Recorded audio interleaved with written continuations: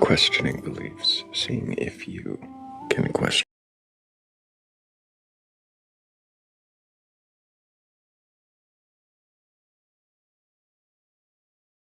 your beliefs.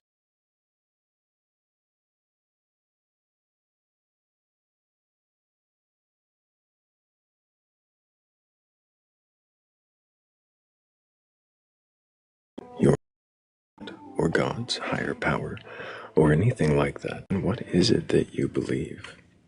And why do you believe it? And if you don't, not here to what? And if you don't question it. Well, that doesn't mean you should go away. Maybe you should listen to the questions, or maybe you have questions of your own. Make sure that you do stick around, tap the screen, help us get up to 5,000, I think, before I take the first guess. That's usually where we start. And if you haven't already, hit the bent little arrow at the bottom corner of your screen and repost it or add it to your story or any of those things. Make sure you do that.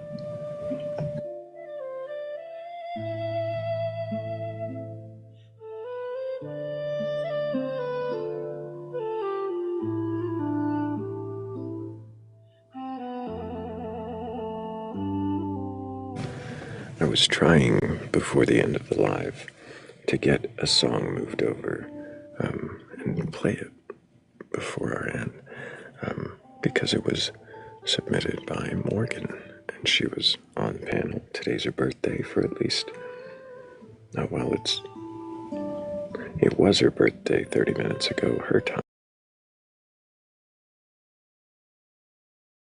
Play that one for her here soon. But before we do that, let's get things kicked off. Let's get the energy up. Let's get the screen tapping.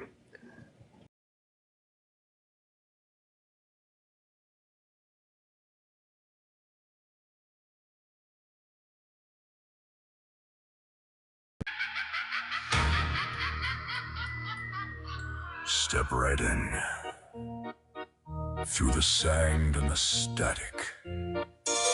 One skull, one mic, one question that rattles the attic. Thrayle's lantern, bones bright as a star. If you're sure of your answers, you're already too far.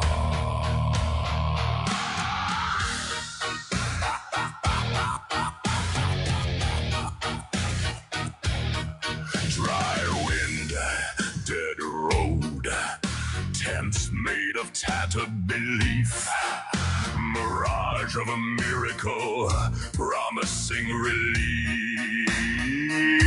Skeleton showmen, grins from the dune, call in with your heaven, your haunting tune. Under the wings of light, we're calling out the sky. Is it God? Is it dust? Is it comfort? Is it trust? Every story, every sigh, hold it up, let it fly. We question the question, try under the wings of why. Tell me what you worship. Tell me what you worship. Tending or a friend in the storm? Is it something that saved you or just a ritual? Under the wings of wine, we're calling out the sky. Is it God? Is it dust? Is it comfort? Is it trust? Every star, every sigh. Hold it up, let it fly. We question the questioned. Try under the wings of war.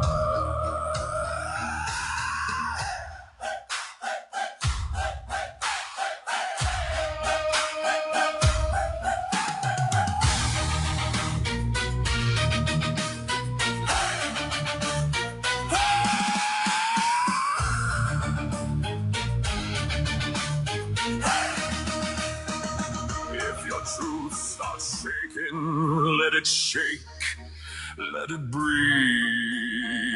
If your faith starts breaking, see what's hiding beneath.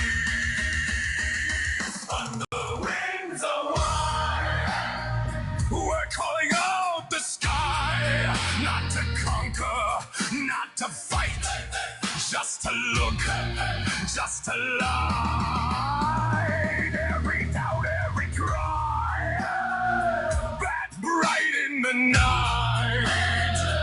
We question the answer, try under the wings of war, under the wings of war.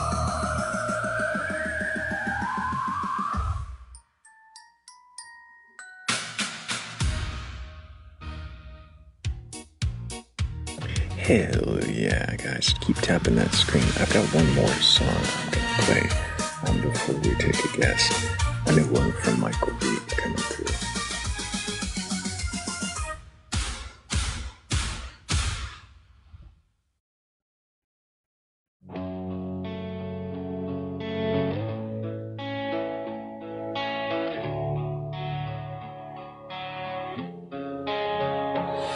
There's a shed out back where the walls breathe slow.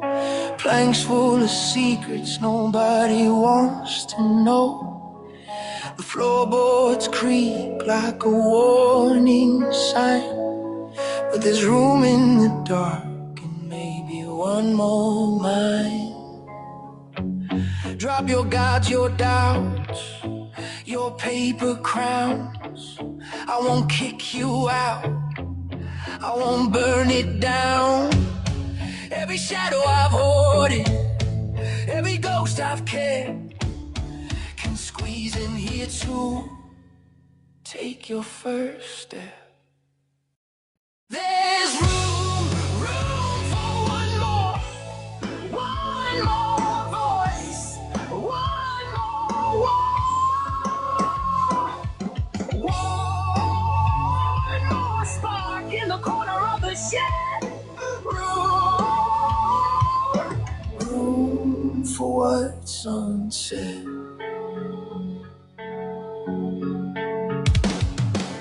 Cobwebs hum with the things we forgot. Lanterns flicker at every maybe we sought. I don't need your answers, I don't need your plan. Just the courage to wander where the lost gods stand. Drop your idols, your holy schemes.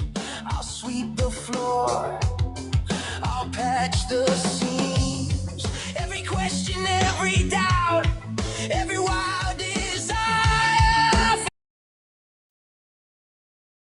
There's room for one more voice, one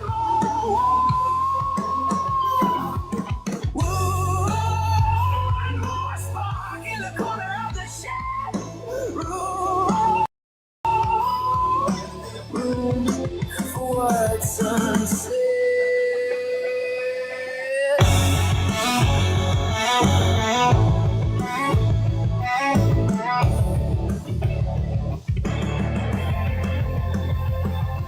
Step inside, leave the world outside. We're all half sure, we're all half tied. The walls don't judge, the floor won't bite. There's room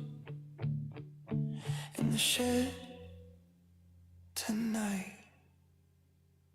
There's room for one more question, one more score, one more spark in the corner of the shed, more room for sunset.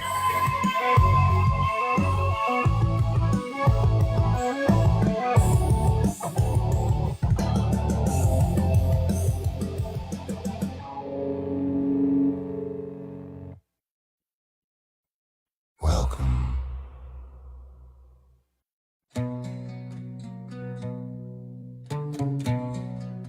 Can you question your beliefs? Do you have a belief in a God? A higher power? Or anything like that? Request on us. Not here to debate or argue, or even burgle your God.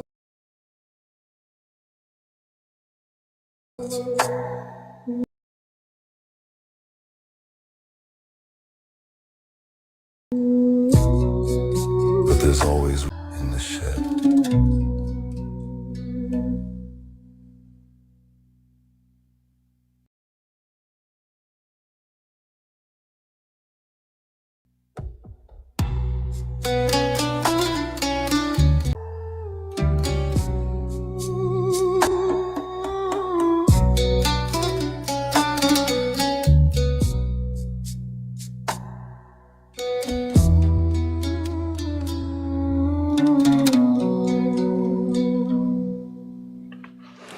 Hello, everybody. Welcome.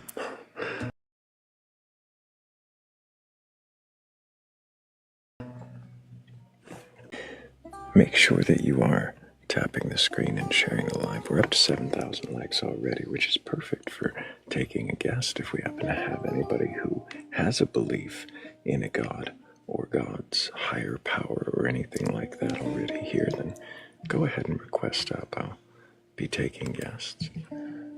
I'm not here to tear you down, as the song said. I'm not here to burgle your gods or debate you. I'm not going to try to prove you wrong. I just want to know if you can question your beliefs, then what is it that you believe, and why do you believe it?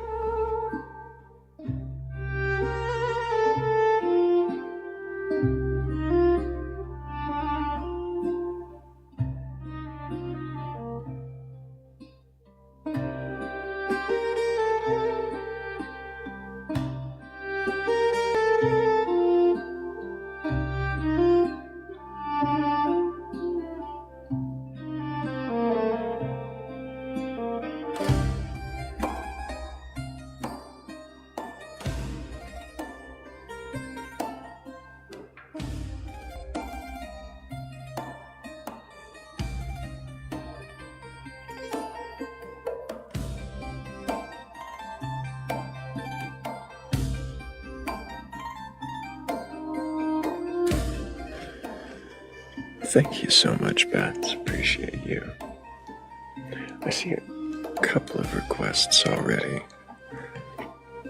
though most of them I have spoken to. Well, actually, I think I've spoken to all of them before, and one of them I'm gonna bet didn't mean to request out. Not a request, that's what I thought. I got you.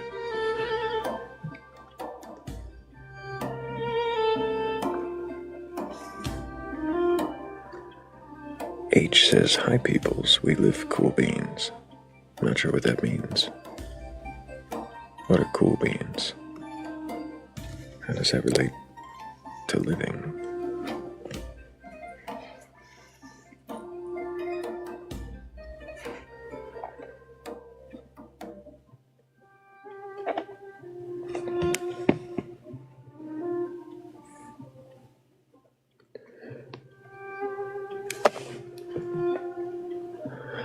Right, medical shark. Beans are better hot, I think.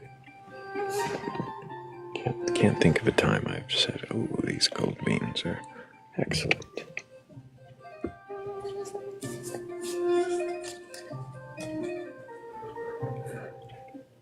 Human beings, that's right.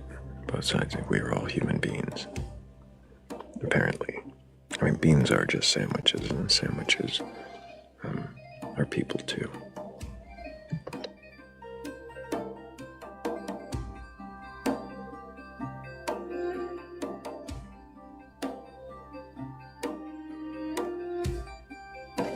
Turkey has randomly said Tacitus.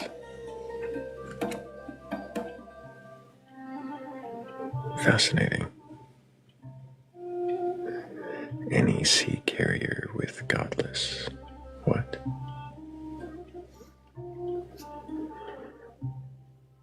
I'm not sure what any of that means, Turkey.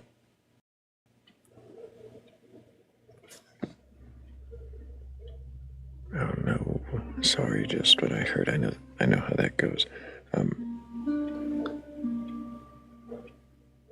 I have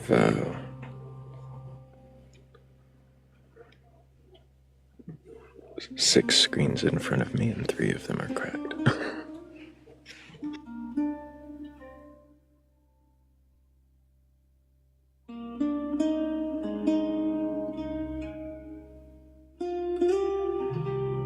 In some way or another.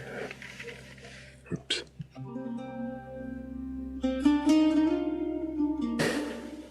Crisis averted. Hell yeah, that's what those are good for. Well,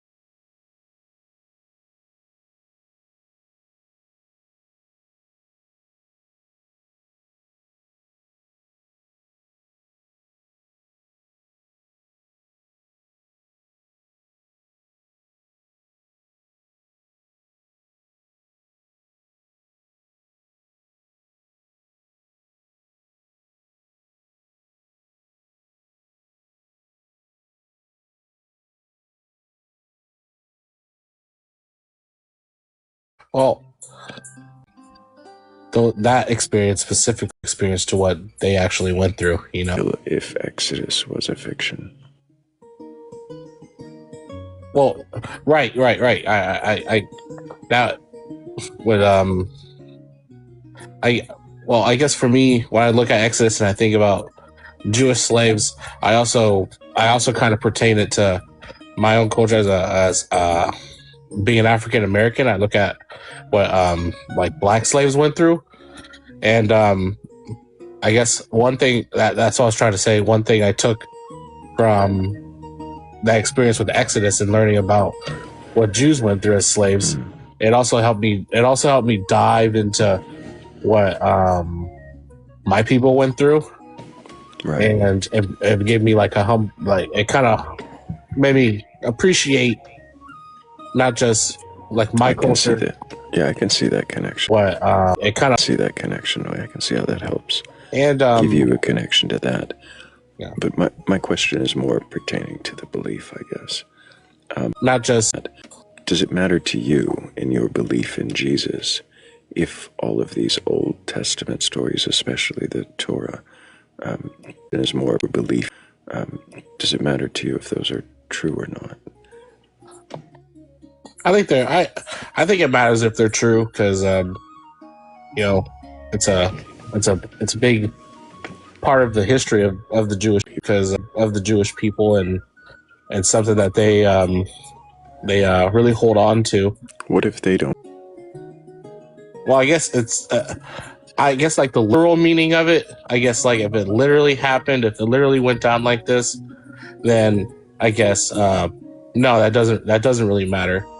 But because I've talked to also grow up as when I was younger. I also started cooking classes before I went to culinary school, and my cooking teacher, she's Jewish, and she would always teach me like her Jewish culture and stuff like that, and she always talked about how and she was really deep in her faith as well, and you know her thing was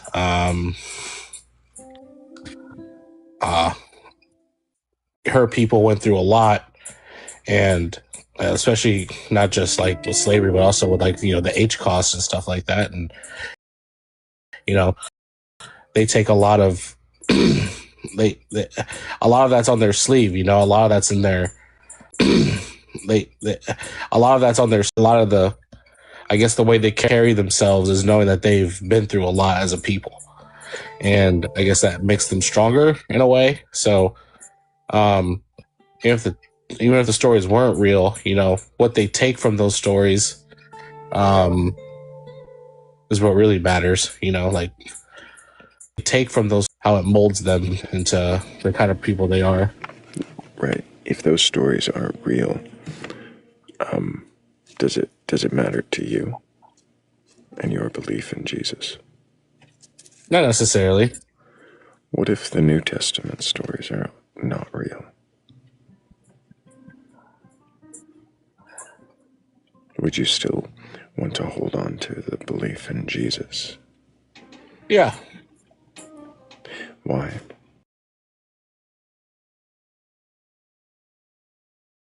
It's good to know. I feel like I got someone that has my back,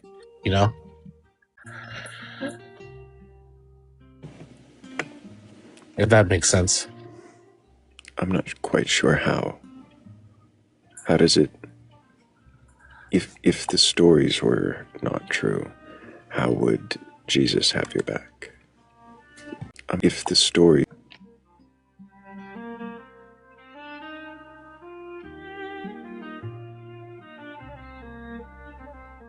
That's a good question.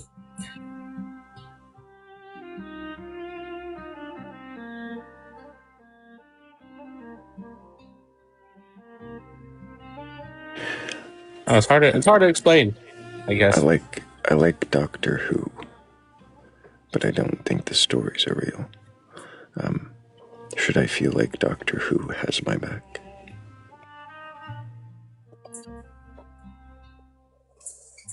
Does Doctor Who claim to have?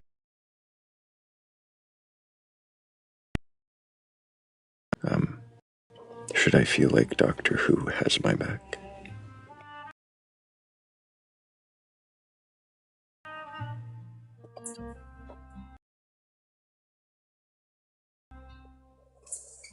Does Doctor Who claim to have your back?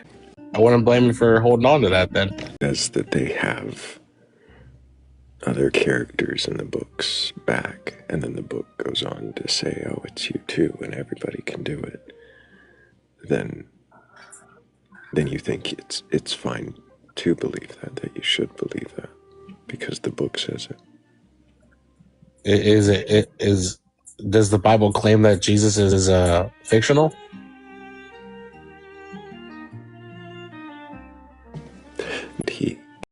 He isn't.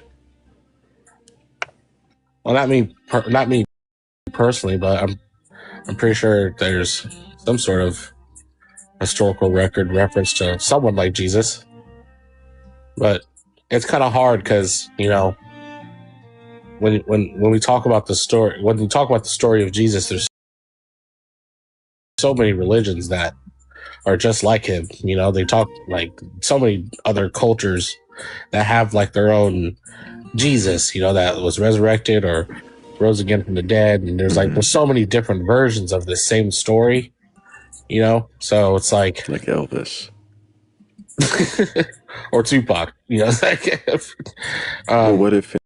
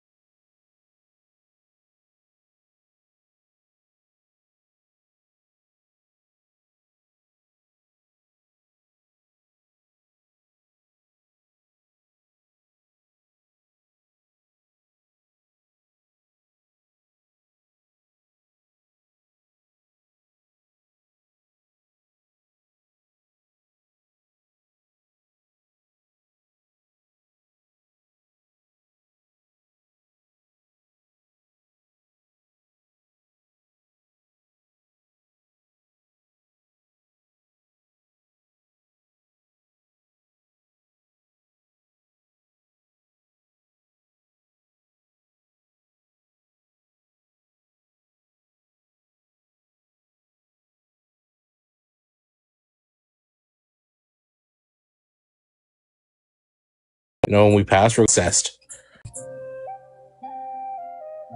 Basically, stand to your actions, and then you're going to be judged accordingly. So, I guess that's just my personal view of how the conviction will go. Whether if you go to hell or you go to heaven, you're going to be in a place where that's processed.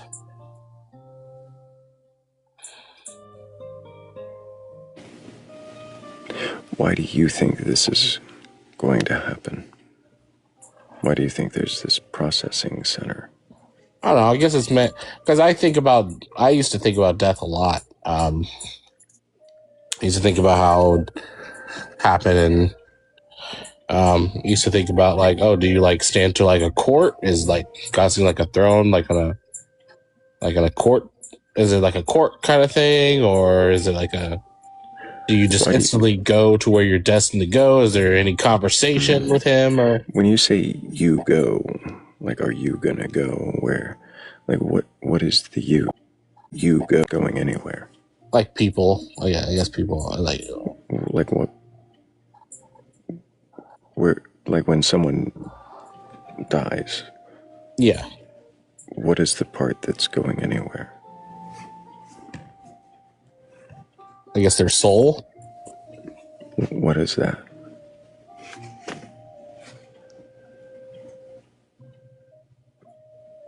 What's a soul? Yeah.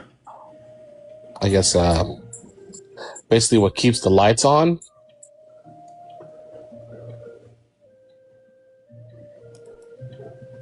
In your body. What keeps the lights on? What do you mean by that? Basically the thing that like I guess you could kind of say your consciousness, your soul. You could say the thing that the thing that communicates with you on things you like, on things you hate, things that annoy you, your personality, your being, I guess. That isn't necessarily physical. Why would you think that it's not physical?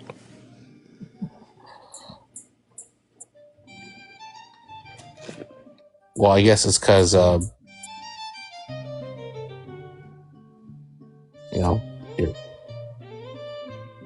clearly it comes down to the point of like like at least biblically speaking, everything's talking about our souls, and it's not really like our bodies physically, but it's what we're doing with our bodies physically is what really matters. Why? If our souls are supposed to be something that apparently isn't physical, then what does what we do with our body matter?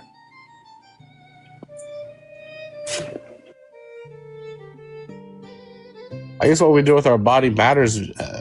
I mean, that kind of just goes down to like the first story of like humans, right? Like Adam and Eve. Like, it was mostly just like you're in paradise. You can do whatever you want. Just don't do this one thing. Don't do this with your body. And it's like, we kind of screwed that up. And then who screwed that up? Adam and Eve with your body. And it's like, we kind of screwed that up. And then who screwed that up? Adam and Eve. How? Well, they ate from the tree of life they weren't supposed to. They weren't supposed to.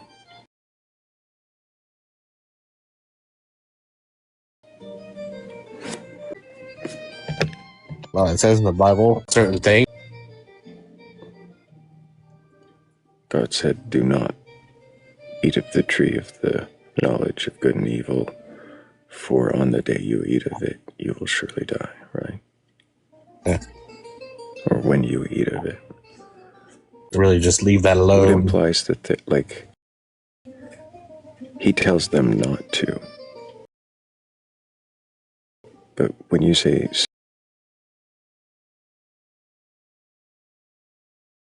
supposed to, what does that mean?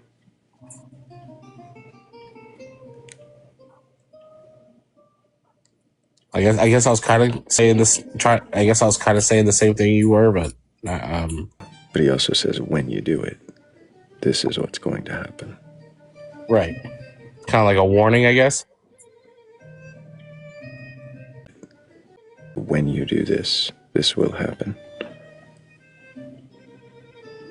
Or is it more a warning if I said, if you do this, this will happen?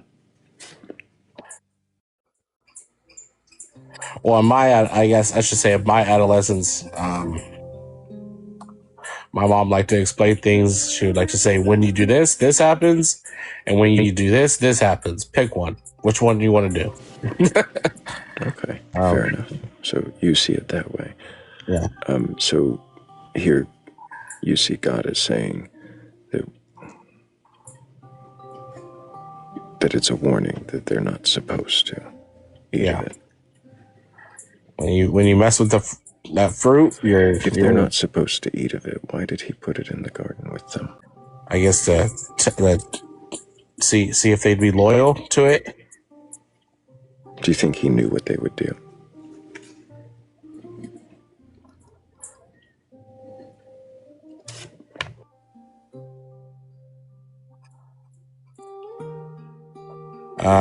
I feel like he knew they would do something. Maybe not specifically that, but he knew they would make a decision. He knew a decision would be made, but... So there was something God didn't know. He didn't know that they would eat of the tree that he put in the garden with them. Specifically eat from the tree? Probably not, but I believe he also gave us the decision to make those decisions. You know, he gives us options, and it's up to us to... If we want to make that decision, we can, and if we don't want to make that decision, we don't. And I feel like he has a path for each of us whatever decision we make. So he doesn't know what decisions we'll make. I know he knows that we'll make a decision. How do you know that? Because we will make a decision. How does that tell you that he knows?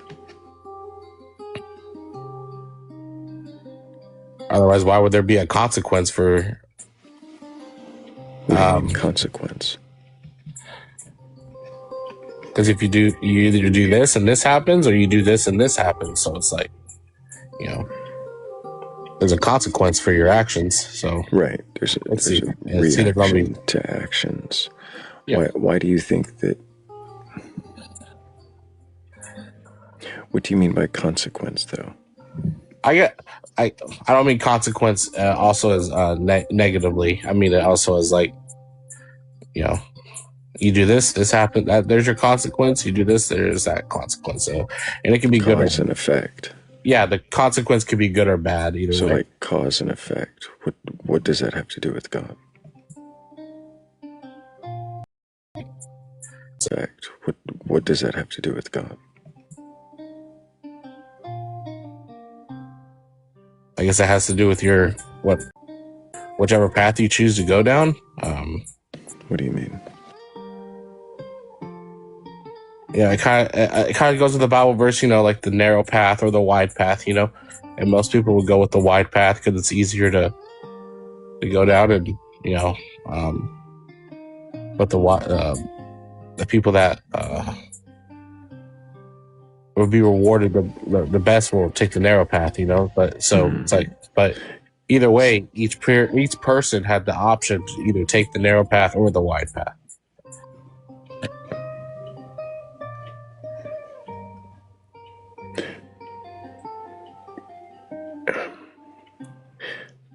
I might have a follow-up, but go ahead, Everlasting.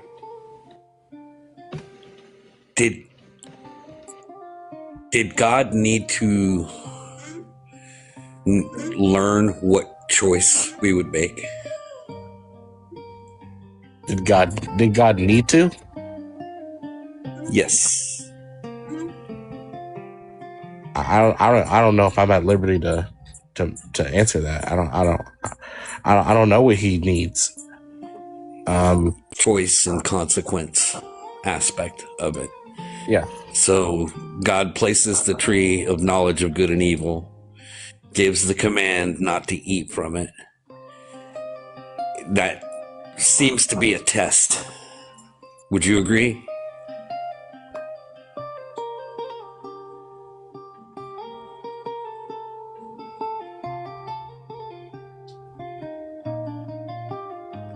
A test for us or a test for himself?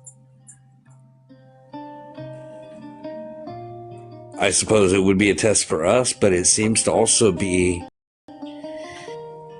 a curiosity that he needed to answer. Uh-huh. Would they obey or would they disobey?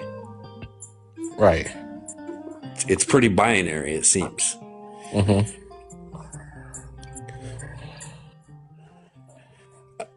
Now, if that's the case, Like, did he then have to I do would that? ask. I would ask if he needed to learn what choice we would make. I would have to ask if he could be all-knowing.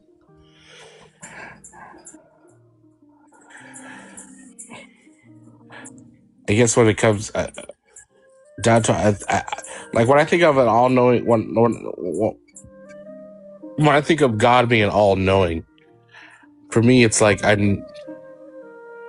believe God knows that we'll make a choice, and He has a set thing for each choice that we make, and it just depends on us. He puts that burden on us on the choices that we make, and that's our responsibility. Right, because if he had not given us free will, then there would be no choices to make. There would be no consequence. We would just be following his natural order. Right. We would be following along with his will. So that's why it seems like he didn't know which choice we would make. Right. It's just a matter of he knew that we'd make a choice. And it was like, either this was going to happen or that was going to happen. And then it just went on from there. What if, hypothetically, Adam was placed in the garden and he was told to tend to the garden? He was like the gardener, Right. the landscaper. What if in the garden and he was told to? What if Adam decided to uproot the tree or chop it down? Right. And throw it outside of the gates of the garden because God gave a clear instruction. And what if Adam found it like more, the right thing to do, if you will, even though he didn't know what right and wrong was, but he knew the command from God. That's all he knew. He knew the command from God. What if Adam, just using his cognitive ability, just did the basic math and said, well, this shouldn't even be here, and he got rid of the tree? That would have been following God's command, but it would also be taking away the free will. That would have been Adam intervening in the free will. So I'm wondering, in that hypothetical, what has God learned out of that?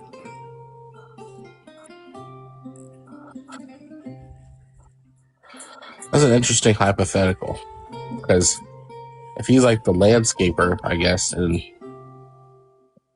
in this hypothetical, does the tree belong to God, or does it belong to Adam?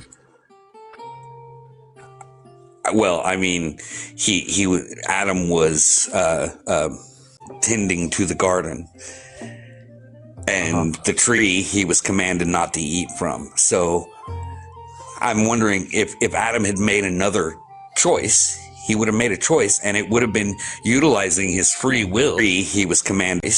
He would have made a choice, and it would have been utilizing his free will. But it also would have taken away the free will of Eve to say disobey and listen to the serpent. and it would have taken away the option to disobey God from either one of them, and they would have been fruitful and multiplied. Obey God, and all of humanity would, I mean, conceivably still be in this garden paradise, yeah, right? But we would not have free will. So what is one human obeyed the command and took away the option for the rest of humanity to eat from the tree?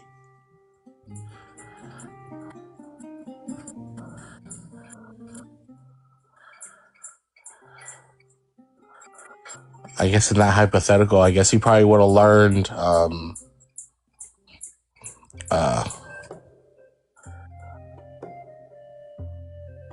trying to think of because we're only talking about Adam here. I'm trying to think of what Eve would do if she saw him do that. If she would, I don't think even that would matter. If Adam took the option to disobey God away from her, then that would have essentially removed her free will from the equation altogether. God away from her, then and that makes me wonder right why. So, and that makes me ask another question: why is God concerned with us having free will when it comes to, say, following his his word, his command, his will? But he doesn't really seem to care if we take each other's free will away.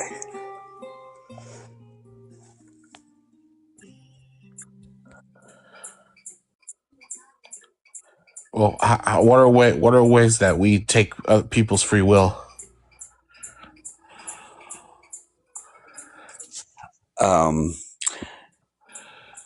Child abuse.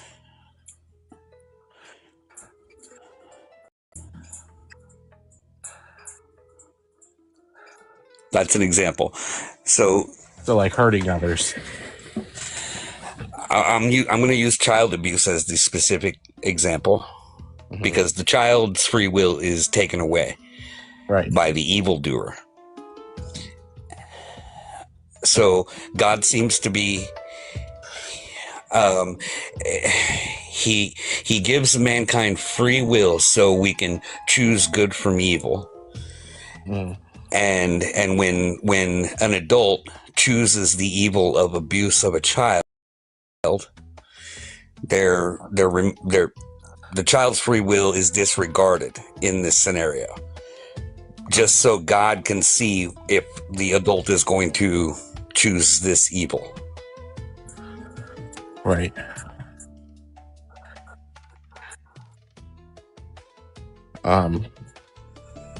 So why is the child's free will not a priority?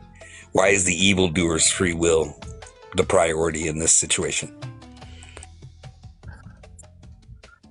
I'm trying to think of where the child's free will is not a priority. Who doesn't prioritize it? Other than the abuser themselves, because clearly the abuser doesn't care about. I am kind of putting this on God, and here's why. So let me build on this a little bit. If you have the option to prevent a child from being abused, you'll intervene, I'm assuming. I would, if I'm, yeah, right. It's our natural humanity will empathize and want to protect the innocent. So presumably God would have the ability to intervene. Presumably God knows about the abuse. Presumably God would even be able to foresee the abuse. and intervene, but we don't really see that. We see, like a widespread epidemic of child abuse. Right. So if you had a magic button that you could end all child abuse today, all you have to do is push the button. You'd push it. I'd push it. God doesn't push it for some reason. And so that makes me question whether or not, if it's really about free will, if it's about like he wants to see if the evildoer is going to choose the evil or choose not to do the evil. And the child's free will is being, not taken into consideration by God. That does that make you think maybe he knows something that we don't? Like he's got a reason for not intervening in that situation? Well, like maybe something that we don't have access to that knowledge? I guess for me personally, I'd counter that with maybe those that do step in, the ones that do see it and do something about it. Was them being in that position not from God? Possibly. Because there's a lot of people who are very passionate about. Because I know in my community personally, we're child crime stoppers. Dark County Lives for Children here. I've been a member of it for around 6 years, and we catch predators all over the place. In my town. So, and we're pretty. Okay, so is it virtuous to? I like that. I love that. And I don't mean to cut you off, but it does bring me to the next point. Is it virtuous to be aligned with God's will?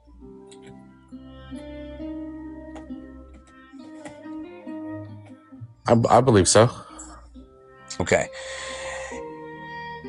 For some reason, God is not intervening. He's allowing, or he's just allowing the evil to occur. And if there's intervention done, then, there doesn't seem to be any active role for God in this situation. It seems to be just up to humans to deal with this. But if God's will is to allow the evildoer the free will to commit the evil act for reasons that we don't have access to, and if the goal is to be aligned with God's will, then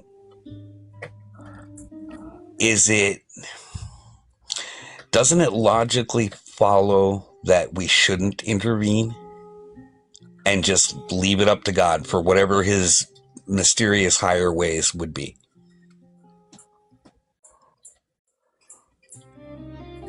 Well, when I think of God's will and pertaining to how you treat others, his will is, love thy neighbor, and, treat them as you would yourself. And, so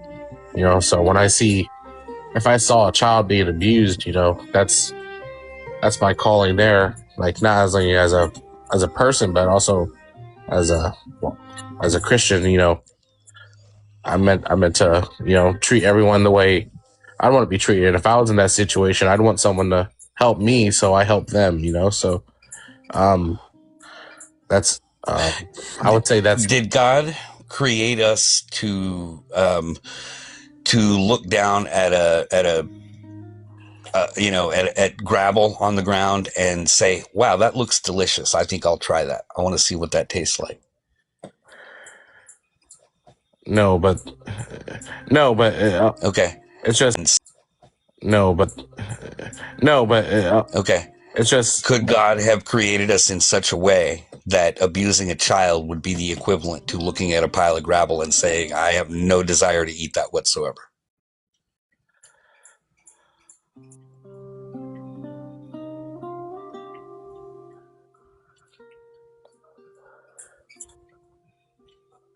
Ask that question one more time, please.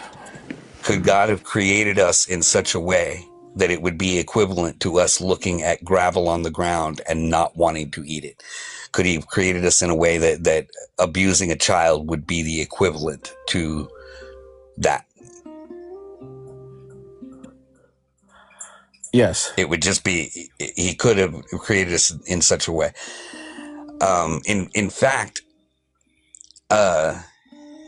if we're attributing God to all of creation, he created hyenas in such a way where their physiology requires the female to give consent in order for copulation to occur.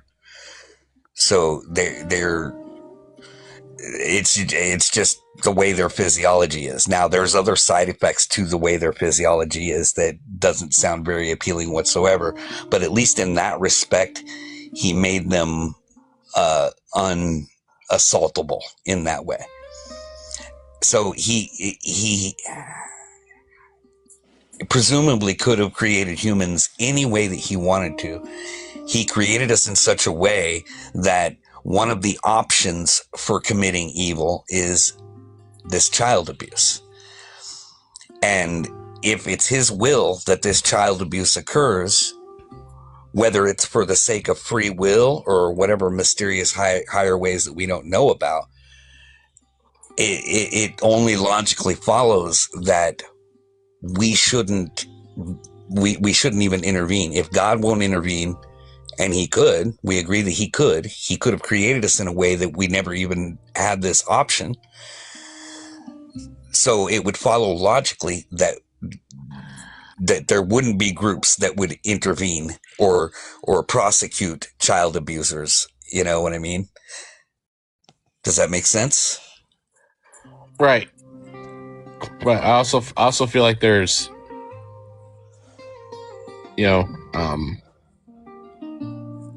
since what happened in the garden, and because to me, I feel like when people are born, they're not inherently evil. They're not born to. I don't feel like people are born to be evil. I feel like people go through things, and they end up becoming that. Like they end up not really transgressions, but people they just. What if it's their environment? Could God have stopped that? I guess God could have. He could have. I guess, and I guess it could have been in a situation where. I guess, and I guess it could have been in a situation where the right people could have been in the right place in the right time to prevent the environment from being like that. But at the end of the day, I feel like. So it's people's fault, not God's. I feel like I feel like our decisions are really on us, and I feel like things get better when we look to him. I feel like you're kind of dodging everlasting's original question, though. I don't know. What started this line of questioning was the idea that God had all the options and chose this for whatever reason. And it boils down to this free will that he seems to prioritize over the free will of innocence. Presumably already knows the outcome to, being all-knowing. And that's my question, is what is he learning from allowing humans that kind of evil? Like, let me put it this way. In this hypothetical, we're just talking about one specific act of evil. We still could have all the other evil available to us. But this one particular, choice that we have available to us, if the only reason is to see if the evildoer will choose the evil at the expense of removing the free will of the child, that doesn't seem very just to me. Right, I totally see what you're saying. Yeah, totally. It's I guess that's a big gray area there.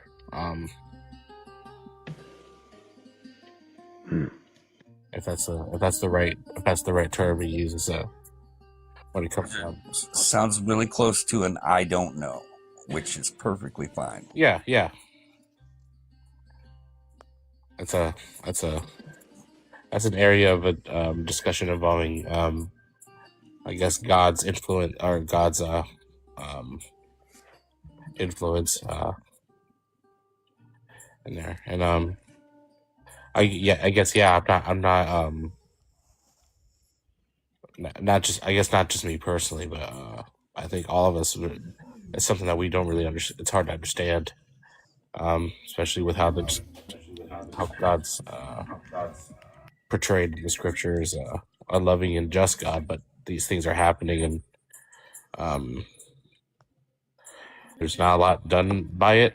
But I also know there's a lot of people out here that are very passionate about helping kids and saving kids, and there's kids being saved every day, and I feel like that's They wouldn't need to do that if God could have created things differently. If he did create things differently, right. But I guess for me personally is I think a lot of the passion I have with protecting kids from monsters is has a lot to do with my faith as well. Do you think you would lose the passion to do that if you didn't believe there was a God? I feel like I wouldn't. I feel like not like I would lose the passion. I feel like if I didn't have I feel like there's a lot of things I learned from the Bible, and a lot of those was a grace and community and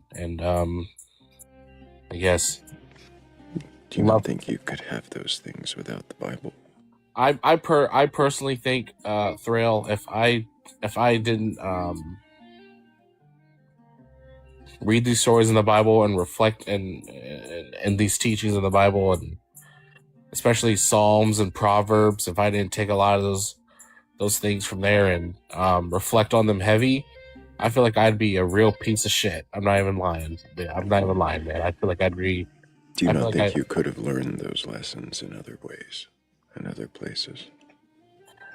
With the environment I lived in, I don't think so. I think with the environment I grew up in, if I didn't have the certain churches around me and the certain people around me to help mold me to the type of person I am, I feel like I would have been a really bad person. I feel like I would have been a very selfish person. I feel like I wouldn't have really cared about a lot of people and what they were going through. I'll be honest with you. Well, if you need the God for that, could you understand how somebody like me who lives in a world that there is no God, from there, I don't hold a belief in a God, but yet being how you're describing is the equivalent of me eating gravel off the ground. It's unappealing to me, and I don't have a God telling me that. It's right. It just doesn't. It doesn't make sense. It's irrational. It doesn't make me feel good. It doesn't match my seemings of reality. It's not a way I would want to be treated. So do you? I guess I would ask the same thing Thrayle just asked you. Can you get those virtues from other places other than God or the Bible? Yeah, I totally believe so. And I guess for me, when it comes to the Bible, is mostly for me personally, when it comes to the Bible, it's me understanding, I guess, a lot of things that I feel inside about certain things. But with me being the person that I am today, it really has to do with the people that were around me, and the community that I had around me, with the multiple churches and different things I did that were centered around God. I guess.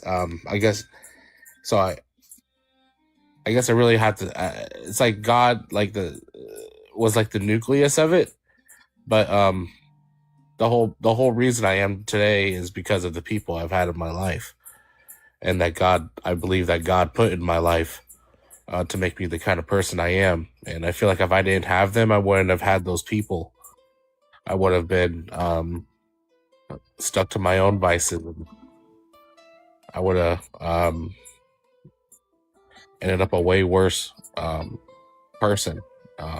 So that's what I mostly thank God for. Is not just being in my life, but bringing the people that I had in my life to me, because I learned. How do you think that?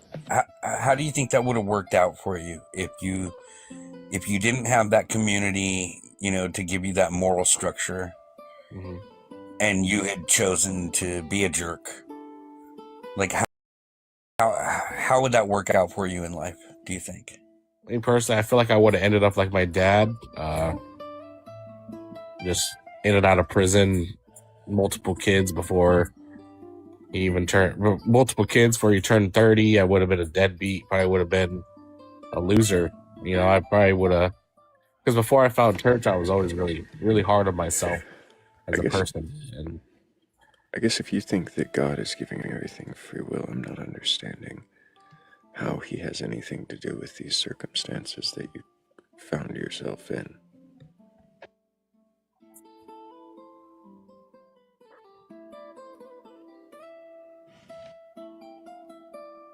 what's that? Sorry, my phone sent like a weird notification there from. Can you ask that question one more time, Thrayle? Sorry. If everything's got free will, then how is God influencing any of these circumstances for you?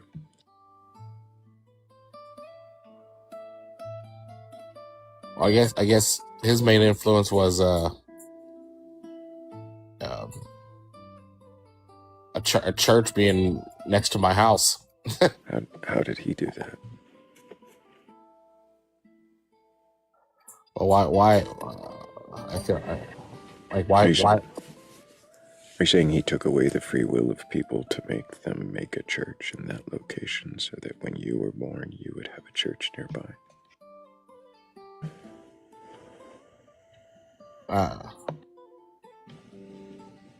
I feel like people that build churches, they're probably just compelled to. They. I know the only thing I know about the church that was near my house was they had an old one, and it caught on fire. And it was like about. I was born in '95. That church was built in '97. Whole reason that place was even there, and we have lived in 4 or 5 different places before I've moved to that. So then in what way did God influence there to be a church there for you? I don't know, but I feel like it was there for a reason. And the reason was you.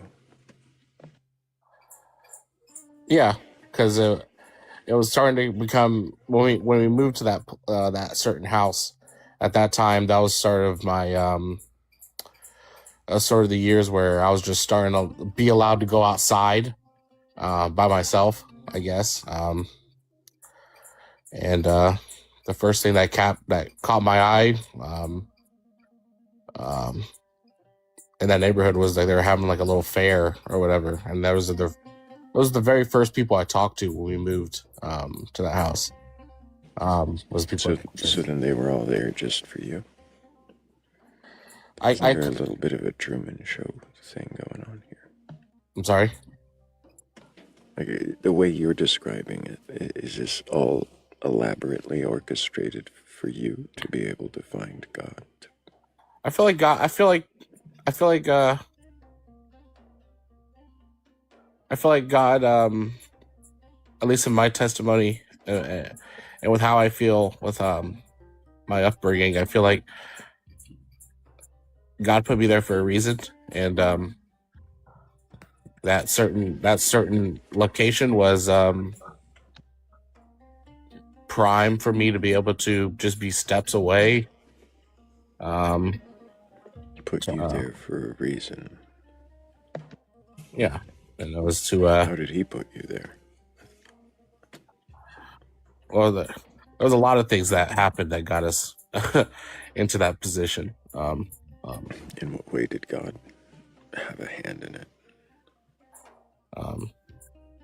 I guess, in my opinion, was from my own perspective of my life, I feel like God had a hand in it by, for one, bringing me back home. Did he do that? I have to give him the credit for that. Yeah. How did he do that? Did he pick you up and put you back there?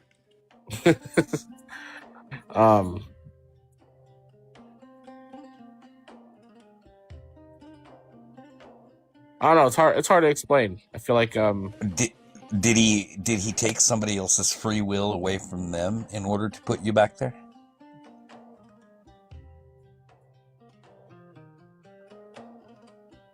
kinda.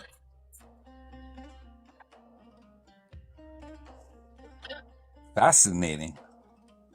Because the situation was, we lived in this neighboring town, and my mom lived there with her sister, with my aunt, and for some reason my aunt, really, it was kind of, my mom still talks about it, it still kind of bothers her to this day, just randomly just stopped paying bills, just stopped paying the bills, stopped paying her part of the rent, and we had to move back home. And that was the apartment that we lived in. That was the only apartment that we could afford at the time. And sure enough, it's next to Church of Brethren.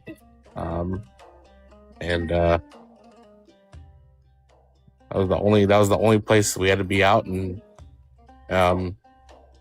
30 days, and that was the only place we could find in 30 days. So, and that's kind of the church that started for me, personally.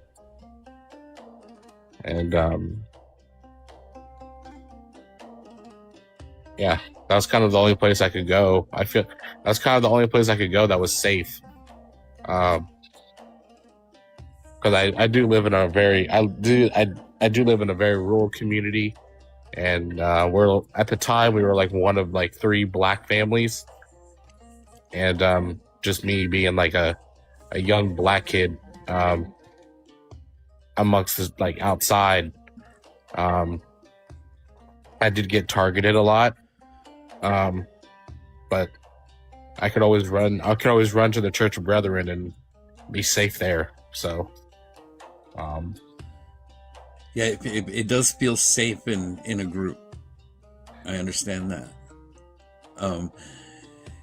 And do you think that, since humans are the social beings that we are, we depend on these groups to accept us and to care for us and protect us and make us feel valued, and I definitely see how a church community can provide that, and I guess the question always ends up being, and I think Thrayle asked it already, is can you get the same feeling from other social groups of that course don't involve a religion or a mythology? Of course. I think me personally, I've always been involved in a lot of social groups, and not just the church. I used to I had a party phase. There's a good time in my life where I didn't go to church, and I kind of grew up, and I wanted to, I guess, I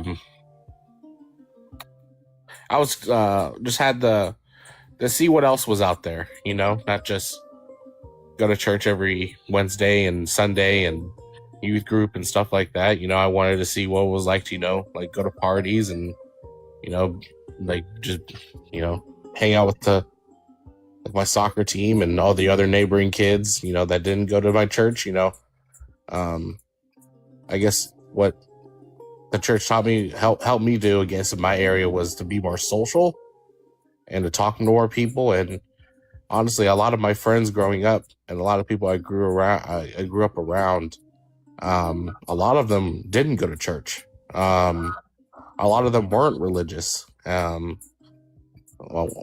a couple of my best friends are atheists, so it's like,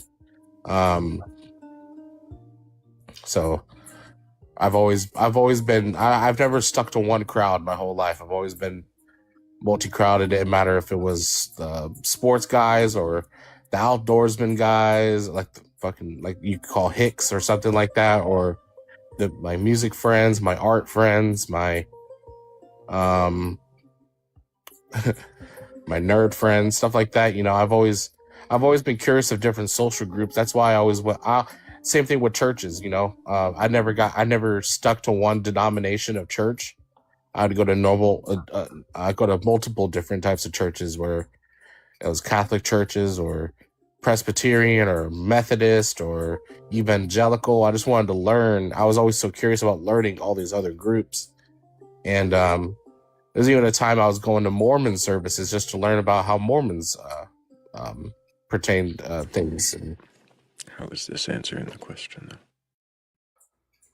I guess I get for me, it's like God. When I think about what God's done for me, I feel like He put on me like to learn about other things other than just one thing.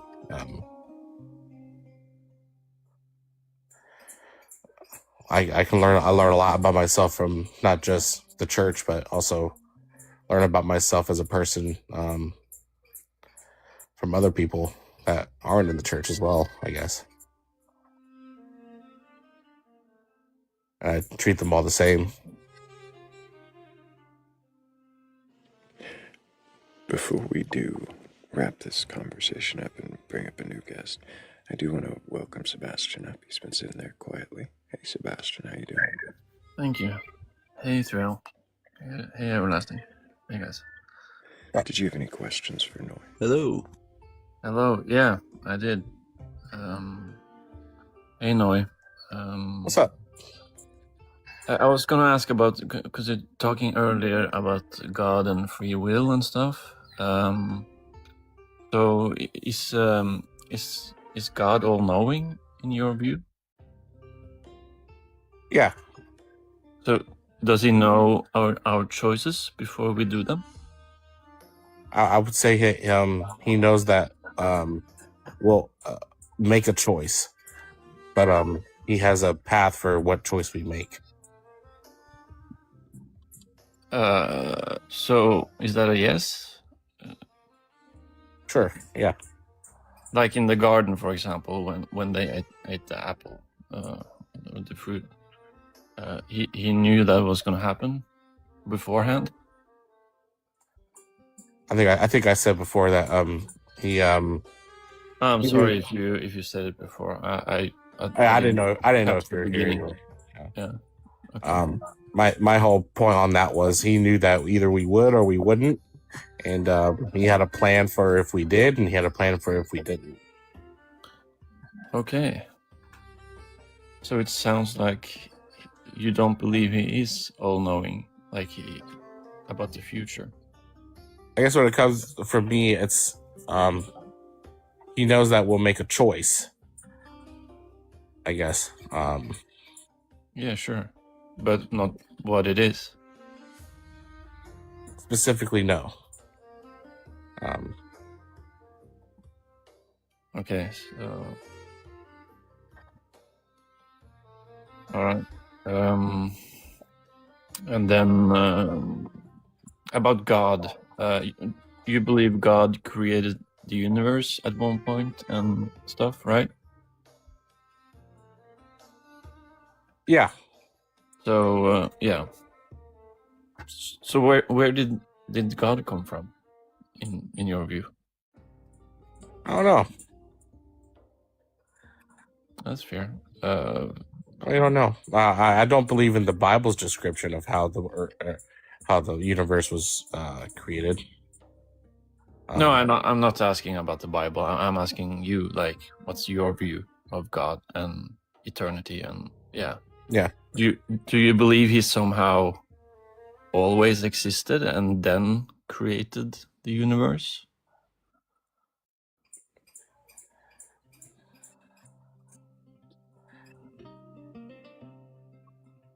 Or does that seem kind of illogical?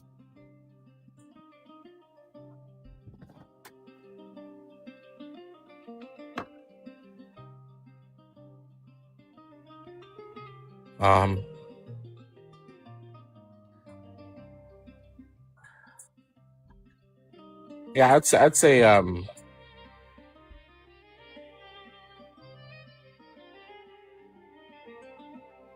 a good question, because Thank you.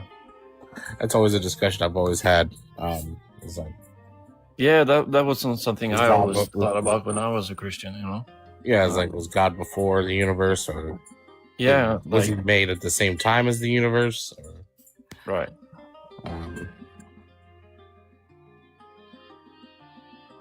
I guess my whole thing is because I'm a big science guy too.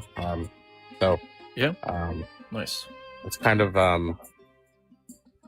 always look at science how like everything is so like balanced in a way.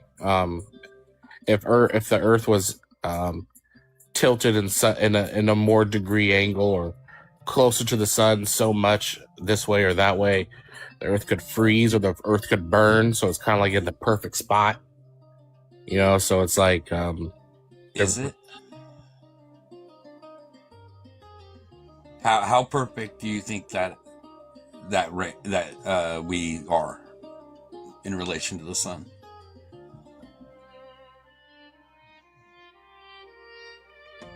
well, at least in school they kind of taught us, like, you know, if the Earth was so much closer to the sun,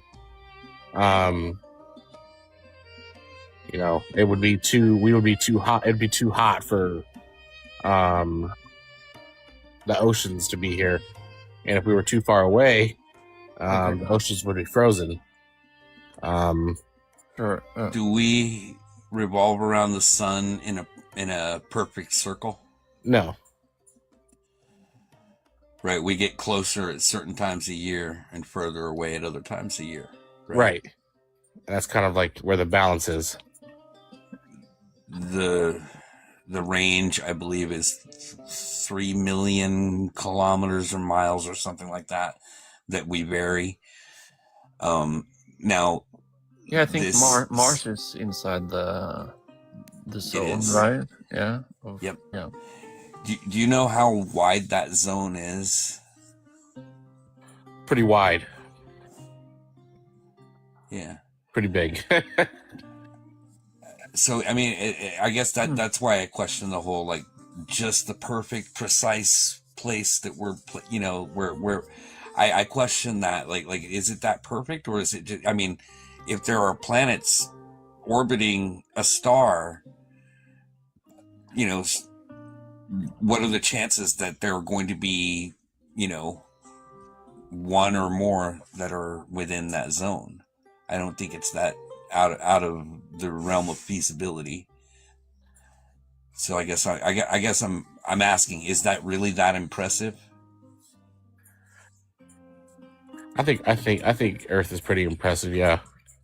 I think I'm not saying it's not. Earth itself isn't impressive. I'm in wonderment of nature. Yeah. Yeah. But I'm just questioning that whole, like, precision, like, where we implying that we were placed in a specific place on purpose. I think we could look out in other solar systems and, you know, see that this is actually rather common. Yeah, is it possible we evolved here because the conditions were right for it? Right. That's why we're here? Maybe? Yeah. life has occurred in a place where it can occur. Yeah. Would you say? Okay, but I'm sorry, but I had one last question before. Yeah, go ahead. I think maybe Thrayle wanted to move on, but just to know something different, because you said earlier you went out of the church like in life and exploring and stuff, right? Yeah. Kind of, stepping to the side from Christianity. Did you feel like you were sinning against God when you did that?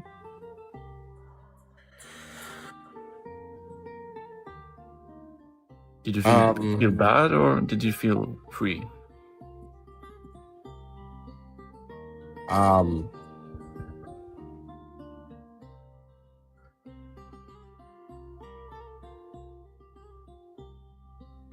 I'll say I felt more free when I stopped going to church. Yeah. And I stopped all the I guess the church norms, the religious norms, where it was like you have to go to church, you have to read your Bible every day, you have to do this and do that, and that's what makes you a good Christian. That's what once I stopped putting these stipulations on those, like on that kind of routine, on those kinds of stuff, and I just made it a personal relationship between me and God. That's kind of when I felt more free. I don't have to go to church to show God that I care about him, or care about what he wants, or that makes me a good Christian. I don't have to go to a church and sing about it. I can go fishing and be thankful for it. I can go on a walk. I can I don't have to go into a building to prove that I have a relationship with God. So that's the only thing from the church that I kind of rejected, was that I have to be in this building at these certain times on these certain days and read from this certain passage. Yeah, that's kind of dogmatic, don't you think? Yeah, I can have my own personal relationship with Christ, and at the end of the day,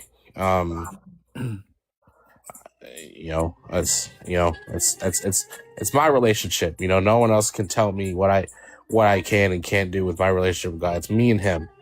No one else. Just me and him. And that's kind of. Does that answer your question, Sebastian? Maybe a little bit, but being out away.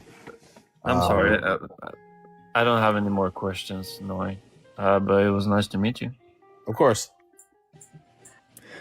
Nice to meet you. You've been up here for a while, and we did get through several I don't knows. I think there are plenty of questions for you to take away from this conversation. And of course, we can always pick back up again another time. Of course. It's always good discussing with you. Also, I had a question for you. A question for me on yes. live. There was a guy up here the other day that said he believed in it was Dracadian or I forget what the word was. It started with a D. It was like a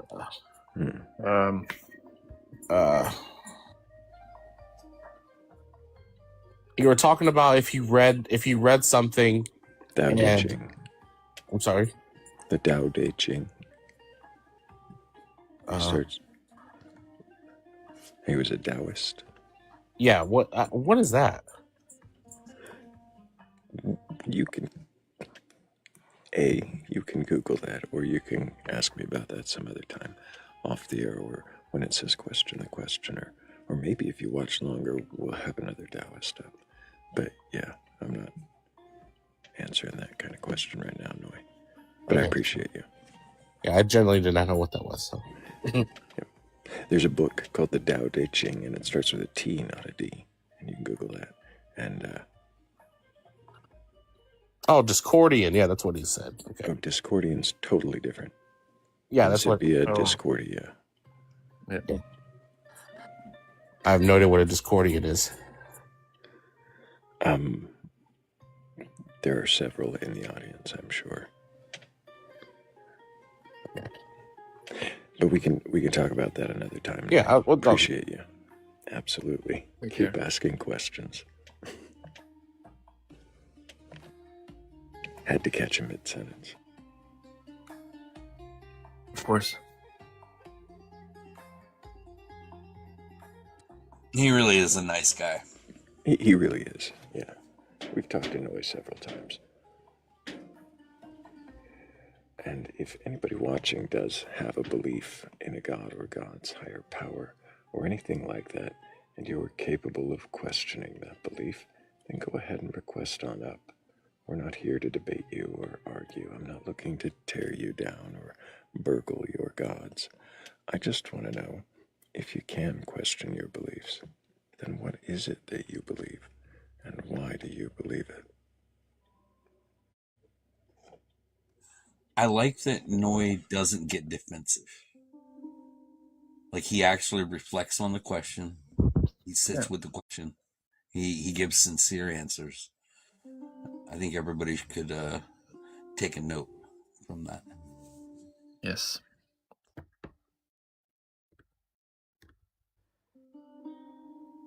It was good.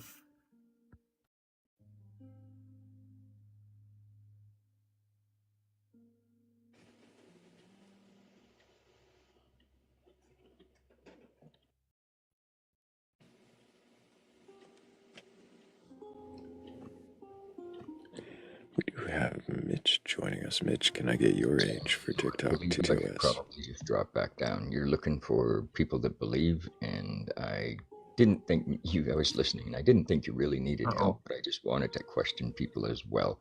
But you're doing a great job, so I'll drop down. Appreciate you, Mitch. W's for Mitch.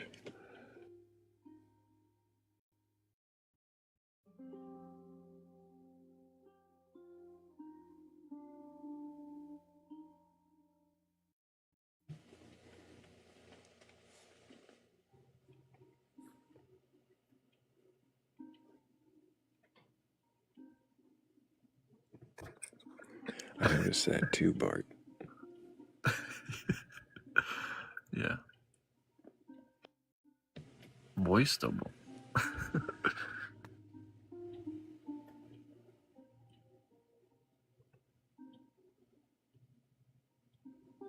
There was some similarity there. I don't know if it was a double, but yeah.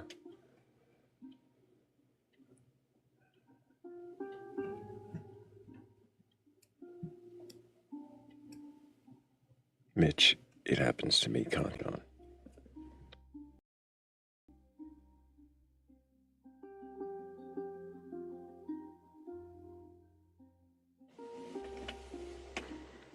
Sometimes they're flattering comments, but usually they're wildly inappropriate or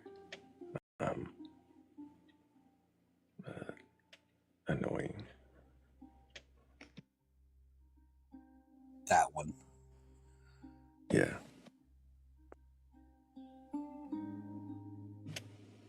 That is weird, Mika. We haven't been hit tonight with any, and let's hope not. But I guess 42,000 likes is pretty damn good, and we could all tap a little bit more.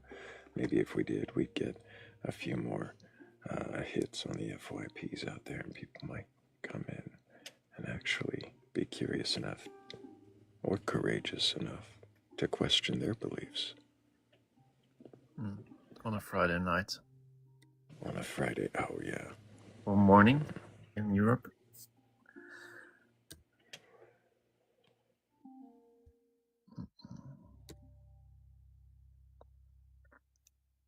How was yesterday's live Thrayle?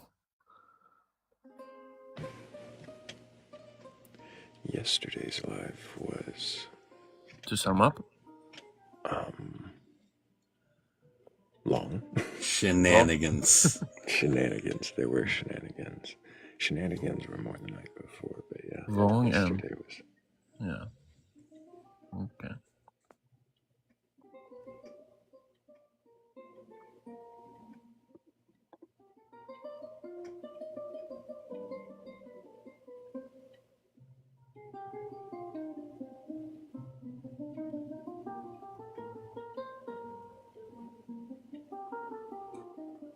The man in the SpongeBob SquarePants tee. I don't know what that means, Saracen.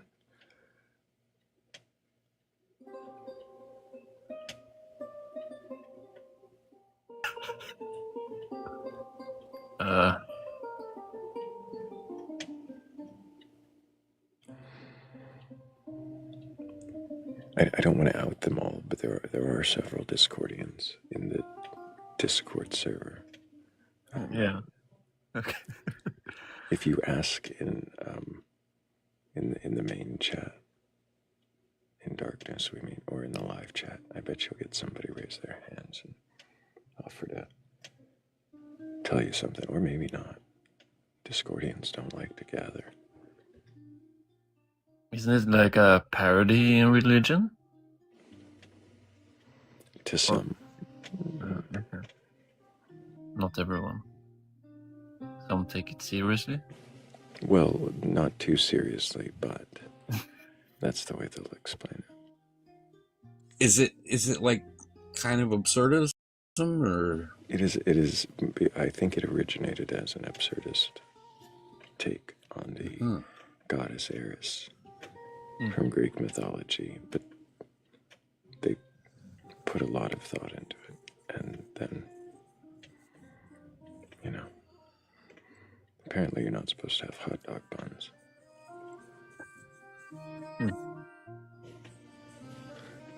Really? Have you encountered Artie Bacon on this app yet? Has he been around? He hasn't been through here. I've seen bits of his lives before. Okay. Yeah, he's running the Nawe. Nawe doesn't exist, and it's the only true God that doesn't... Goddess. I'm sorry. But she doesn't exist. No way. No way. Yeah. No way. Nice.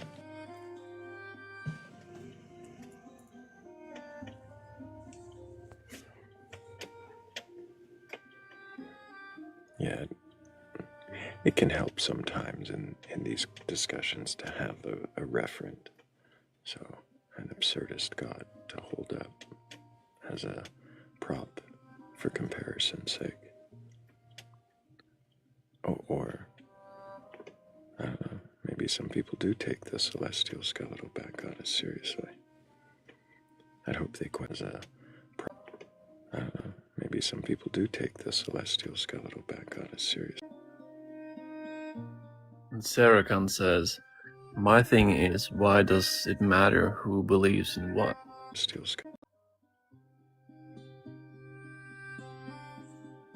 And I wonder, is belief necessary at all? Right. Even though I will say this, I believe that we all believe something, whether we want to admit it or not.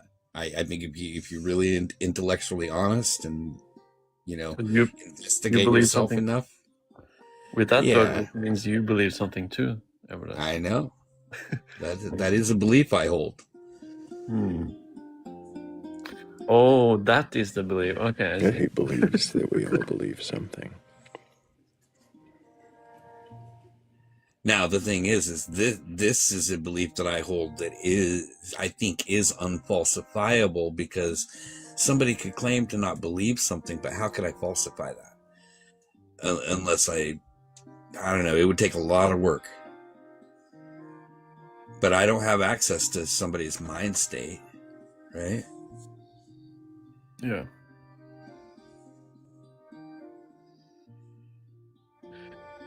I mean, if I say I believe death is the end for me, is that a belief, or is that just that a belief in your book?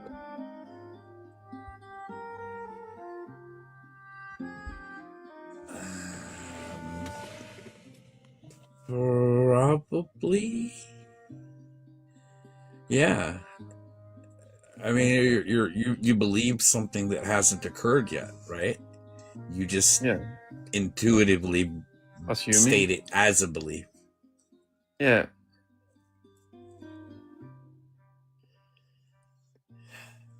I guess I'll live as if that's true, but you can never know for sure.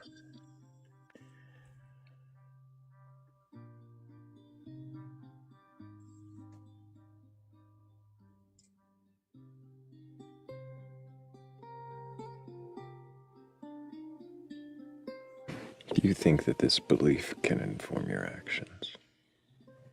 Yes. Oh, Sebastian, the belief that the end, you're near the end. Is that the question you're asking, Thrayle? Mm-hmm. Though yours would apply too. Like, can your belief inform your actions? I don't think that any belief won't inform and lead to you acting on those beliefs. Yeah, I agree. It probably has a lot to say in life for me. Yeah.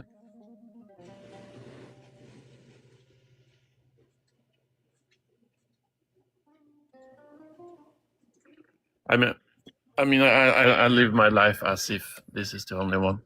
Mm-hmm. Oh, yeah. Sarahkin asks, why does it matter in the grand scheme of things? And I would point out that mattering matters subjectively. So, if beliefs inform actions, then in the grand scheme of things, maybe it doesn't matter because that's your referent of matterings. Of mattering. But to each individual, it would matter how the others around them act based on those beliefs, making it worth questioning beliefs.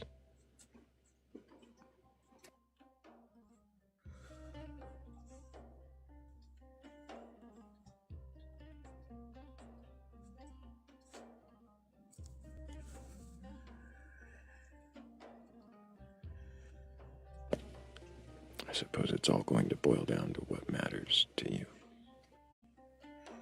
Yeah. What matters to me is,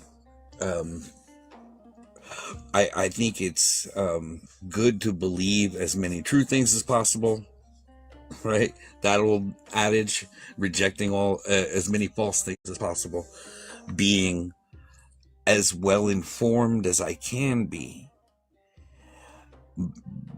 But at the same time, I'm not necessarily, I just like, I come to the realization that these beliefs are either true or false. And then that's when it's time to question, how did I get to this conclusion? Right? And what led me here? What chain of events of causation led me to be convinced of a proposition? And so I think it does matter.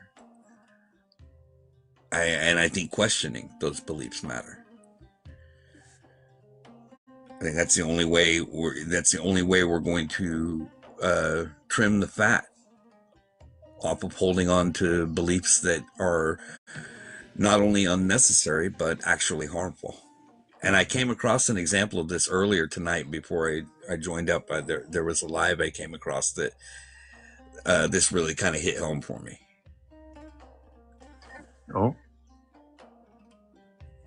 It was actually a guy that I started following. He was on the panel here maybe a month or so ago. His name was Wesley. I don't know if you remember him or not, Thrayle. Yeah, believer? He's agnostic. He's very agnostic. So you remember him? Okay, good. Very. So I've been, I've had a few great conversations with him, and like we follow each other, and he was on a live where it was a non-melanated fellow like me that was very fragile in his non-melanation, and Wesley was having a really good faith, but really like he was having a good conversation with him, but he wasn't like pulling punches necessarily. He was, like he was saying some pretty important stating some pretty important realities that this guy was not getting. And so I was thinking about it. I was listening to the conversation, and I was thinking about this very thing, about these beliefs that somehow we become convinced of for whatever reason, whether they're good reasons or bad reasons, is what we're really investigating. And I felt like Wesley did a good job of saying the right things, and maybe planting some seeds, but who knows? The guy wasn't aggressive. Like he was just basically crying about having his feelings hurt over people calling him out for him not being honest with the subject of race, and his fragile sensibilities, informed his actions to host this live where he was basically, advertising his white fragility. And wow. Oops, what? I said, oh wow. I didn't realize he was the host. Yes. And Wesley jumped on the panel, and well, it was just one-on-one. It was a one-on-one discussion, and it started off very, very kind of adversarial, but by the end of the conversation, it was, I don't know. I felt like something was done. A seed was planted. So there was something productive that happened there, and I sent Wesley a message. I was like, I think you handled it really well. So like those beliefs do inform actions, and the way that I see it like play out in social media is, some of these bad beliefs get platformed and they go viral, and I don't really know what to do about it other than to just have these conversations and try to have them in a good way. Try to ask the right questions. That's why I love what you're doing here. It's like sometimes done properly, you can hand walk them right to, questioning it on their own. Yeah, exactly.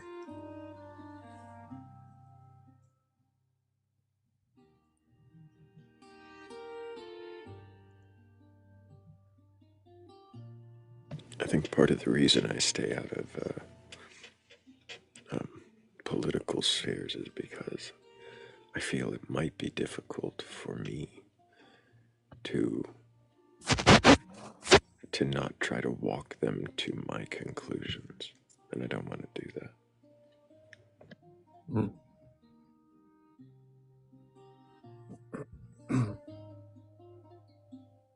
But I did try it before. I only don't know how it will go because it didn't go well enough last time to get a sample. It's just trolls. And it's a ever-changing landscape of of data and bullshit, sifting through a lot of bullshit just to get to a little bit of data. And now, I mean, the political landscape now is just like, it's incoherent.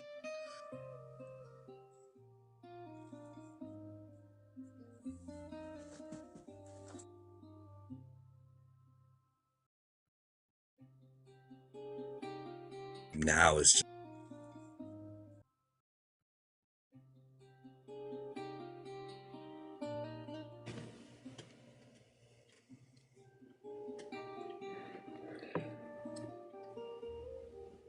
I wonder if there's any believers watching who don't realize yet that we're waiting for you.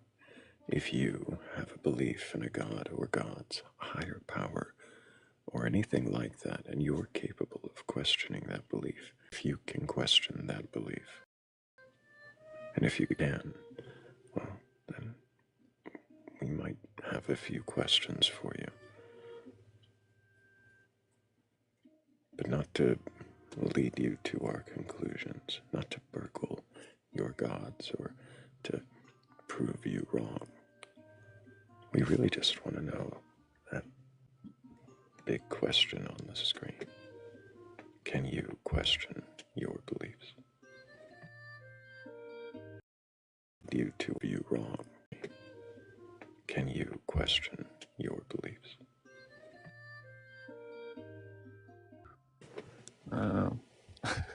I was trying to get someone from the comments up, but it doesn't work. No, we don't want to force anybody. No, I'm the not. pressure is only in my sail.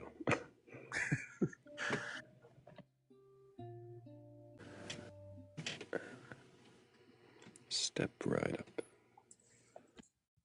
let the songs do the talking. The beckoning.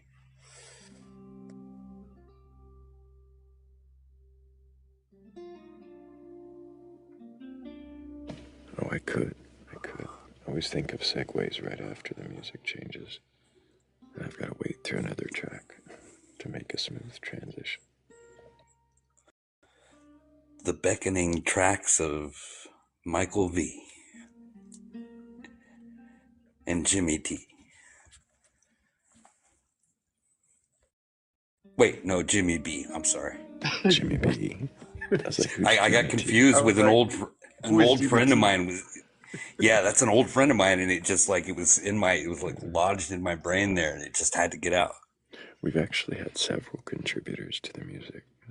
Some of the tracks, one of the tracks we played earlier tonight was from Morgan. And, oh, nice. Played several tracks from Bats before.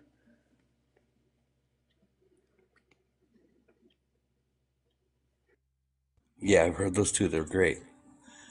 I think I'm starting to be able to identify who's who, you know, whose flavor we're listening to. Can you tell which ones are mine?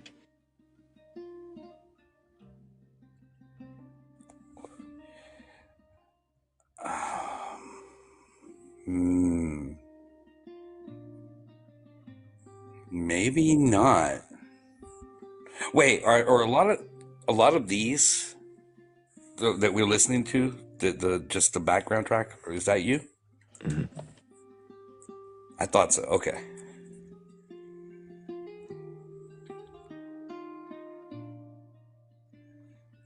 Yeah, they seem to be very catered to the rhythm of the flow of the show, you know.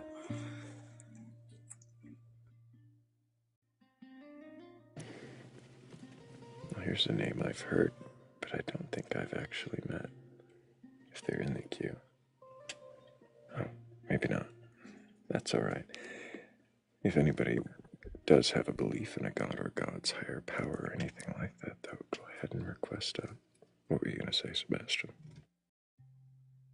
Just gonna say I love the songs with like an ancient Egypt vibe. That's really cool. I always love that vibe in music.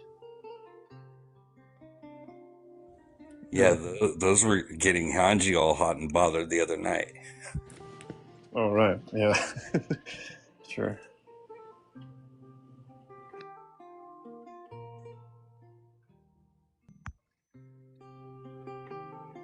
Hello, off 909. Can I get your age?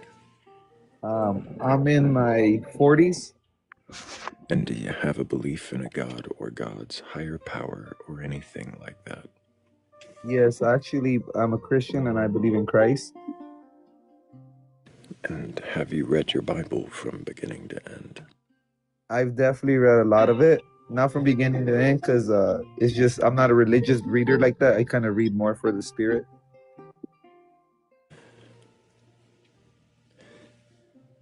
Do you believe the stories within the book to be true and literal? Yes, I do. And the reason I believe is because I've actually had it's gonna sound crazy, but I've had encounters with God, like his actual presence. I've experienced healings, not just by me looking, but actually me praying for people, cancers, bones, just all types of stuff Fascinating. that I've So you're experienced saying that through you've Christ. experienced Yes. actually being able to perform miracles yourself? Yes, yes, brother. Yes. That's the main reason I believe. Is because you claim that you've been able to perform Yes. I mean, I miracles. could tell you a story right now. My cousin had lung cancer. I didn't ask you to tell me a story. Okay, go ahead. Go ahead. Keep going, brother.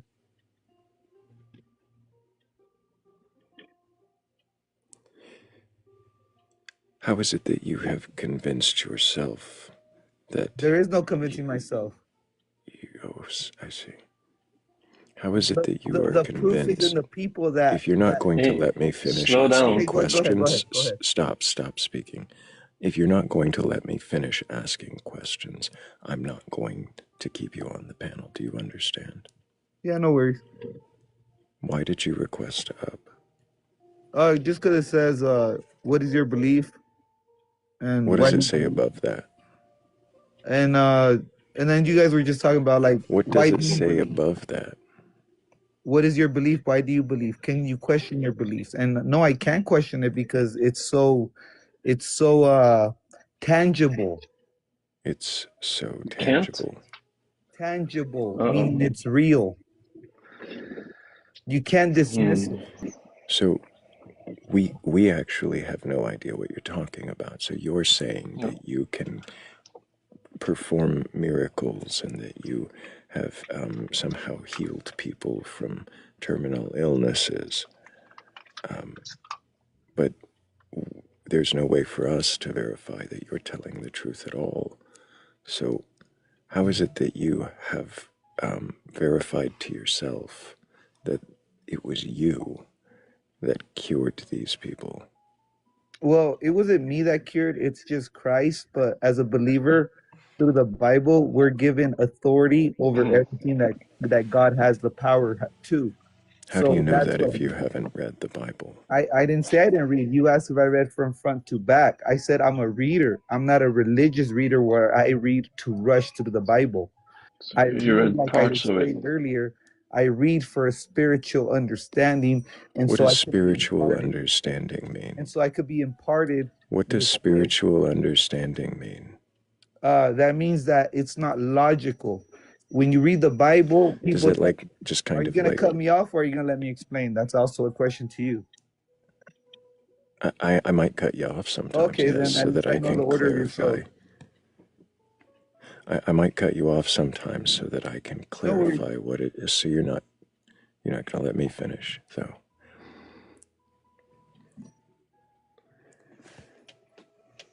I don't feel like this would be a good faith discussion. I think you should read 1 Peter 3:15 in its entirety before you come back.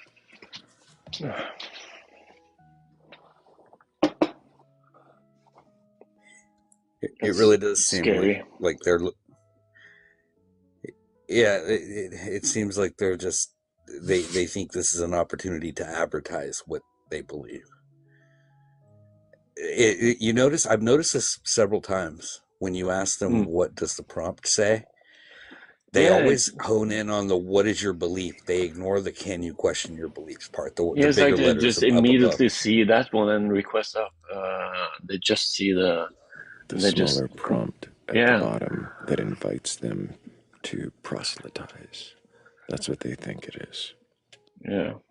Because they don't read the whole thing from front to back, from top to bottom. Maybe they only see the things in the middle of their screen, like a narrow-minded. Like they see what they want to see. Yeah.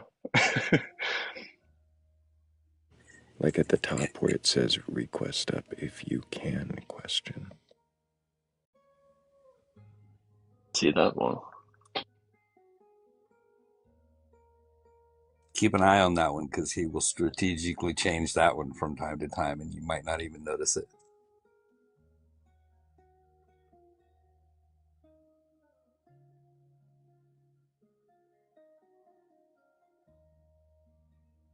That was a pretty cool effect when you made it flash. Yeah. I just have to tap it, turning it on and off. Oh, I thought that's what you were doing. Unfortunately, How is he or else doing? I might keep it flashing sometimes. But yeah.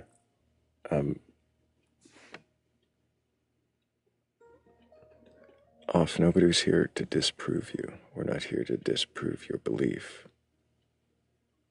We're wondering how you can verify it to yourself and why you can't question it. But I don't think we were going to get a respectful conversation.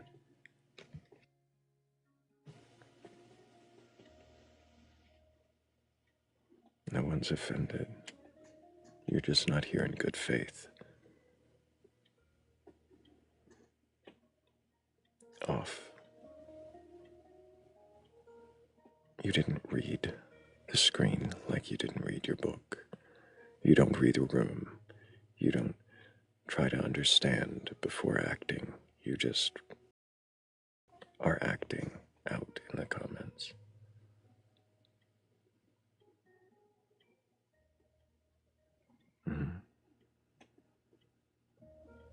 What's this Corey guy talking about in the comments? I have no idea. He's advertising his beliefs in an unsolicited I don't way. like you. He doesn't like me.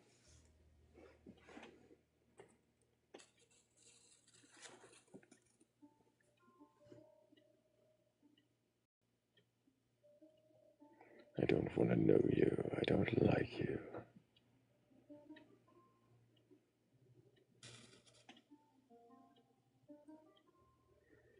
So we're going to ask that everybody be respectful. And if you can't be respectful, then you can,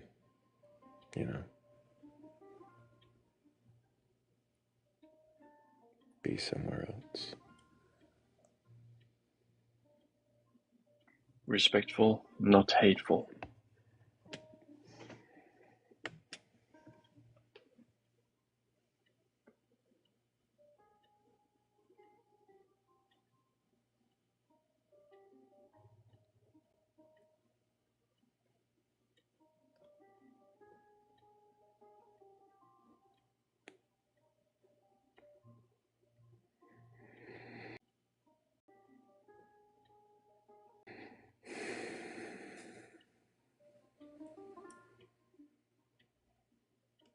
Okay.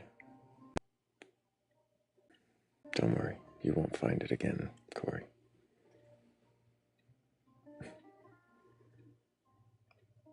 Forgot to add the people in the picture.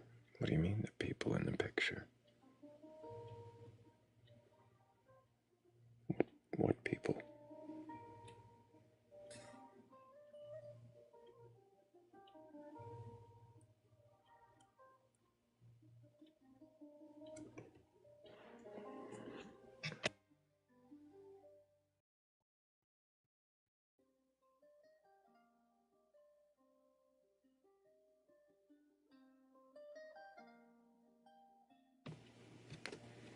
I'm not sure what you're talking about, Nick. Your response doesn't follow my question.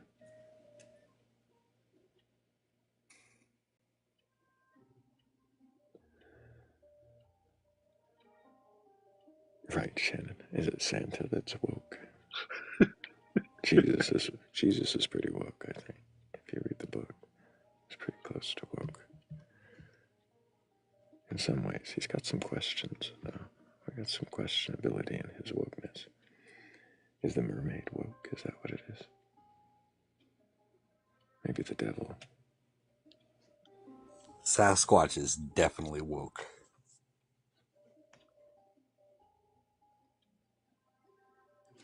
Is the devil woke? There's a lack of harpies. The Greek pagans are underrepresented.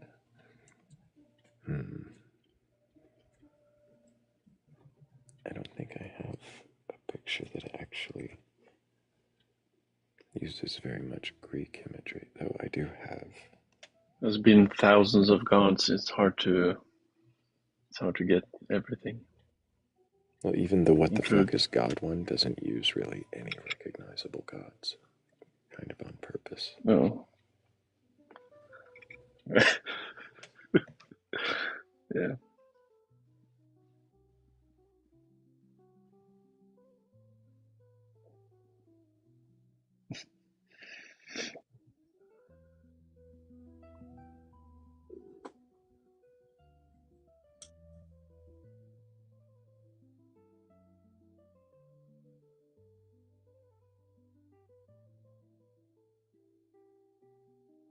Are they wolves? I don't know if that's wolves. They kind of look fox-like. Yeah. How do you know that's jackals. not a kitsune?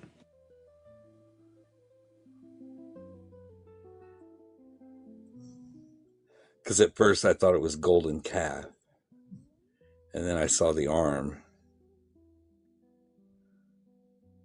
Oops, wrong button. Back to the...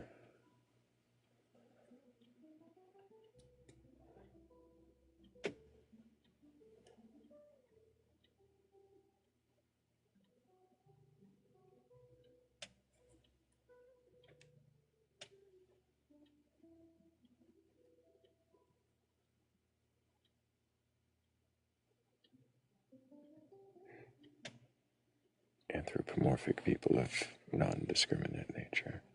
Yeah.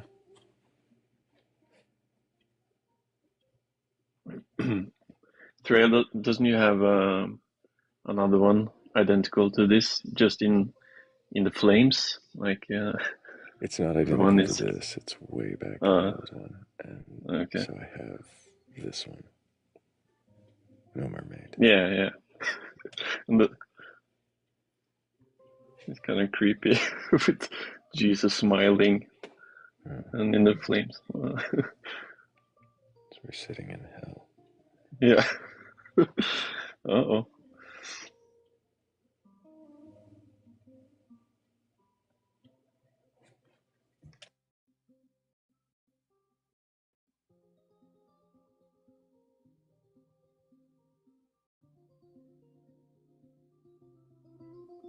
Inversely, I did not make the one with Jesus in the back, heaven, but the shed. Ooh, I haven't seen this one. Is this new? No, this is an old one. It's the shed? Why haven't I seen this one? I don't know. I haven't used it in a while.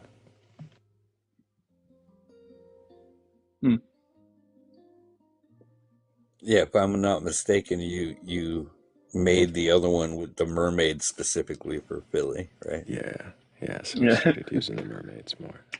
Yeah, she loves the... Yeah.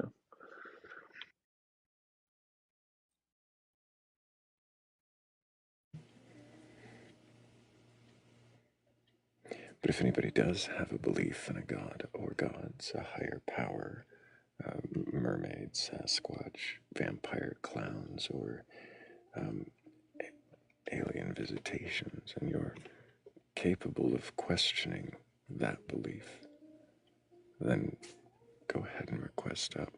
We're not here to debate you or argue or prove you wrong. We're not here to burgle your gods, although there is always room for one more in the shed.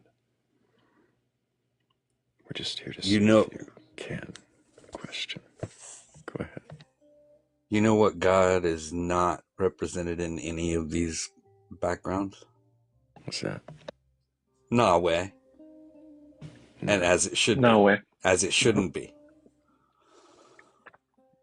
The flying spaghetti monster is missing too. No, there's not no spaghetti monster in any of these. I think You've got one with a... You showed it last night. I can't remember which. It was a WTF. no.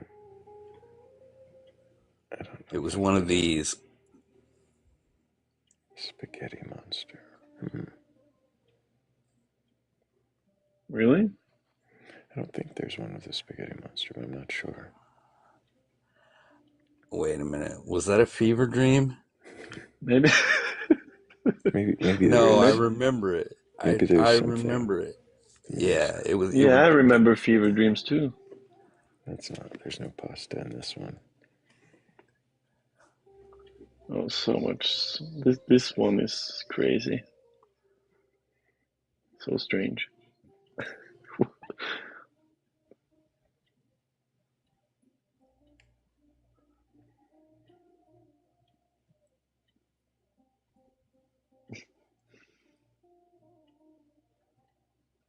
Are you sure it wasn't a fever dream? Everlasting. Let me go back to this while we wait. Yeah. I'll scroll through them. I don't remember pasta one, but maybe. I mean, there's brains. There's.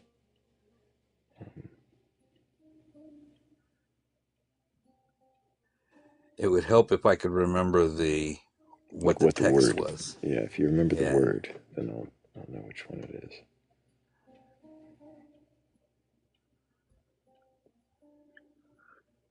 Is the last guest still in the chat? Off 909 is still in the chat. No. No. It's preaching. Yeah, we'd prefer you not preach in the chat. That doesn't really show us you questioning your beliefs. It's just you kind of declaring them.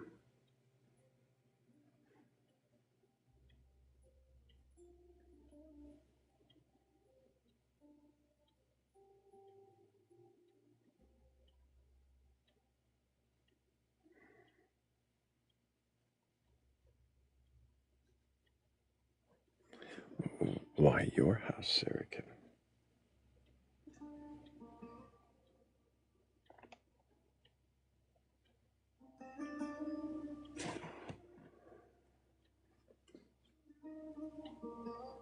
Okay, we will take you up on that since we'd prefer you not preach.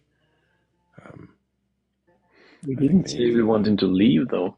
No, he can watch. Yeah. Welcome to stay. We just took away the preaching part. You're welcome to go read the Bible verse I mentioned earlier about, answering in a certain kind of manner to questions of your faith. Yeah. And maybe he can read Genesis 1 and 2 again, and we can talk about the contradiction.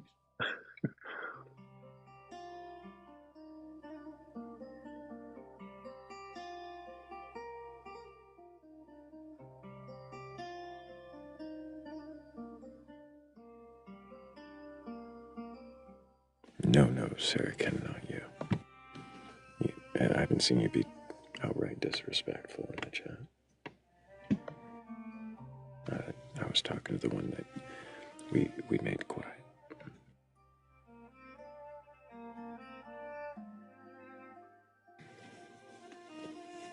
But if anybody does have a belief in a god, or gods, a higher power, or anything like that, and you're capable of questioning that belief, then go ahead and request up. We're not here to debate you or argue. We're not here to tear you down or make you look like a fool. Although you may do that on your own, we're just here to see if you can question. And if you can, then what is it that you believe? And why do you believe it?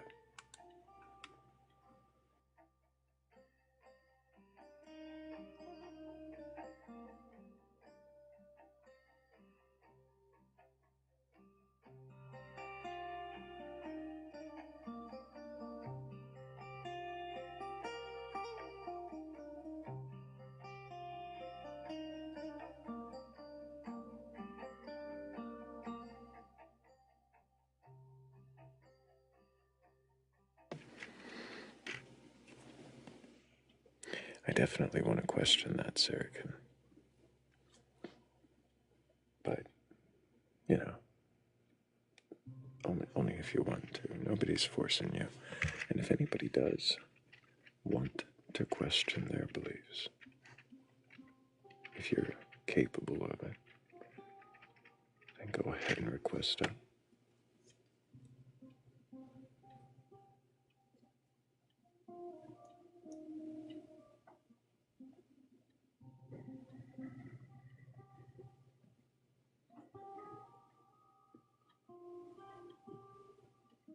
We might need another one of those segues, I think.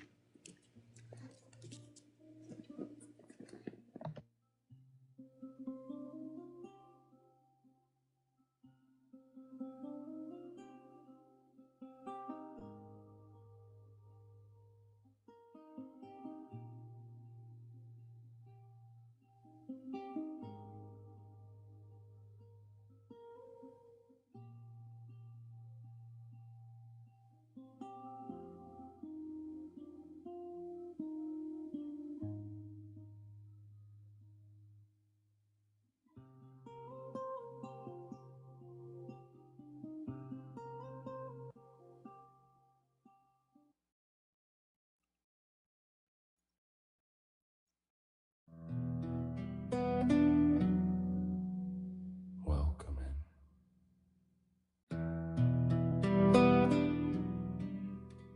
Can you question your beliefs?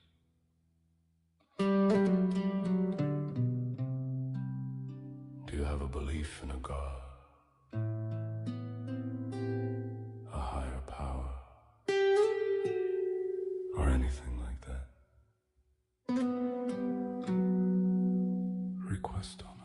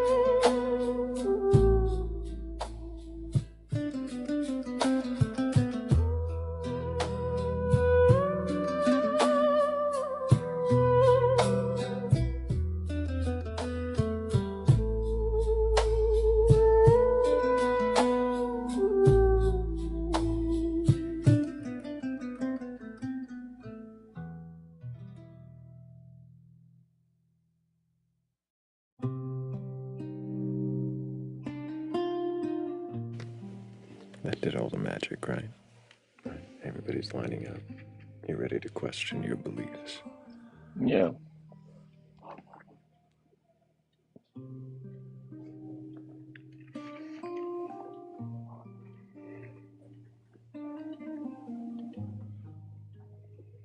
It's a good one. Maybe we're getting too sleepy with them.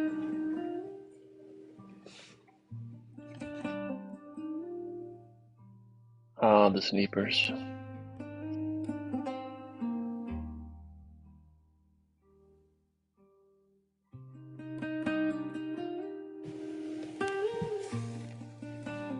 Well, the sleepers aren't the ones scrolling away because there's nobody to question.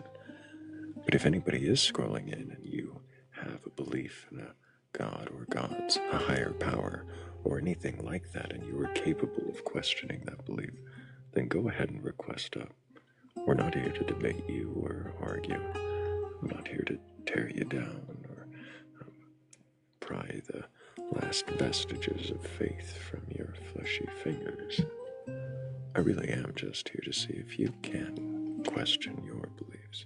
And if you can, then what is it that you believe? And why do you believe it?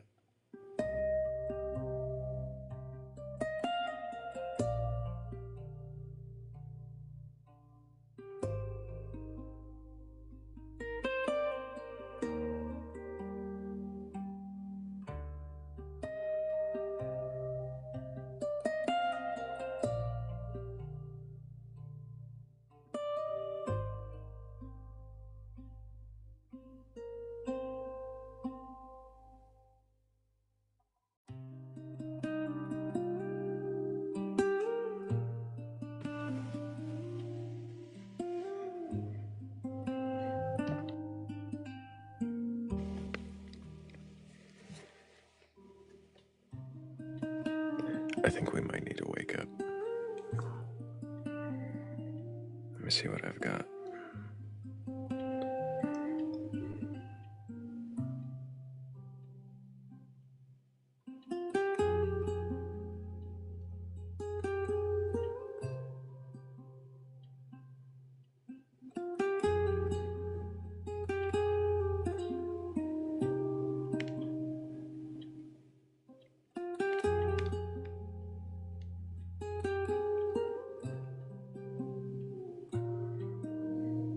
Actually, I think I've only heard this one once.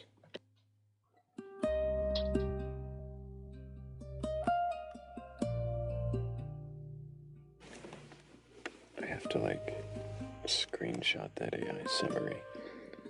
A neutral discussion on questioning one's beliefs. What do you consider to be true? It's the closest I think it's ever been. Not quite. Interesting.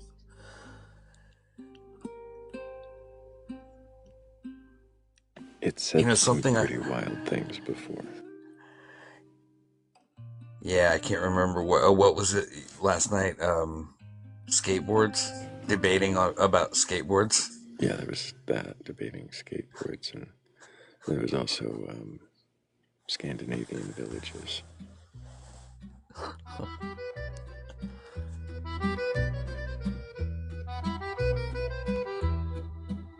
There's room in the shed for one more God. Oh, one more strange belief you've been hiding. The rafters creak with questions unsaid, and the corners whisper while you're deciding. Bring your idols, bring your doubts, bring your riddles wrapped in paper thin. I'll sweep the dust, I'll lift the boards, make space for the maybe to slip in. No need to argue, no need to fight. No one keeps score in this quiet place. Just leave your certainty by the lantern light, and let your wonder take up some space. The walls will not judge, the floor won't betray. Every shadow is welcome, every echo allowed. We can sip the night and let the old gods play, while a new one hums softly behind the clouds. So if you think you've outgrown the sky, if your faith feels tired or thin, step into the shed where questions lie. There's always room for one more to begin.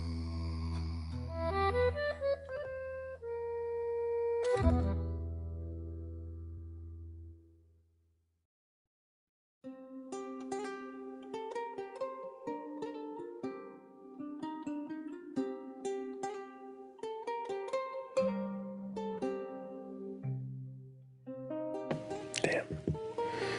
I thought we had one in the queue, but we didn't.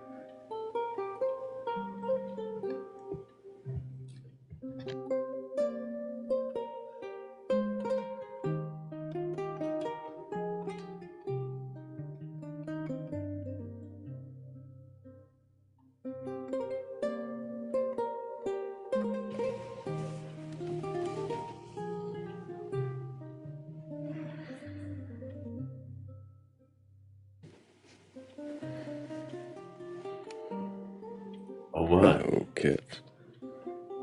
Hey, brother. How you doing? How's your neck going? It's going okay. Can you remind me your age for TikTok TOS? 44. And do you have a belief in a god or God's higher power or anything like that? I don't, brother. Why Can you not? convince me otherwise? It's Probably my not. job. Yeah, I know. Like, where do we go from here? Like, what happens? The What do we question do? is why you don't. I know. Why don't? Well, why do you? It's not why I don't. Who said I do? Well, hold on. You said why I don't. Yeah, why don't you believe? Why do I? Have you ever been presented with any gods? Yeah, I grew up with one. I'm sure people So have why- heard the story. So why don't you believe Which in that one?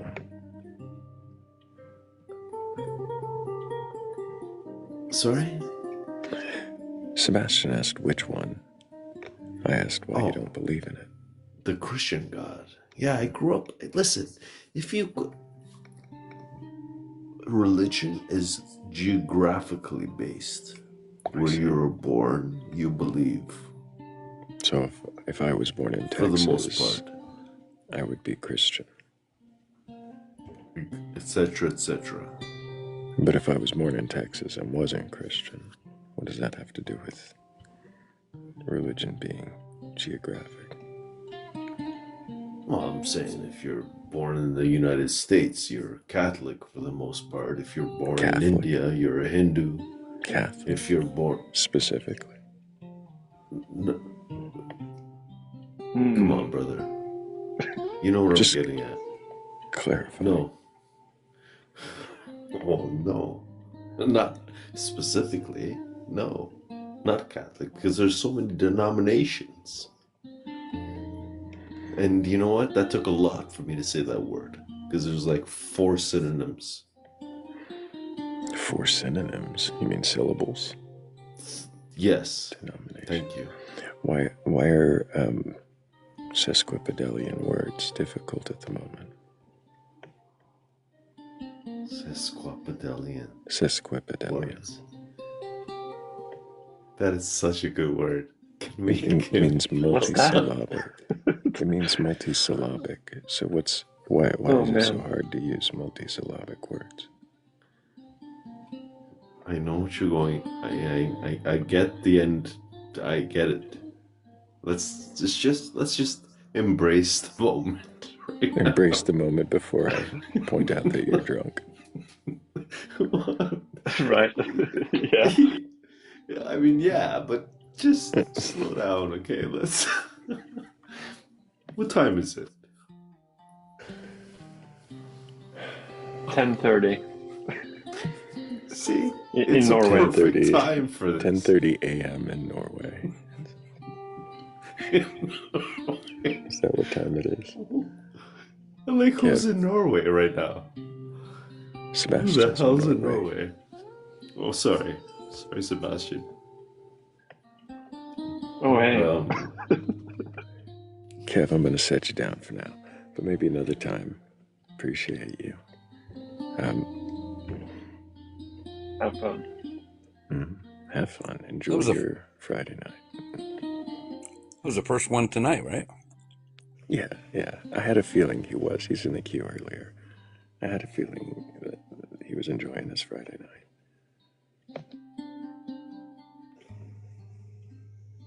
But it was quiet enough. I thought we could question an atheist a little bit, I guess.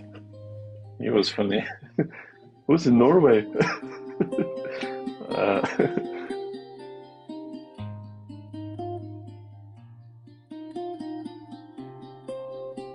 I'm pretty sure if I go back far enough in my archives, I could probably find a time he cosplayed as a Christian.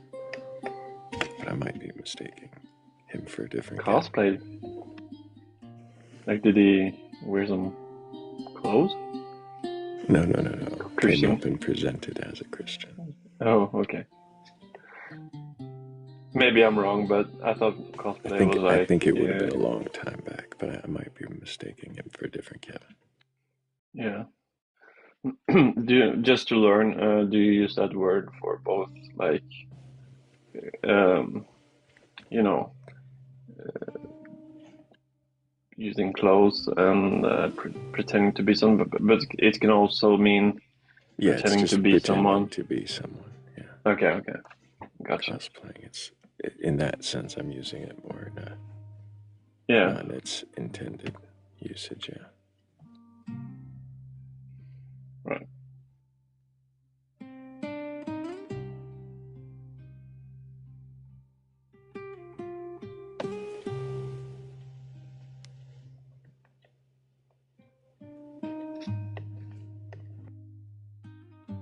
Hello, everybody. Good morning, Blake. How are you doing? Hey, Blake. Hello. Doing pretty good, just taking a break, so I thought I'd join y'all for a while. What word was that? Oh, we have a guest. Sarsaparilla something. Yeah, what's up? How you guys doing? Hello. Hello. Can I get your age for TikTok TOS?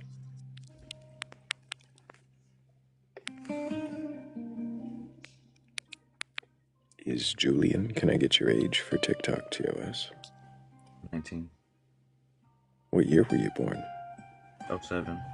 January 31st. Do you have a belief in a god or gods, higher power, or anything like that?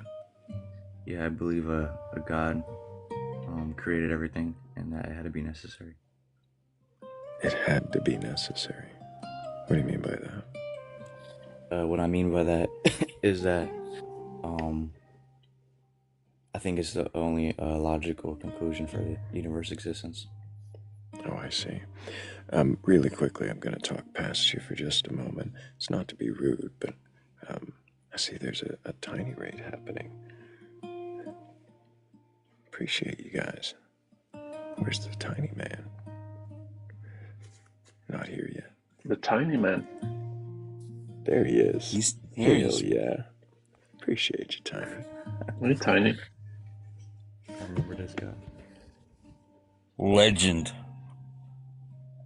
He's not here. Not here at all. Did he leave? So, no, it's just in the chat. Yeah.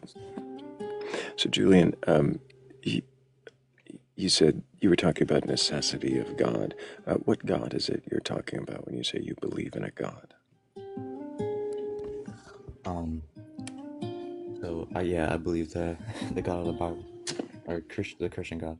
Have you read the Bible? Yeah, I read some of it.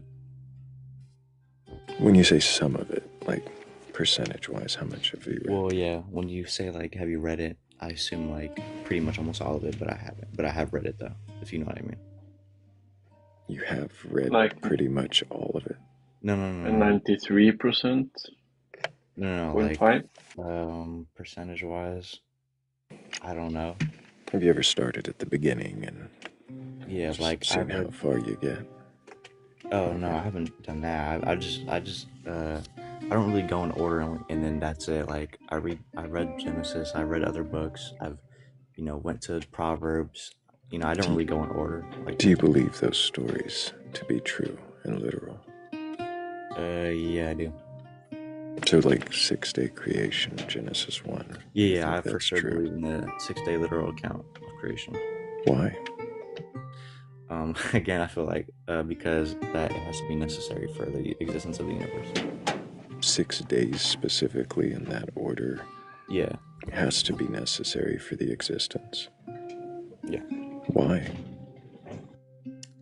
So it would be so 2 reasons. One, it'd be contrary to evolution. Obviously, if evolution is true, that means it's really millions of years or billions of years, like they say. And then the second reason would be that if God really did create everything, it would literally have to be in those 6 days, like that count says. Okay, so otherwise. Okay, no, go ahead. You're finally about to answer the question I actually asked instead of presenting some weird side tangent. Oh, my bad. I wasn't trying. Go ahead. You were about to say because. Oh yeah, I was gonna say because, if God created everything, but it was millions and billions of years old, that would just account for the evolution argument. So you're saying you believe in the 6-day creation and that it has to be specifically 6 days in this order as written because it contradicts evolution. And that's really your goal, is to contradict evolution. It has nothing to do with like a reason to actually believe it. No, so when I said it's contrary to evolution, that was just one of the reasons. So that was the only thing you, like, even when you gave the longer explanation as to why he had to do it in this way, is because it would contrast evolution. Like, you cycled it back and gave the same reason twice. So here's what I'm really wondering. Why did you request to be on my panel? No, yeah, so my bad. I understand what your question was. What was the question I just asked? I mean, not your question. What you thought I said was, if I could just re-clarify. Cool. We'll get to that in a minute. What was the question I just asked? Why did I come up here? Yeah. It says, can you question your beliefs? Can you? It's not just one. Oh, you mean like, can I question my own beliefs? Yeah. That's the point. Yeah. I like doing that. That's actually why I've driven to this conclusion where I'm at right now. Okay, so you've driven to a conclusion now. Can you question that conclusion? Honestly, I can make a lot of questions, but whether or not I think those questions are like real and sincere, like, I can't really do that anymore. Like, I think you can't sincerely question your own belief anymore. Yeah, I feel like I'm at a point where I feel like I've understood enough and seen enough evidence and logical reason. Do you think that is sincere? But I can question it, though. Do you think you're being sincere now to say that you can't question it now? You're saying you can, but you can't because your logic and reason. You presented a contradiction and then gave the reason. No, I didn't. I said I can question it, but not sincerely. So not sincerely questioning. Questioning. So two different. What does questioning your beliefs look like to you? Right now it would just be like, okay, how would it be true that it happened in the creation account happened in 6 days? That's like one example. I would just go further and dig into how could that happen type stuff. But as far as sincerely questioning myself, like if like a doubt type of question, because that's what that is, I'm not able to really do that right now. Why can't you question now? Why? Sorry, say again. Why not? Why can't you question your beliefs now? What's wrong with always questioning things? Oh, there's nothing wrong with that. It just depends on what it is. Like, there's a lot of stuff I don't know that I can question if I just found it out. You know what I'm saying? But for the things I know, I can't really sincerely question it. How is it that you can say you know that God created everything in 6 days? Well, for how I've driven to that conclusion, I would have to go off evidence from historical science, observable science, logic. What evidence from historical science indicates a 6-day creation? No, okay, wait. So just let me clarify. There's all these different types of methodologies to figure out evidence. Mm-hmm. All of it. What's the difference between historical science and what was the other science you mentioned? Observable science. Observable science. What's the difference? So I'm sure you know what science is, right? Like the pursuit of knowledge. What do you mean? Right. Is that what science is? The pursuit of knowledge? Yeah. So it's a science. Just the word itself means to know. So and then how you the methodologies they use. So observable science, for example. So according to the scientific method, every science you discover. Yeah, what's that? What's the scientific method? The scientific method is a methodology that they use to determine what's like to determine truth, for example. So observable science would be like, the sun is this distance, and we can observe that, and we can use math for Is there any observable science that evidences a 6-day creation? Yeah, so we would do go off archaeological evidence, literature evidence, but that presupposed that really happened. So what you do is you first you have to figure out if it's really logical that God had to have created everything first. Do you see? What does archaeological evidence have to do with the creation of? Well, then it would account for what actually happened. So, for example, let's say the flood happened, then we have to presuppose that and make predictions. So one prediction could be, okay, if it really was above all the highest mountains, you know, for example, things would have to be on the But highest is that mountains. even what the archaeological record shows? What do you mean? It's just the argument with we know where the tomb is. Like, the places were real places in the Bible. Which one? Wait, we're talking about the creation right now. We're talking about archaeological evidence for a 6-day creation. We're all over the place. You've been avoiding that question this whole time. Why won't you? I don't know. That's what we've been asking since the beginning of this. Why are you wandering into the flood now? No, I thought you were asking a different question. So I'm pretty sure. Are you tracking the conversation? Well, to answer your question now, I don't think there's any observable scientific evidence for the 6-day account. It would, if there was, you would just have to presuppose that's true and then make predictions and see what there is now, and then say like why it could have happened. I personally don't know any yet, or know any if there is, but then that would go. So are you saying the only evidence is the story that is written? Sorry. What was that? I didn't catch that. What did you say? I said sorry, or what did you say? Oh, are you saying the only evidence for the 6-day creation is the story that's written? No. I don't. So that wouldn't be the only evidence. But as far as observable scientific evidence, I don't know if there is any for it. So you know how I can give you a good example. So you know how. Stop for a moment. Okay.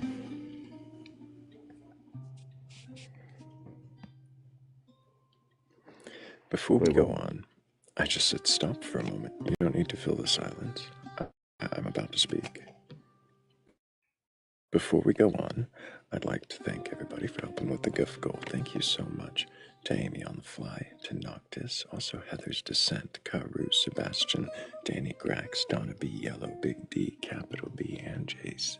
Thank you guys so much. Really appreciate all of you. So you made it quite clear that you're not really capable of questioning your beliefs or really interested in it.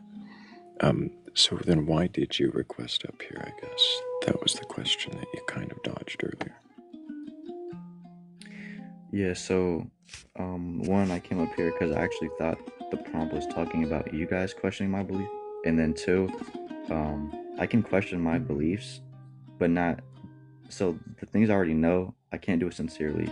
With things I haven't, figured out yet, I can question, just to clarify. What do you know? What is it you think you know? So, for example, the validity of the Bible, like, it's literature. That's what I know, like, the evidence. You know that it's literature. Or not, like, the book? Yeah. My bad, not, what is the word? The literary style, my bad. I didn't mean to say that. You know that there's a literary style? No, what does like, that mean? Okay, you know the difference between... What do you, like, are you just getting stumbled over trying to answer everything literally? Like, are you trying to show...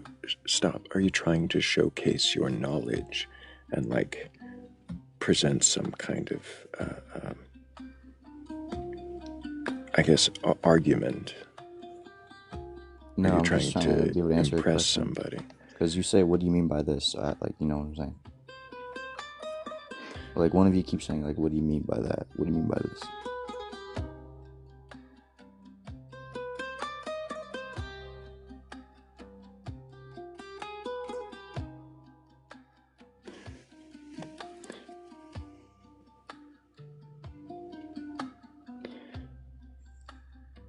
So you said that the Bible is a literary work. Or were you saying it is? What was the other thing you were saying? About the literally or the... It's literal. Is that what you're saying? Then the Bible is literal. The 6-day account, yeah. 24-hour period. Why? I believe that. Why do you assume it's literal? Because if God, okay, let's presuppose for a second God did create. Why? If he did create, it had to have been 24 hours. Because if it wasn't 24 hours, that would just contradict the entire like salvation plan in the Bible, and it would contradicts later things in the Bible. You believe it because it's in the book, and the book says it. So because it would contradict other things in the book not to believe it, then you believe it, right? Well, it would be many. What if there are other contradictions already in the book that you're expected to believe? Does that matter?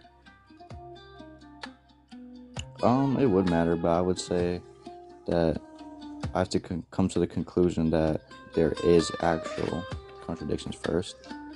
But as far as what you asked me, that's just only one of the reasons. What, Sebastian? Wasn't you showing the Genesis thing? You Genesis 1 and 2, maybe? Sorry? Oh, you think I should ask him about Genesis 1 and 2 and the obvious contradiction? He'll probably try to argue with me before he even tries to understand what the contradiction is. I mean, if he can be respectful and have a good conversation, then maybe. But it's your call. Wait, so just to be clear, this isn't a debate, right? No. Okay, so is there going to be an argument? No. Appreciate set you. forth or anything? We're not trying to set forth an argument. Okay. That was cool, whatever that was. Hell yeah. It's the Viking hammer. Yeah, nice.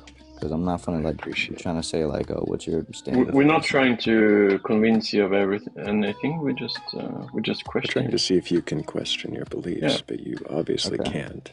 You've kind of said that you're not really interested in it. I'm curious why. I never said I wasn't interested in it. Stop. I'm curious why we should even keep you on the panel.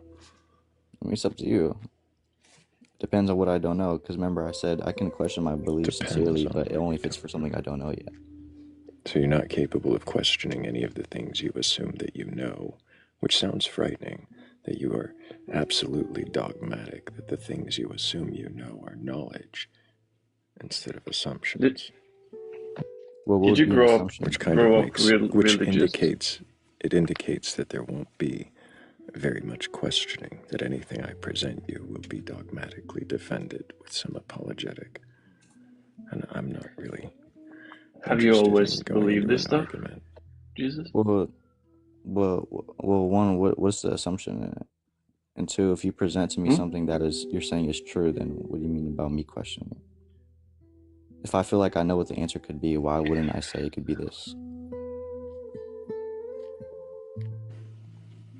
It's not what you think it could be, it's whether you could question if you're wrong or not. And you seem to assume that you have absolute knowledge of things that other people have no absolute knowledge of. So how you have this absolute knowledge has been questioned. And as we question, you tend to just lean on presuppositions, assumptions, and dogmatism. And so I don't know what sense there is really in presenting you with something that might be a contradiction in the Bible if you were to even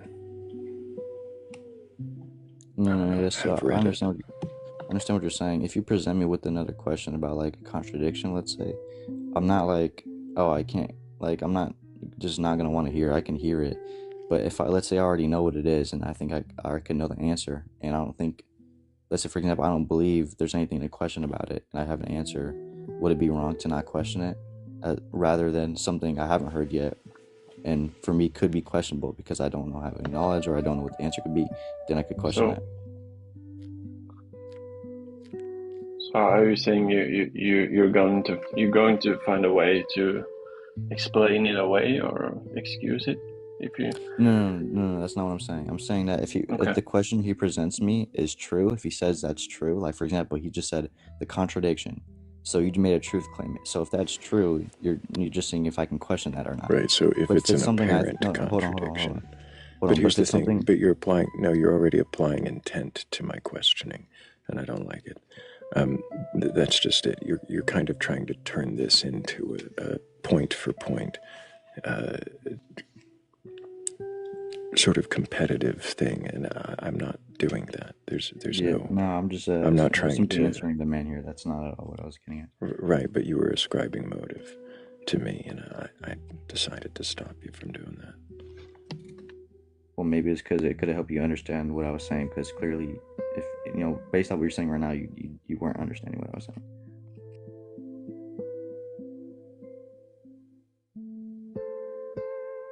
I don't have time for a 19-year-old to try to condescend to me when he doesn't even understand what this room is.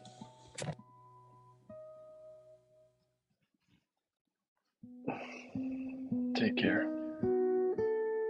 And don't, come on, man, you're only 19. Don't assume anything and question everything. Yeah.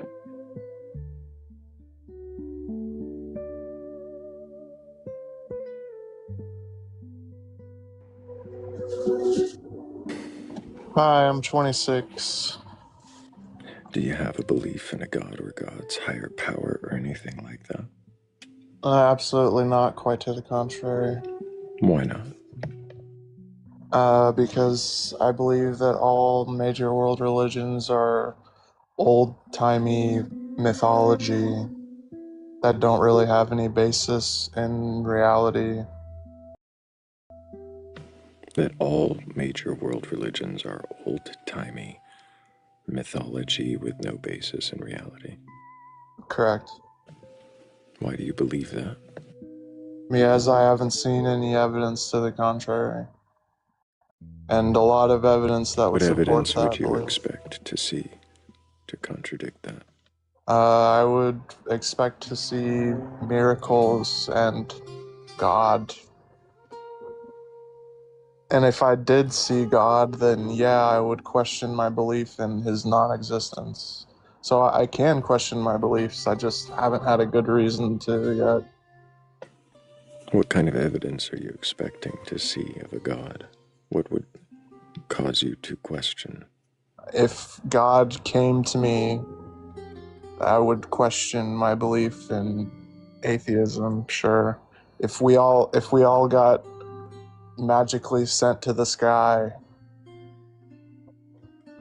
if the rapture happened tomorrow, I might question my beliefs, but I highly doubt it will. Yeah. Go ahead, Sebastian, if you got a question.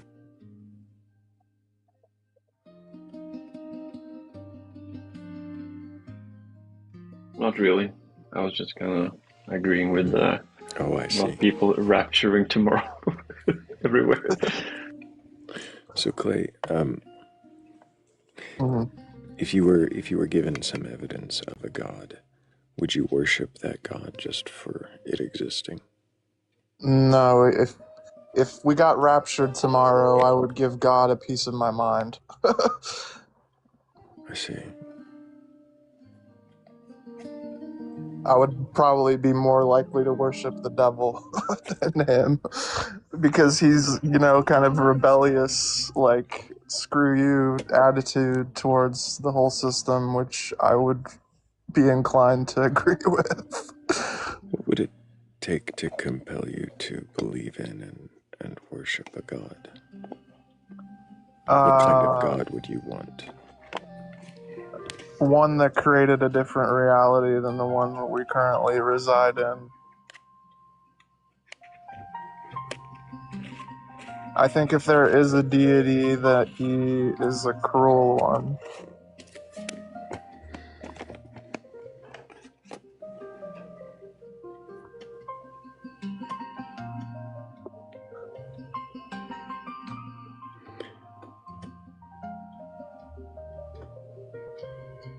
So if you found yourself in a different reality, you would then worship the God of that reality. Yeah, potentially. If I was in a perfect utopia and I could see God right in front of me, and why would you expect a utopia?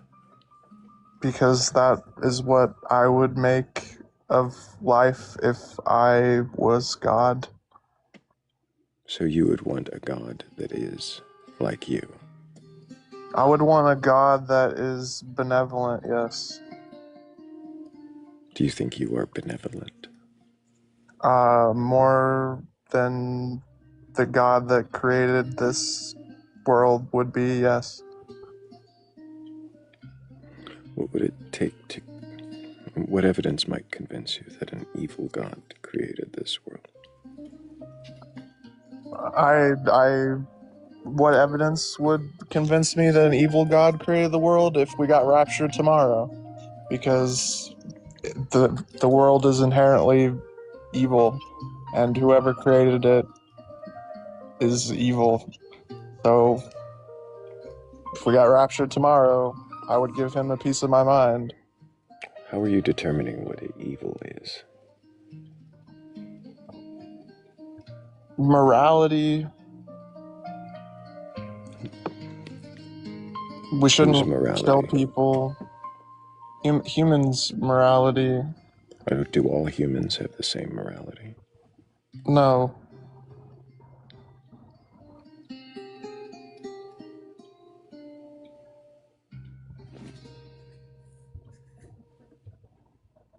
So then, is evil just what you decide it is? To me, yes. Everybody decides what evil means to them. Nobody is going to agree what evil is. No two people are going to agree what evil is. Could an ultimate God have a judgment on what is good and evil and contradict yours?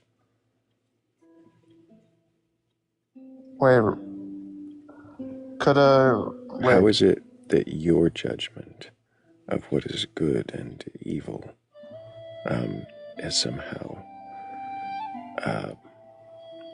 contradicted the claims of benevolence of the Christian God? Because the Christian God wouldn't create cancer and disease and famine if he were benevolent. How do you know? Isn't that your judgment? Yeah, if he were as benevolent as I was, he wouldn't have created those things. Wouldn't you say someone that would create a world without disease or famine or violence would be more benevolent than someone who created this existence? Yeah, what I would say doesn't matter. Okay, I was just asking. What if the creator created all of reality just so cancer could exist, and we are nothing more than hosts for his favorite creation? Yeah, then I would say that's not a very good thing to be doing. Why didn't you make a better reality? Well, better for you, but what about the cancer? Better for us. I care about the human condition because I am one. I don't care about the cancer cells condition.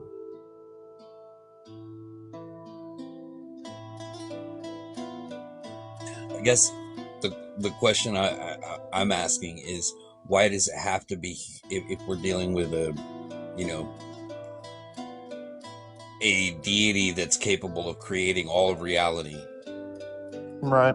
Why does his motives need to be human-centric? They don't.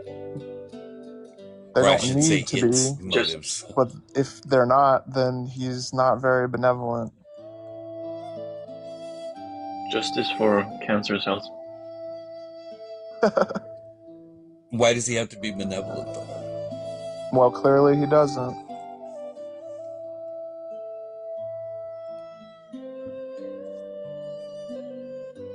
If he exists, which I highly doubt.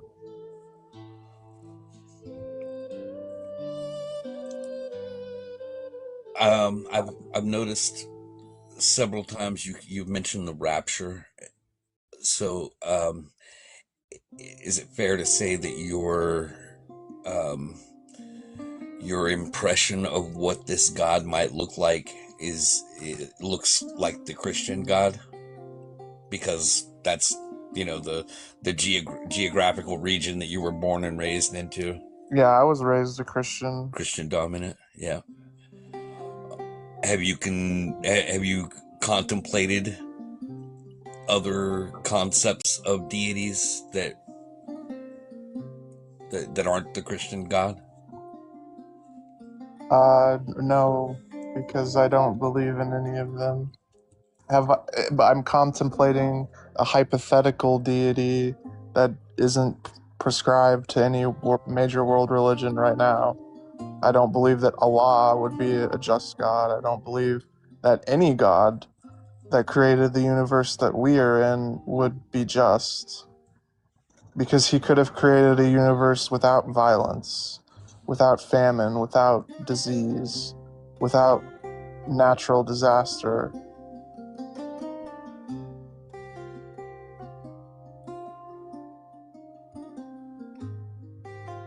Do you understand what I'm saying?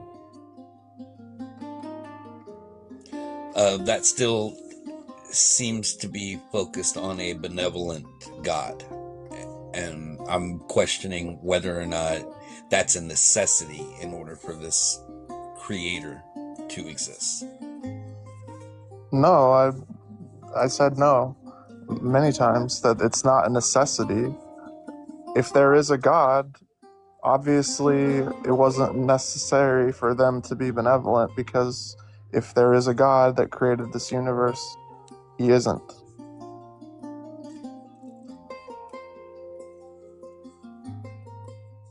But I highly doubt that there is such a God who is all powerful and yet an asshole.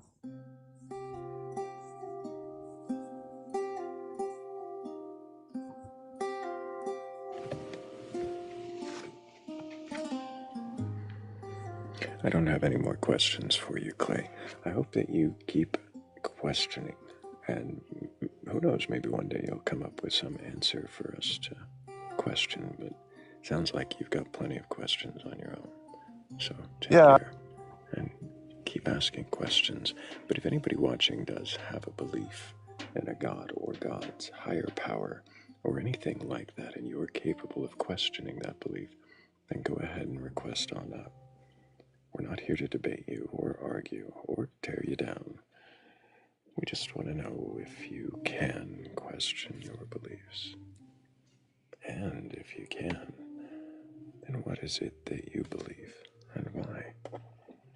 And so many more questions.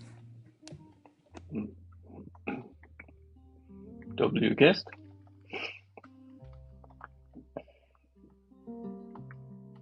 Maybe? Yeah, I mean, yeah, you can have a W. Sure. Why not? Sure. we'll just give those out today.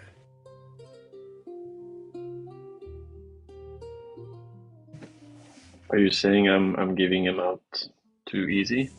No.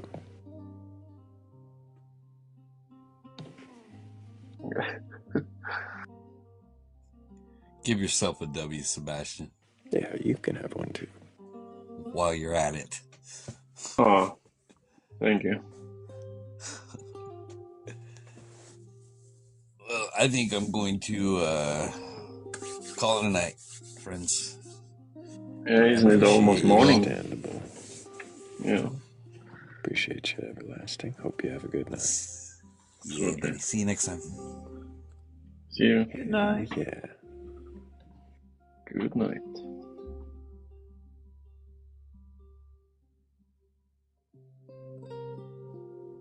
Serikin says, bye! Exclamation.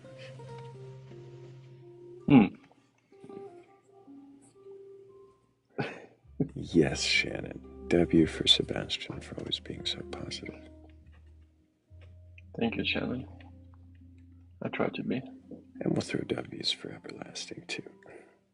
Yeah, absolutely. W's.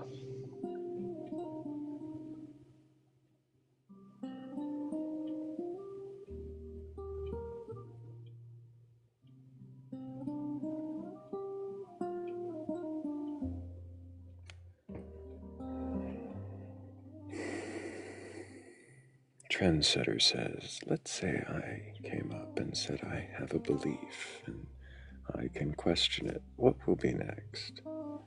Well, I'm going to ask if you have a belief in a god or gods, higher power, or anything like that. And if you say no, then I'll question why not. And if we don't have another believer in queue of that sort, then I might question what it is that you do believe and came up to question. I'd prefer to ask somebody about their God claim or their higher power or their supernatural thing. But if there's just a belief you want to question and there's nobody with that sort of belief ready, then we can question that too. Yeah, don't be scared. We don't bite. I question non-believers about their lack of belief. Yeah, you do. Sometimes you question everyone. Sometimes those are the most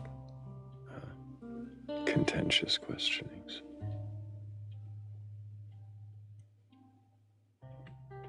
Because they come ready to debate. Thrayle, the Christian, obviously here to spread the word of God. Doesn't it? Doesn't it seem obvious?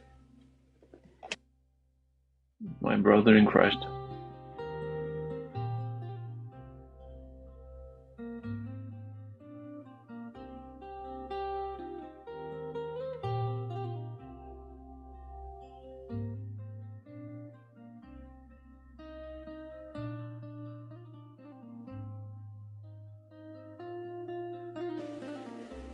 As obvious as Thrayle driving a minivan.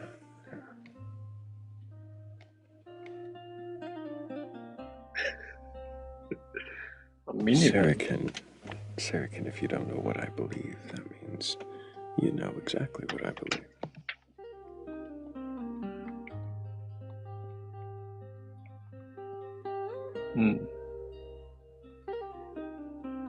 How's Blake doing today? Doing pretty good. How about yourself? Yeah, decent. Decent.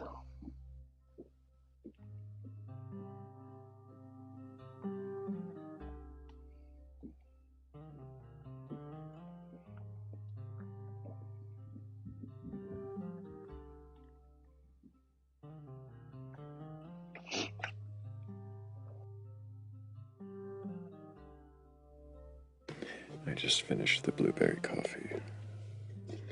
I could brew more.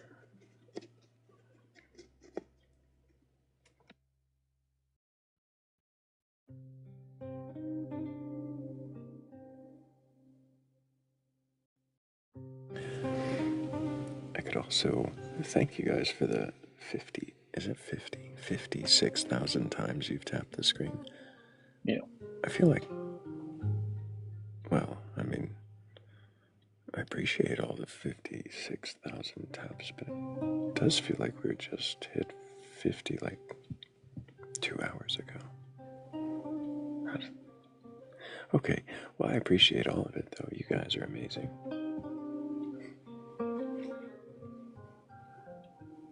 It all helps get us out to the FYP.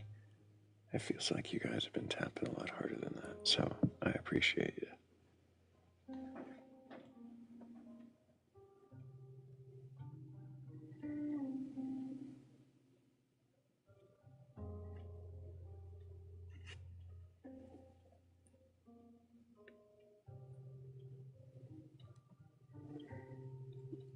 That is wild. I have not come across those emotional support pickle, and I can imagine crashing out myself on a panel like that if I were to come across it. Not think twice.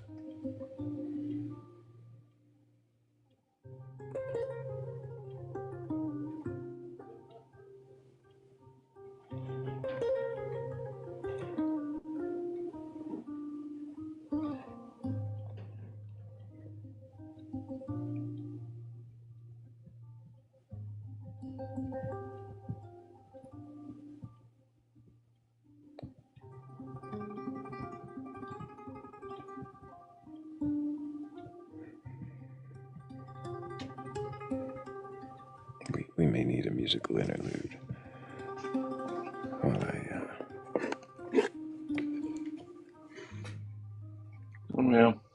I brew up some coffee. Of course. The blueberry one.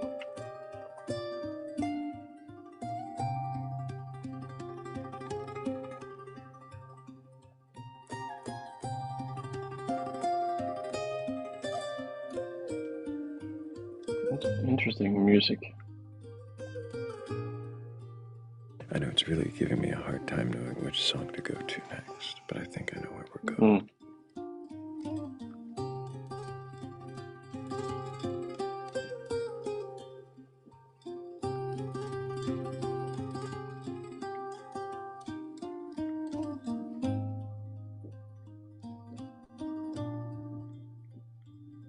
Yeah, it's very like southern Spain, Canary Islands. Yeah.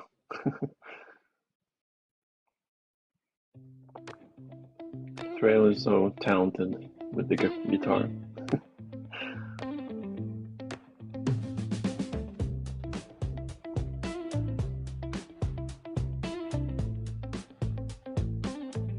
Once in the moonlight, his moon shone bright. He asked me softly beneath the quiet night, what do you believe in? What makes you whole?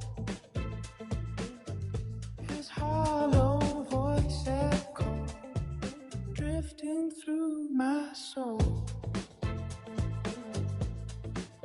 In the shadows he swayed, challenging my heart's parade. Skeleton man, whispering doubts. Under the starlight we danced about. In the stillness, truth takes flight. It shows me clarity wrapped in the night.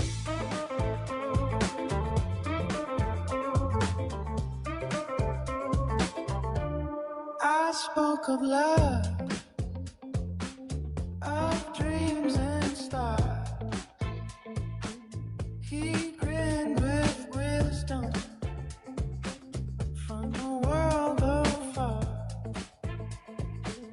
These fragile moments, do they truly last? With every question, he unraveled my past. With each rattle and chime, he questioned every paradigm.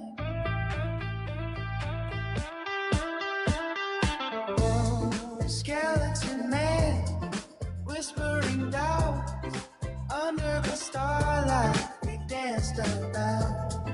In this stillness, truth takes flight. He shows me clarity wrapped in the night. In his prison, fears disband. I found my truth with the skeleton man.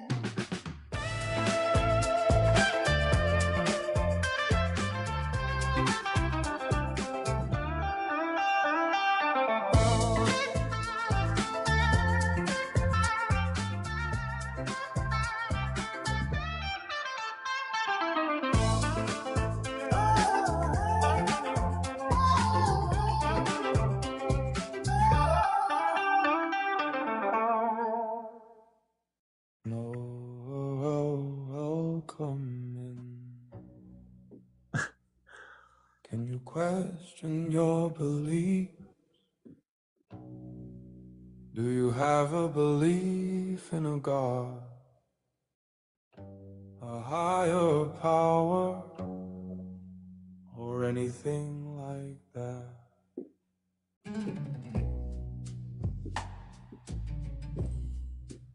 quest on love. Not here to debate or argue or even burgle your God, but there's always room for one more in the shed.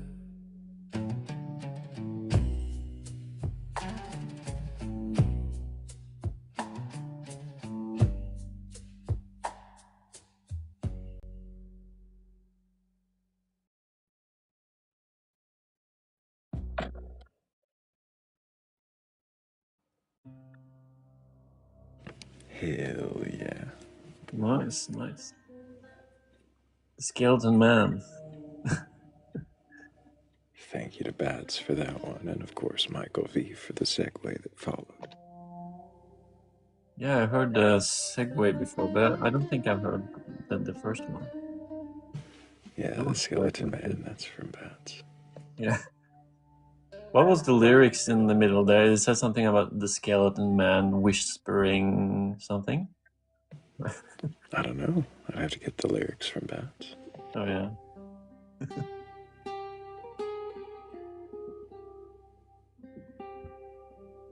Do you, if you get a guest request, do you like finish the song first, or do you cancel the song?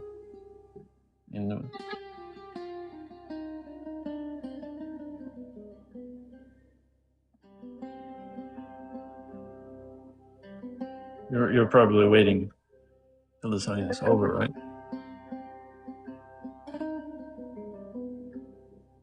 Sometimes it depends on if there's a request, who the guest is, and what the song is.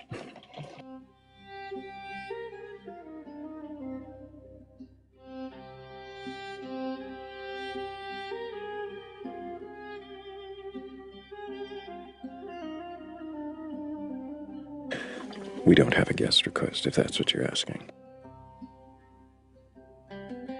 No, I didn't ask that, actually. I was just wondering.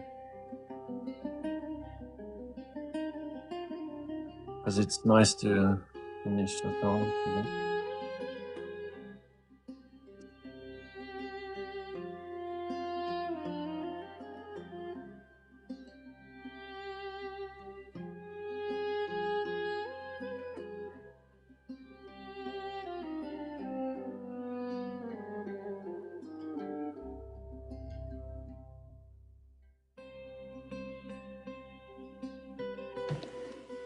My coffee maker is very loud, so I had to be quiet. And it was just a little longer to go than the music.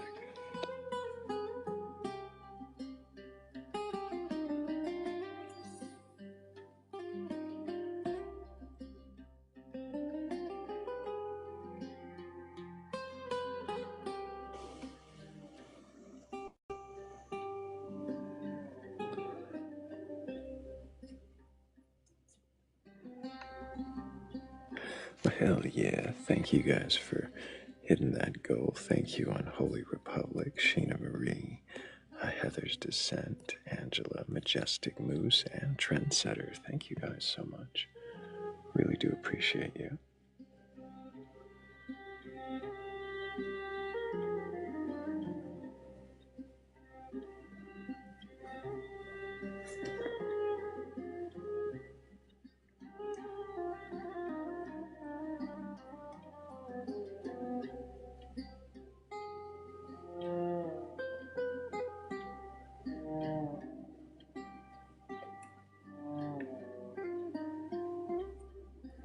And good morning to everybody who is just joining us. If you have a belief in a god, or gods, or higher powers, or really anything of that nature, even something outside of that nature, supernatural spirits, or afterlife systems, whatever it is that you believe, if you can question it, then go ahead and request up. We're not here for a fight. No one's keeping score. We just want to know if you can question your beliefs. And if you can, then what is it that you believe? And why do you believe it?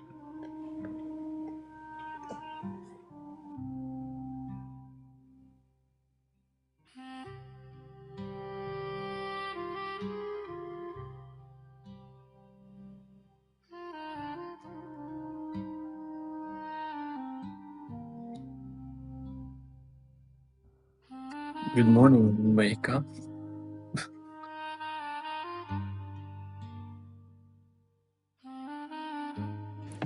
It's almost noon for you, isn't it?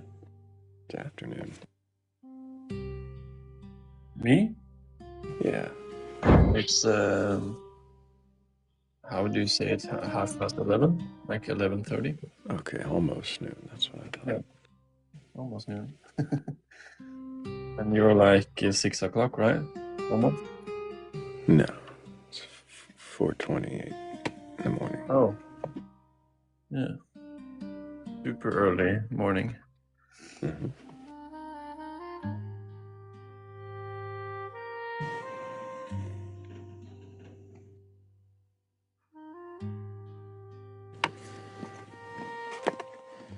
This is a sleepy song.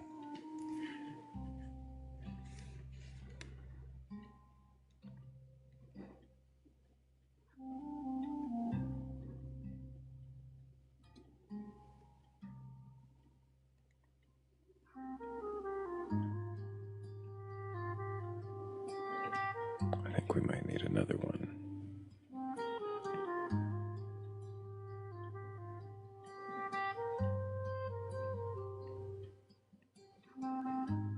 Another blueberry coffee? No, I'm another song.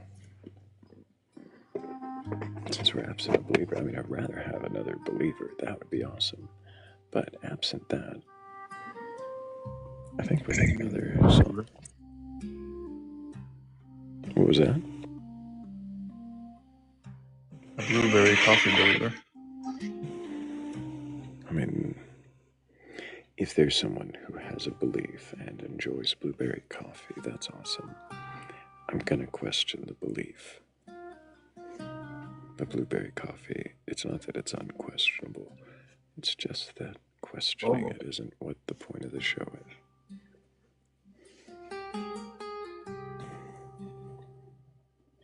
I mean, although it is unequivocally the best coffee,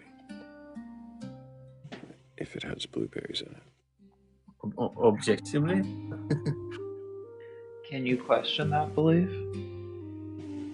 Yeah, I can question it, but I also, it's a preference. It's kind of like some Christians are, yeah, sure, I can question it, but you know.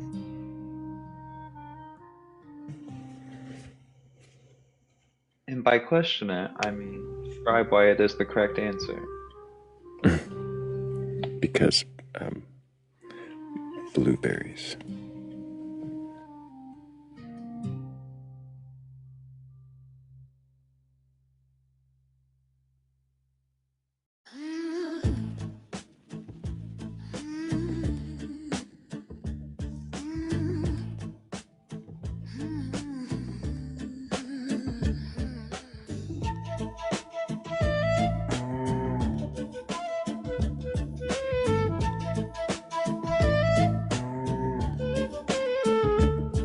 Can you question your beliefs?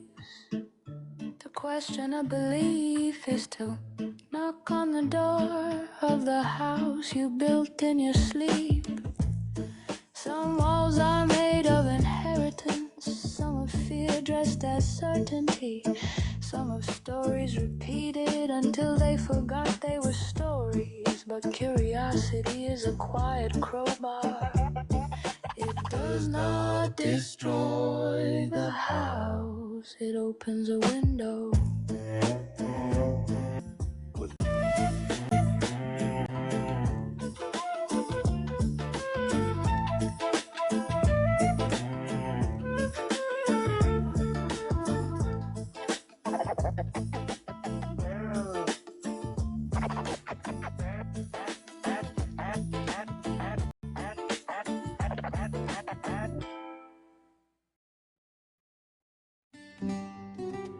Wow.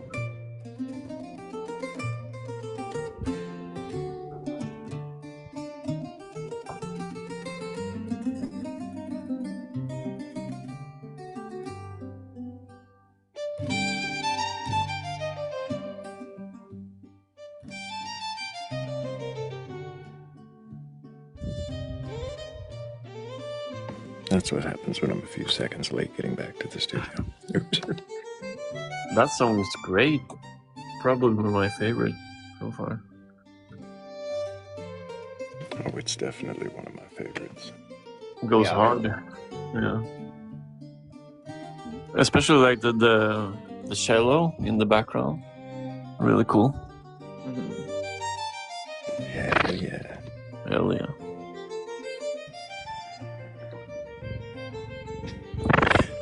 That is a loud cat, Sebastian. Yeah. He's in a good mood. Sorry. Very clingy cat.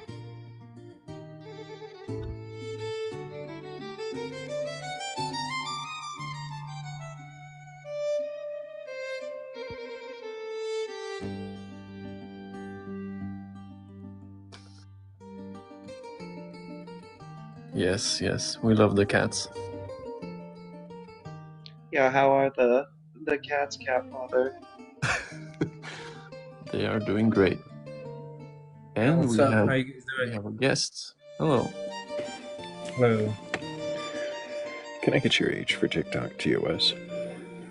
29 years old. Do you have a belief in a god or gods, higher power, or anything like that? Yes, a god. And what god do you believe in? Damn, to summarize it, to not go on a big rant, like Omni, do you know what omniscient is? Omniscient. I'm sure you do. Mm-hmm. Like all-knowing? Mm-hmm. Yeah, so like basically like I treat Omni, the second Omni, as like every stat he's maxed out. Omni, he's like basically everything. But I know it's a belief because I don't have direct experience. Like right now, I know I directly experienced your voice. There's no doubt I didn't hear your voice. Like anything beyond that, I think is belief. Like Why do you say there's want... no doubt that you heard my voice? You can't doubt that. I mean, yeah, you're right, and it kind of goes into skepticism. But then you gotta, I guess, check your skepticism, because then, like, if you can't believe anything, you can't believe your skepticism.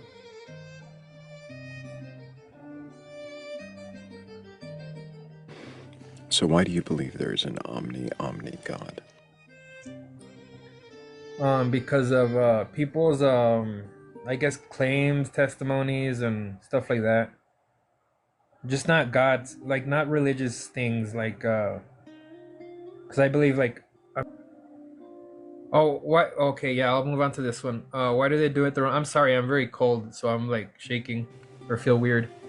But I think they do it the wrong way because like they kind of like either half-ass it or they pick and choose or they do it their own way, and they don't really stick to like the scriptures and like how it's actually supposed to be done. But then again, how it's supposed to be done? Because like for example, Christianity, like I guess Christianity does have a point because they do forgive sinners, and it's not realistic for everybody not to sin. And it does say that everybody's a sinner, and like faith saves you, and then Catholics say works. But basically, damn, just Are you kind of forgetting the questions each time you start? Oh yeah, no, you said yeah, dude. Honestly, yeah. I'm talking too much. Let me see. Try to like take 5 a beat. seconds. Yeah, try to take a beat between the question and the answer. Yeah. So you give it a moment for the question, even if it helps. Sometimes just say the question back to make sure you understand it. Yeah. Like, if I said, does an omni God potentially contradict itself? You might ask that back to make sure you heard it right. Does an omni God contradict itself? I said potentially, but yeah. Potentially contradict itself. Does an omni God potentially contradict itself? I mean, yeah, in a way, because he's like everything. He's like, there's nothing that he's not. So then he'd be all evil, all good. He'd be all up, all down. Yeah, that's a good way to put it. All knowing, all ignorant. Yeah. All loving, all hateful. Yeah. It's kind of more than that too. Can a contradictory thing like that actually exist? I mean, I think, yeah, because there's paradoxes that are real in real life. Can you give me an example? Let me see. Damn. I forgot what it's called, but it's like, oh shit, damn, yeah, you're kind of right, yeah. Can a paradox exist and still be true? I don't know. I guess it defines like what you say is true. Like it still exists. Just because it isn't true doesn't mean it doesn't exist. And it's also kind of not true or false, but it still exists. Right, so all existing, all non-existing. Yeah. Your God exists as much as it doesn't. Yeah, in a way, yeah. But like non-existence doesn't really exist. Like real nothing doesn't really exist. It exists in concept. Like you can think of nothing and it becomes something. It still needs something. Are you saying that non-existence is the one thing your God can't do? I guess, yeah, in a way, damn, yeah. Doesn't that make him not omni? I guess he can do it, but like, I don't know. I guess if there's anybody who can do it, is him. Yeah, you're right. I kind of saw how like nothing. That's not what possible. Yeah, how is that possible for God to? Yeah, I can't see how it's possible. I can't see how it's possible. I'm assuming it's possible, but I mean, I guess I can't see how non-existing exists. But is nothing the same as, like, the thought of like truly nothing the same thing as an individual thing not existing? Damn, I guess, yeah. Well, I thought like thinking of nothing isn't a thing as something non-existing because it doesn't exist, so there's no trace of it. You can't even think about it. Like I'm sure there's a word in science that I have no idea. Oh, that's kind of different. Like there's something in science. There's like a fancy word that I have no idea of. It doesn't exist in my universe. It might exist. I don't know. Damn, I'm getting in like a bunch of rabbit holes and paradoxes. But no, like just to be clear, like try to imagine nothing. I mean, or a good, yeah, like nothing. Like you're still like can't imagine nothing. No matter how hard you try.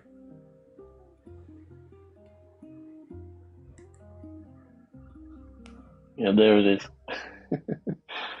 What the fuck is nothing? Wait, what'd you say? Yeah, I'm just commenting on Thrayle. He was changing the prompt to this. Yeah, I liked it.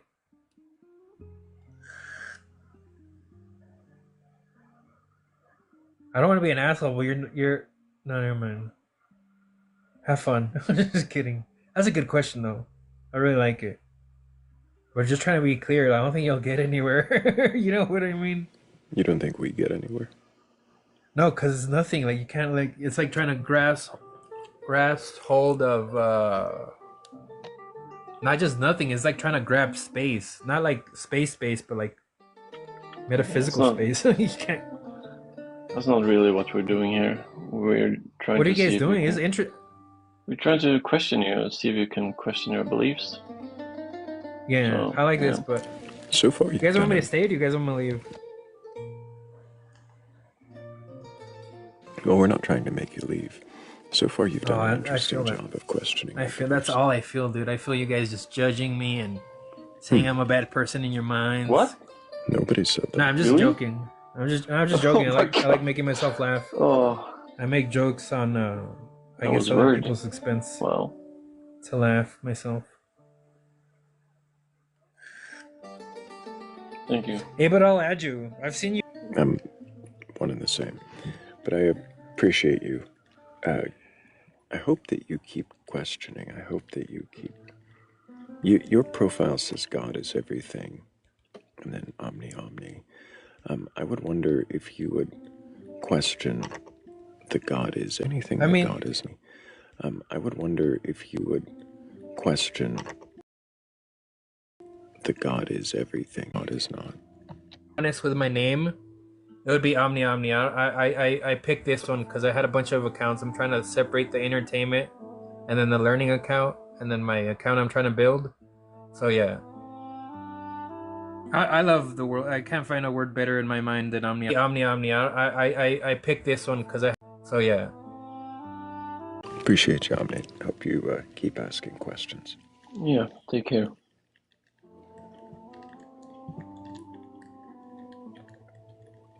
That was interesting. It was interesting, yeah.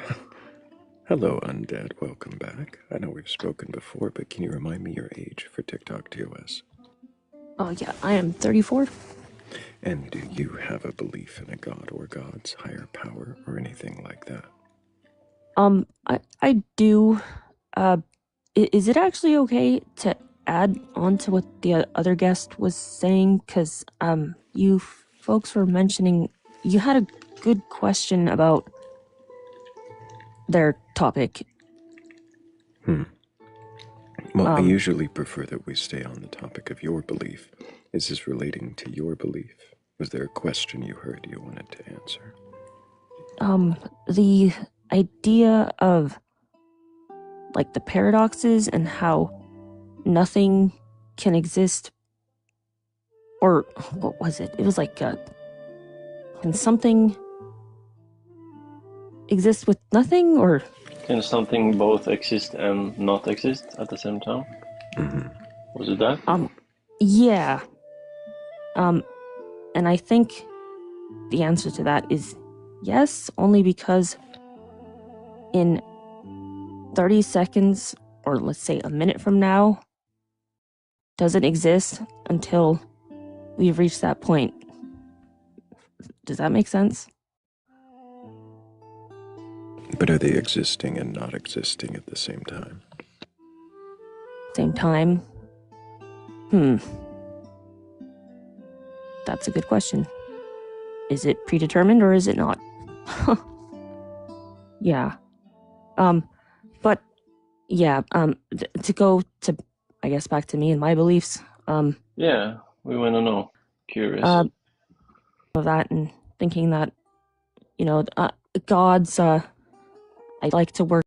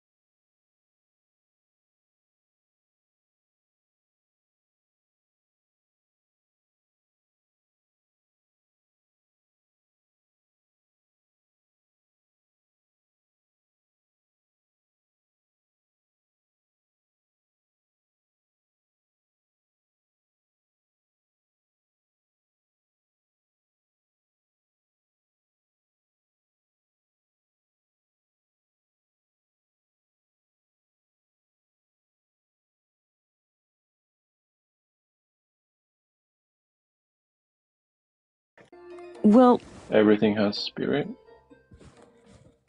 I don't know for certain. It is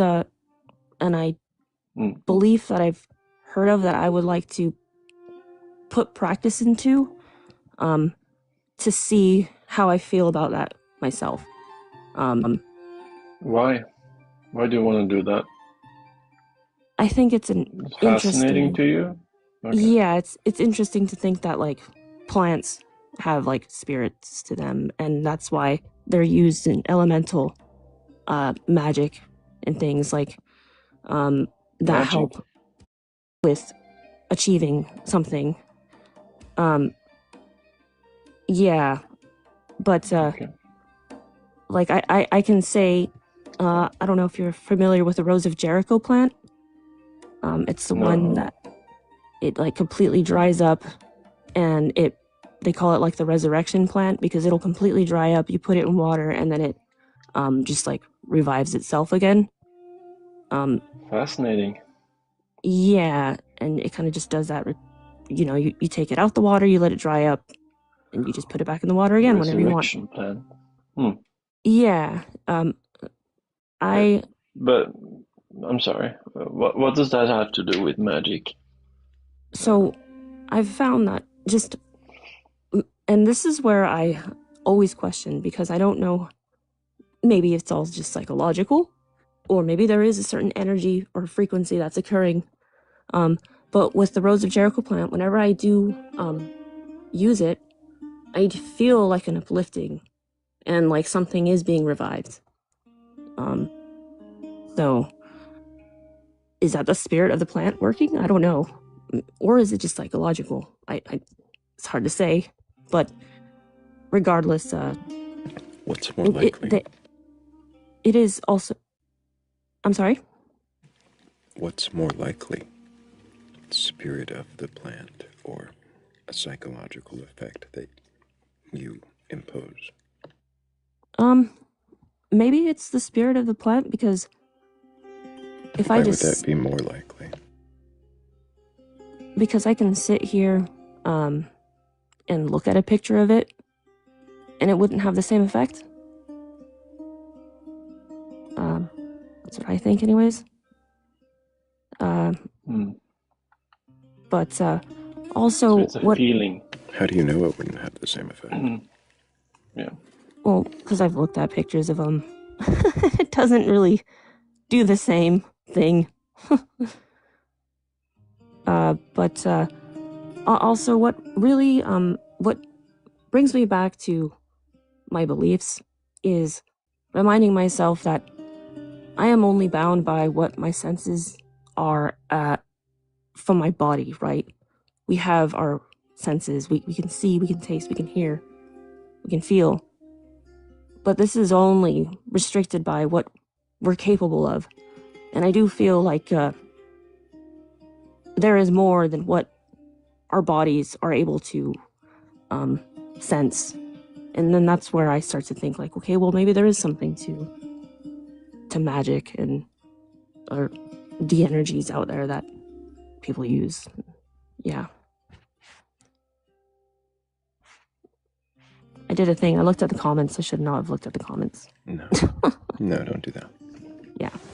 Threw me off. But Ignore so them. I just wanted to add that. Undead, what is magic? I feel like it's, to me anyways, it is using like outer and inner work for achieving certain goals in your life, but with like nature. But I guess achieving goals in your life with nature. Yeah, but like not just nature. I guess that's where I would go back to the elements of stuff, but within yourself, like with the spell work, which would just be, I have just found that whenever I have written things down or really try to affirm myself with words and written things. It just helps create an outcome. So it's yeah, that to me is kind of what magic is, but setting goals for yourself that you can materially achieve. At least that's how I use magic. Yeah. Go ahead, Sebastian. Yeah. So you said you believed in witchcraft, right? Do you believe you can like throw spells on people, like curses, and like if you hated me, you could like print out a picture and have some stuff like do a ritual and and do curses at me? That would work somehow. There are practitioners out there that swear that they have done things like that. Personally, what do you believe? Attempts at doing it myself haven't been successful. Your attempts? Oh, you have tried to curse people? Yeah, but wow. What was that? No, I just said wow. Well, yeah, Seems I mean, kinda, yeah. They were really shitty people that really were causing a negative impact on others' lives. Yeah, that's not really the point. I'm just asking, do you think that stuff works in, like, that you can have an effect on people like that? Like in the spirit or whatever? I don't know. But when you tried it, it didn't work? Correct. Okay. Is do no harm part of your rule set philosophy? Nope. That is definitely, it's not. No Wiccan read. No, I don't think that it comes back to you or anything like that. No. Like karma? Is that what you're talking about?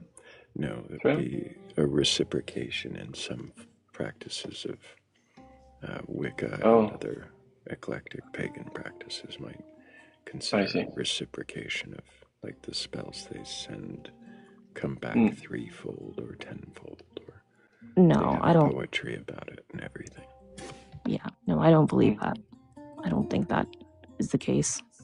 But I haven't been successful in mine. So, but I also had a lot of doubt in it, and there is the, believing you have to really believe it. Yeah.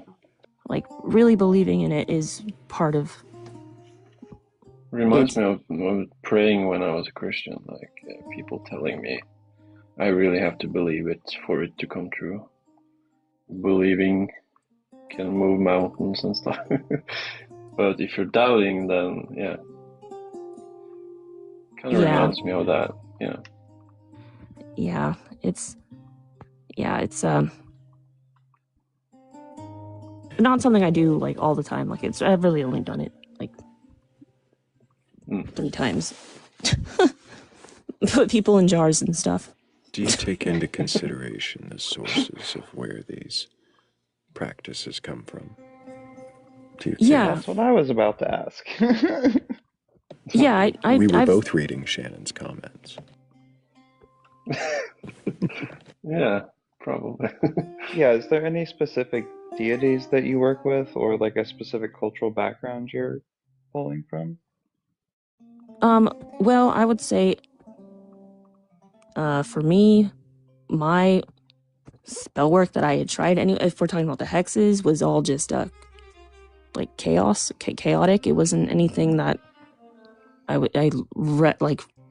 wasn't voodoo or any closed practice or anything like that. It was all my own ideas by but I work with, if the deities that I am close with is Santa Muerte. She's like the personification of death. she's very known, I guess, in like Mexican culture. Yeah, I'm familiar. Is it that background that you're a part of, or how are you connecting with the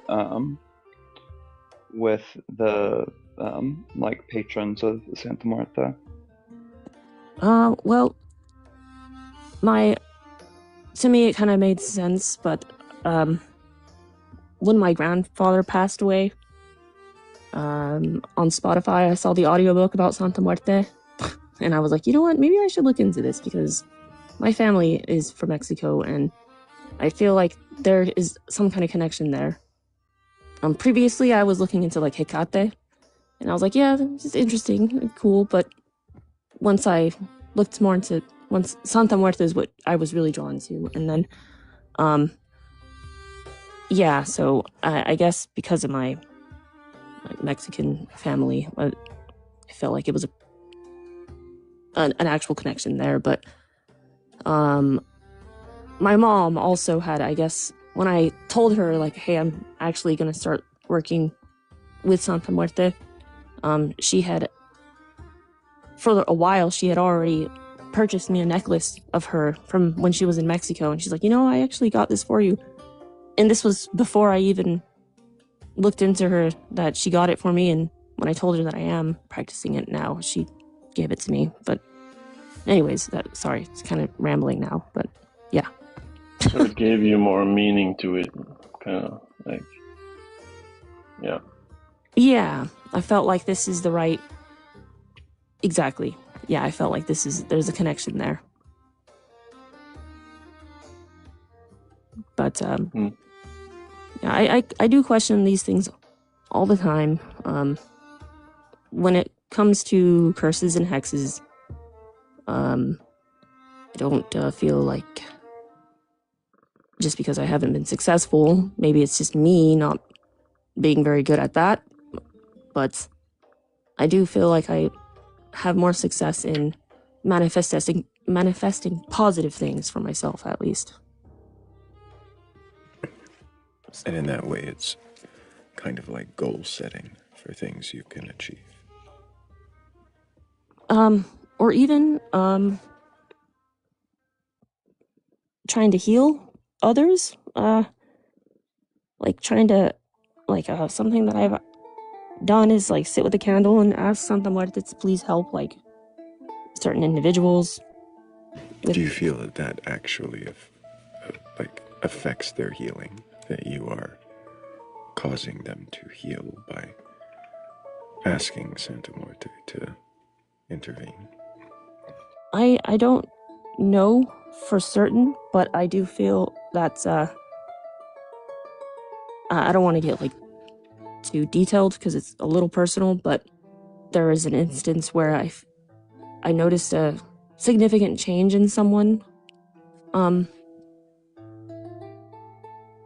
and I really leaned on her for guidance and help in getting them to kind of realize certain things. And I don't know, maybe it was nothing from that. Maybe it was subtle changes I made in myself that helped. I don't know, but they definitely changed for the better. Why do you think that is your intervention that caused that change and not just them recovering naturally? It wasn't so much of a recovery. It was just a change in their perspective and attitude, if that makes sense. So you prayed for them to change their perspective. So God or your goddess changed their will. That's kind of how I see it. It sounds crazy, but it doesn't. It's not about whether it sounds crazy. It sounds like you're saying that your goddess will intervene on someone else's thoughts or will and change their minds, change who they are, based on your wanting her to. Or maybe, because I don't know so much about how much it can be an effect into their direct mind or whatever, but maybe just the right influences outside of them happened to help push their perspective. Then why do you think that she would have anything to do with it? Because that's what I was leaning with, I guess, because that's who I was leaning towards. Do you think you were the only one in this person's life who wanted them to change this perspective? Well, yes, because it's, I don't, God, at the expense of sounding, it has to do with my relationship, yeah, like it, with my boyfriend, so yeah. It's very, yeah. I feel like she helped. To clarify, in your relationship with your boyfriend, you have had your goddess change who he is so that he would act a certain way for you. Yeah, I guess so. When you summarize it like that, yeah. Well, not act a certain way, but come to certain realizations or understandings. Do you not think that you could have in any way influenced his change aside from using your god? I do, like, definitely. It very well just be the case, but I will say that confiding in her helped me get through the struggles, to have the patience, and get through to the other side to see, if that makes sense.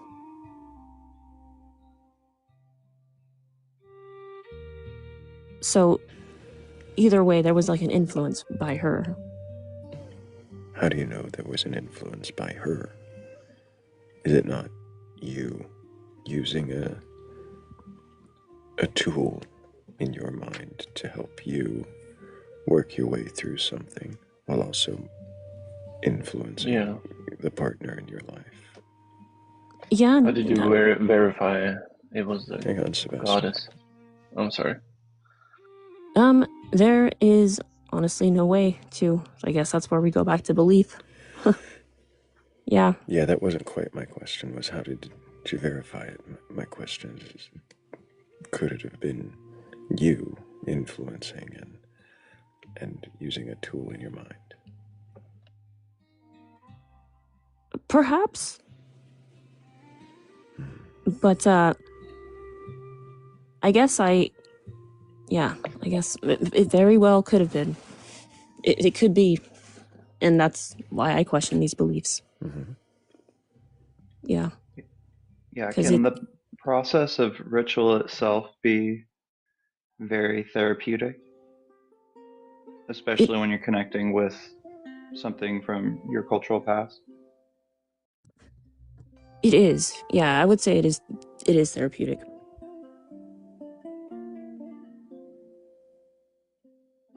But yeah, so that is all I guess I really had to say or add. I do go back and forth in wondering if it's all just purely psychological or if there is something beyond us that can help influence things. And in this case, worshiping a deity. Does it matter to you if she's real or not?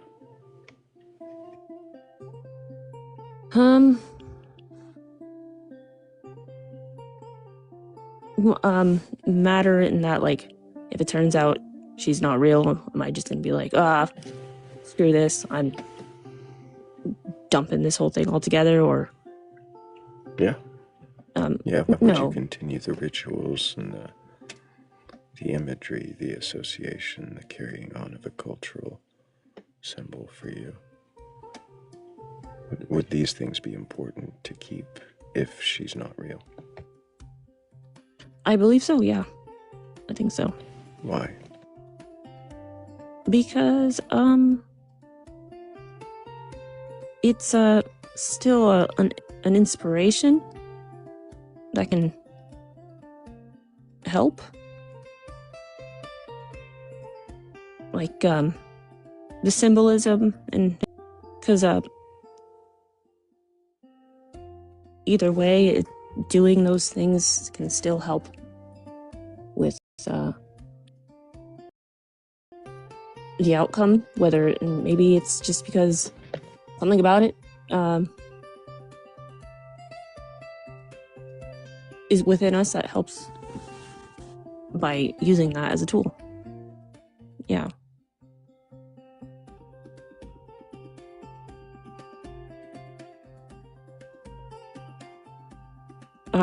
Are we allowed to ask what you believe in? You're allowed. I don't usually answer, though, unless it says question the questioner. But go ahead and ask the way you're going to ask, and we'll see how I answer. Oh, are you atheist? Some people might use that word. It means different things, so depending on what you mean. Maybe. I guess I should ask, do you believe in higher powers? Higher powers, what are those?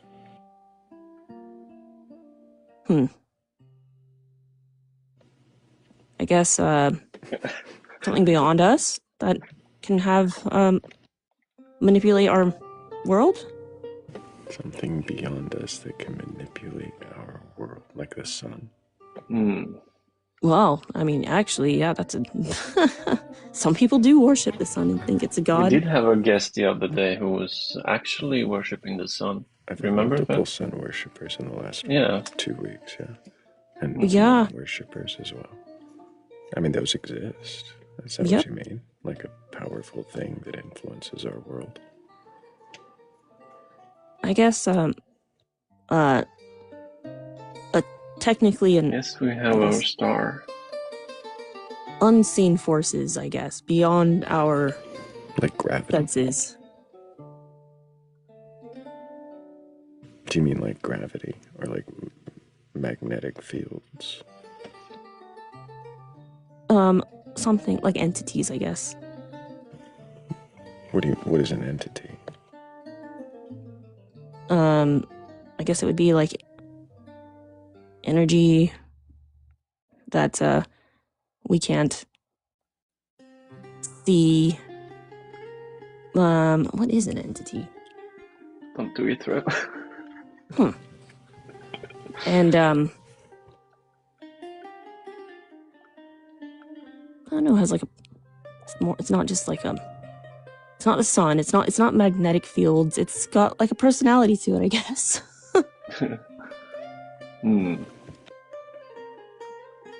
It's not like physics in like something more?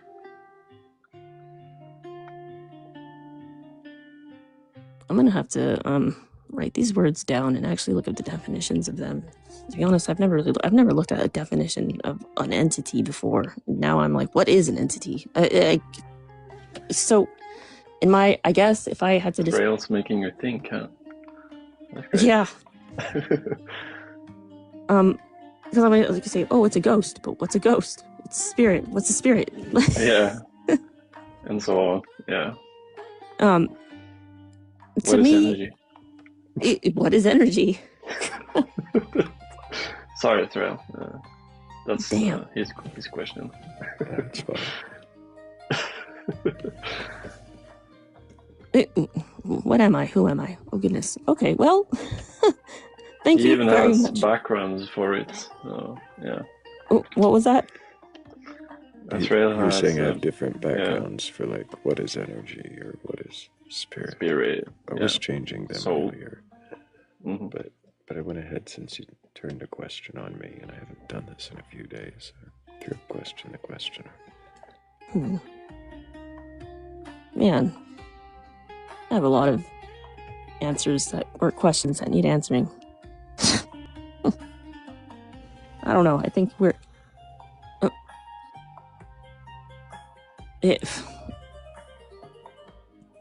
gonna spend our whole life trying to figure it out.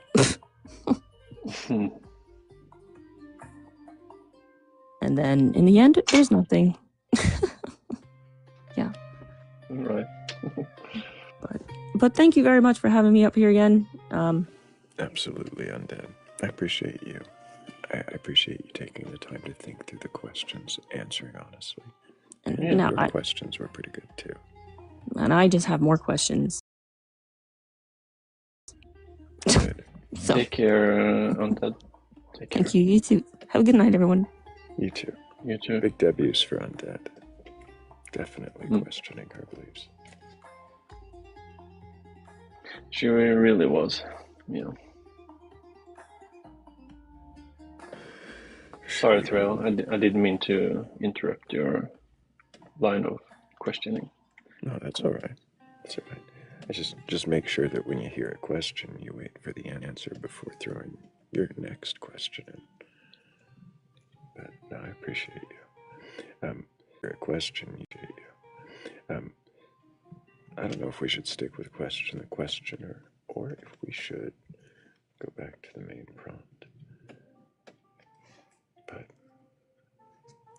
I guess until I decide, if anybody does have, the ability to question their own beliefs and has questioned on this panel before, and you've been waiting for your turn to ask me, well, you've got at least a little while, a few minutes, I don't know, until I change the background to request up and ask your questions.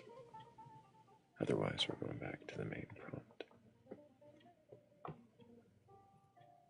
Yeah, that's cool. The cult of Santa Muerte is like in the same family of syncretic religions as like Santeria and Voodoo, so always love to get to chat. And that was our second time talking to Undead. She did very well yesterday. Yeah. Oh, yesterday. I missed that. Cool. At first it sounded like you said cultist, and she was like, no, not cultist. Yeah. And we are now joined by the softest voice. Can I get your age for TikTok TOS?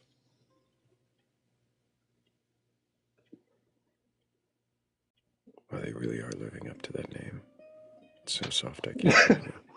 Yeah. They might be sleeping. Hello? That's okay. If they meant to request up, they can certainly try again. I do a quick drop when it seems like they're sleeping, just so they don't have a moment to, snoring. feel more exposed. Yeah. We love the sleepers. Exactly.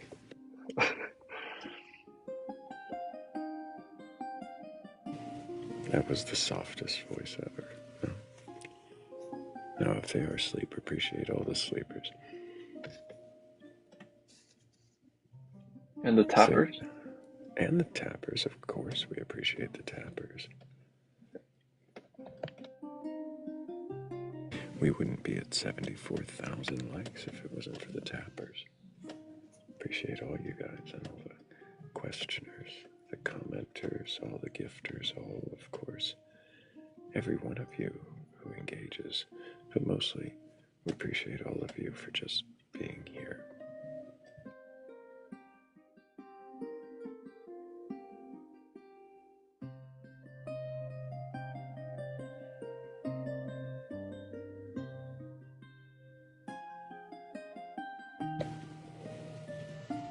H.L. Hines says, how does this live stream work? Well, H.L. Hines, you came in at just the right opportunity for me to swap the background back and say this is how it works. If you have a belief in a god or gods, a higher power, or anything like that, and you're capable of questioning your beliefs, then go ahead and request up. We're not here to debate you or argue. We're not here to tear you down or belittle you. I'm not looking to make you look foolish or burgle your gods. I really am just here to see if you can question whatever it is you believe in, whether it's a god, alien visitation, giant Sasquatch, mermaid, mothman. I don't know, whatever it is that you believe like that, if you can question it, then I would just like to know what it is and why. Or syncretized goddess of the dead, like we just had. Syncretized goddess of the dead. Mm.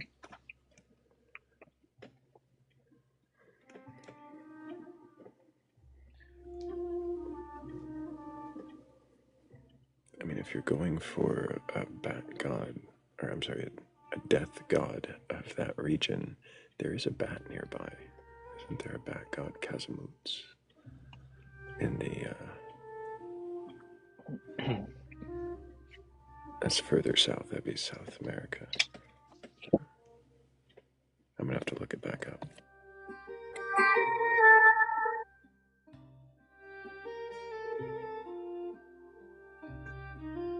Heinz said, does it have to be about divinity?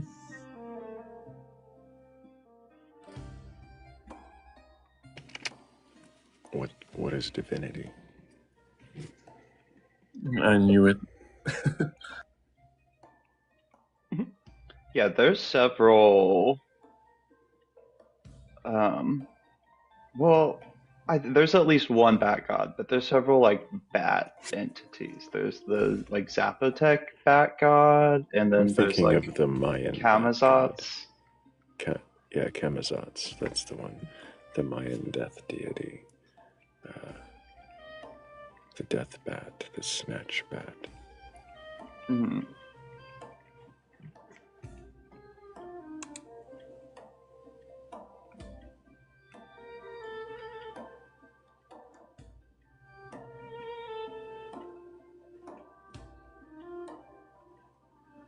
While sometimes linked to Aztec beliefs, he is primarily a figure in the Mayan mythology. Camazotz. That's why I was trying to remember like where in the hierarchy of things they were, but I don't know.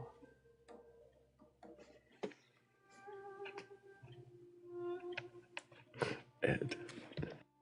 Because I think they're like a death spirit. They like exhale noxious vapors and bring pestilence with their breath.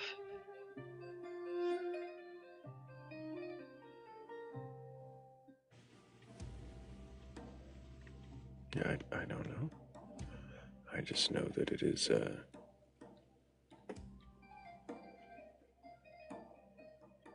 from a Mayan myth.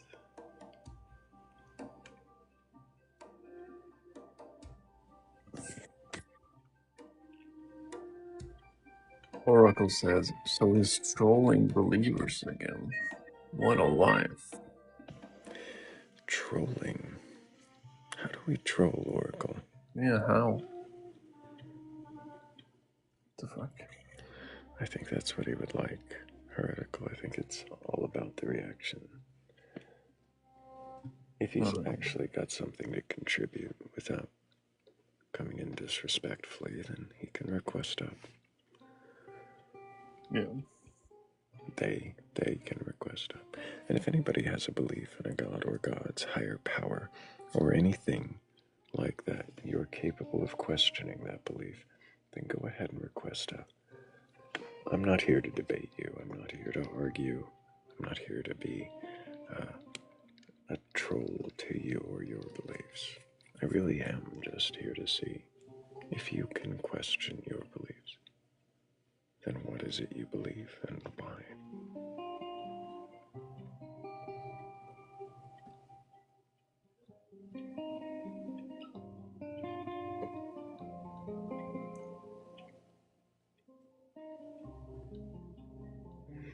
That's an interesting point, Sarek, and why would a god care what believes in it or doesn't?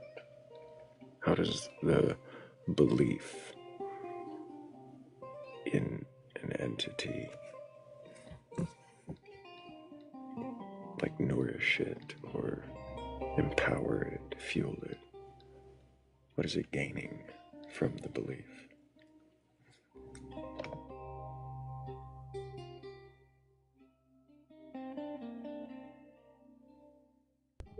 And also, is it watching everything? Is God spying on me? Probably. I mean, I don't like that. Probably. Oh no. Jimmy's been watching a lot of, what is it, Stargate? All hail the Ori. Ori. Ori. What's that?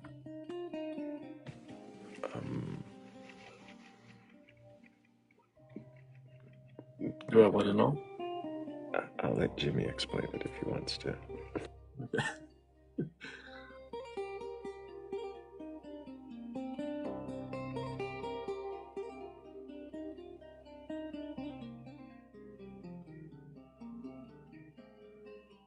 That's a good question, Jimmy.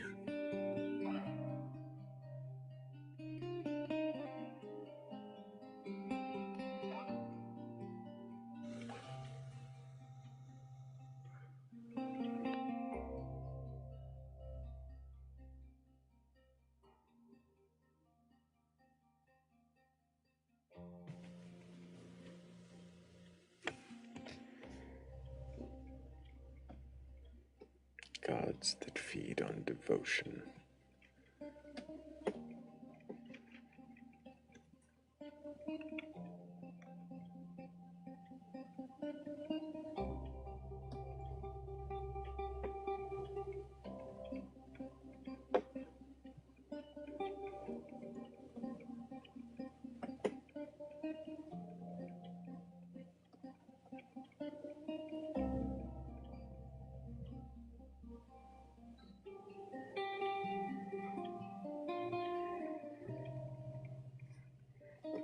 They were basically ascended aliens that demanded worship.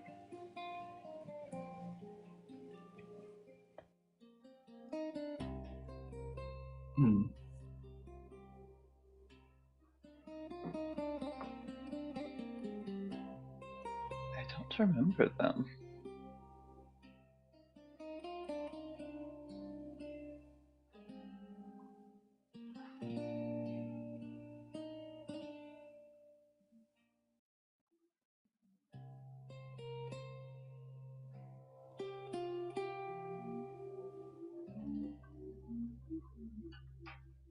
Somehow, worship increased their power and influence as ascended beings.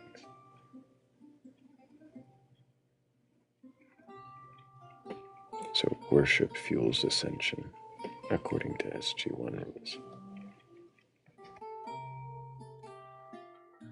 Are they who built Atlantis? That sounds like a sidestep, but that's actually just internal to the world of Stargate.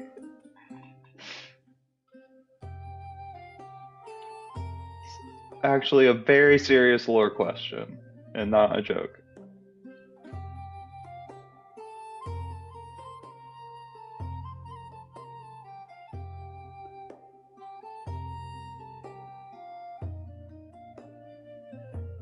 No, another race known as the Ancients.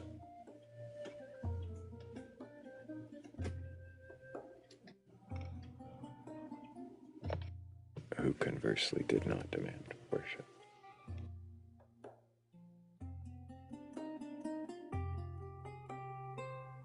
Oh, I see. The ancients came from the Ori, but the Ori are not the ancients.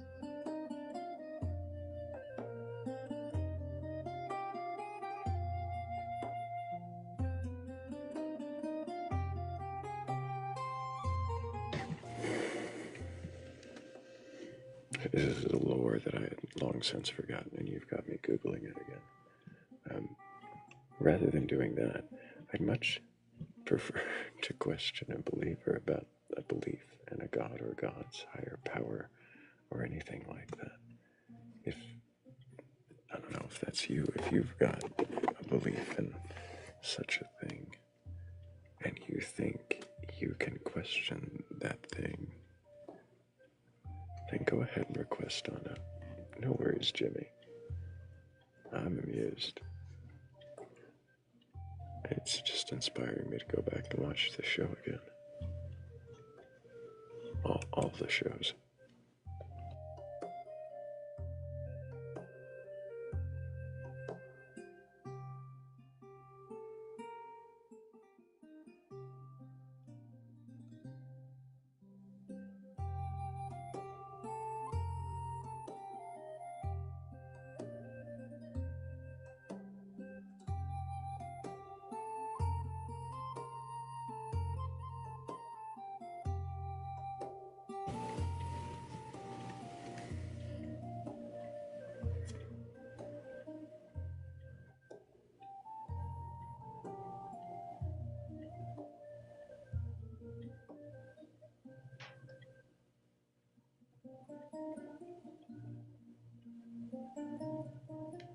Oh, it is confirmed that thing that I saw, Firefly, is coming back.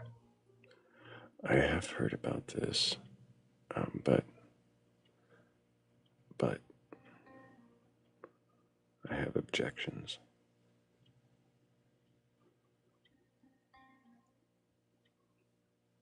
I haven't looked that much into it. Let me live in ignorance for a little bit longer.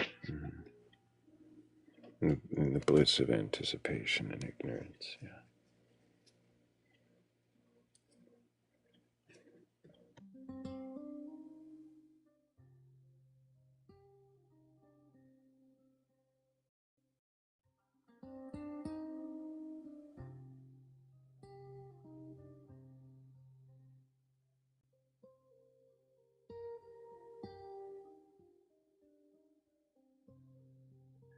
As long as they bring back the like vaguely psychic girl, or like I can't remember if she was psychic or she was really good at fighting, but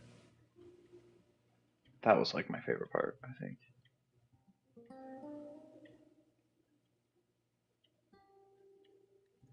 I'm sure they'll bring her back. She was one of the main characters. They'll bring them all back, except the question is, what about the ones that didn't survive the movie?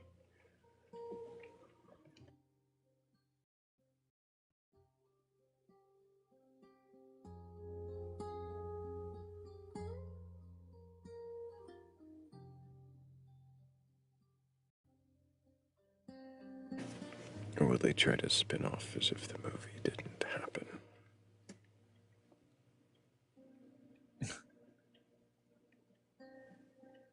That would be ridiculous.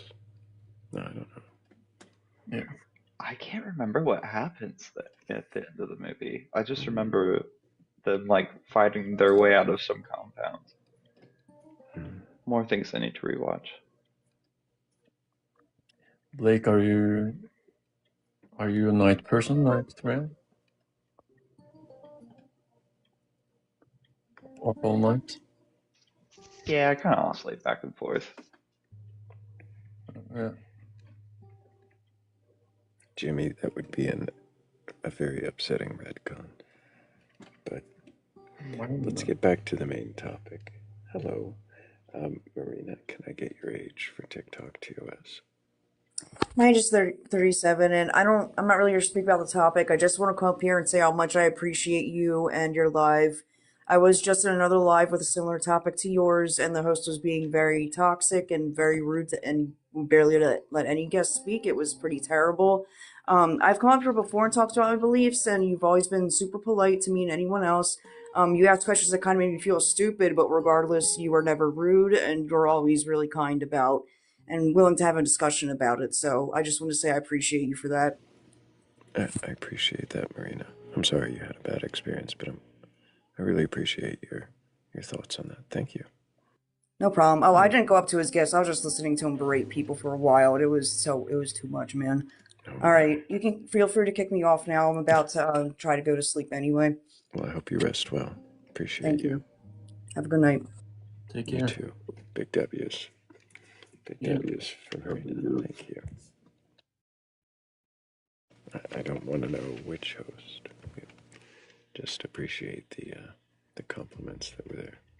We do try Oh, to I be do, but I'm respectful. messy, so don't listen to me.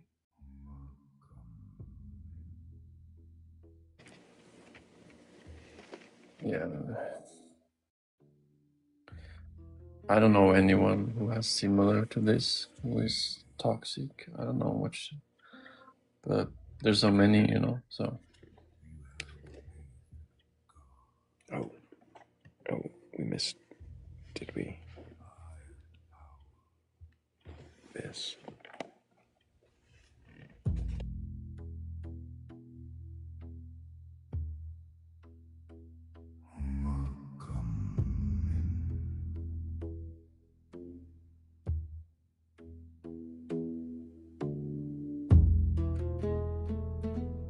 Can you question your belief?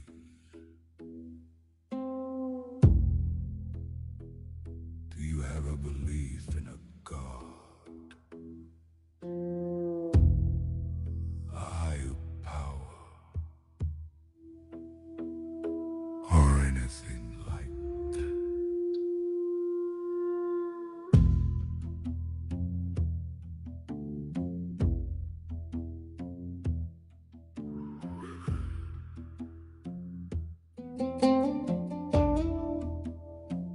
request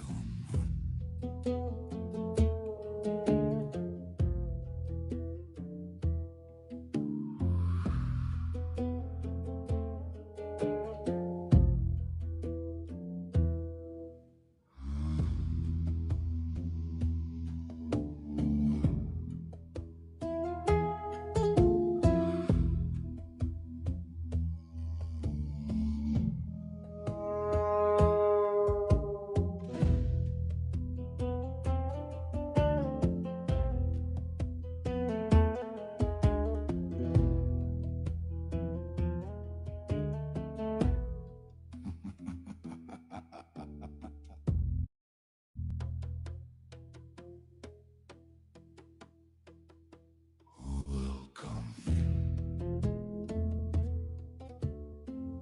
Can you question your beliefs? Do you have a belief in a God? A higher power? Or anything like that?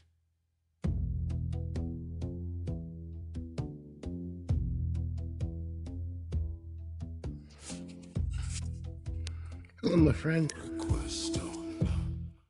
Hello, Phoenix. How you doing? Pretty good. I want to know if I can flip the script on you today. You know what? I don't think I've ever let you do that before, so, yeah, I've asked you questions probably a half dozen or more times. Okay. So, have you ever held a belief in a god or gods or higher power?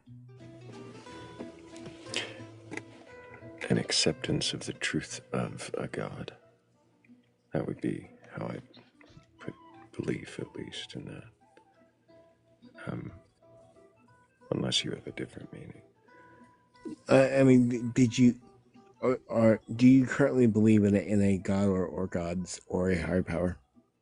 No. Okay. Did you at one time? I don't think I ever have. No. Okay. Curiosity.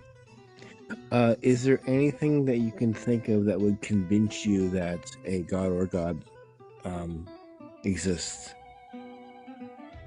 The problem with that is that anything I can think of, I can also think of some explanation that might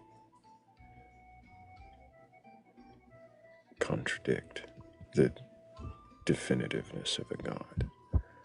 So I would imagine a god would know whatever it is that would convince me.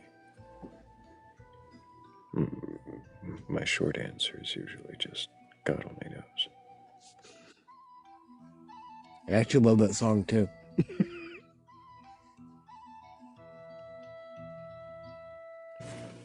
So, I'm going to ask you one more question and just kind of sit with it for a second before you answer, if you don't mind.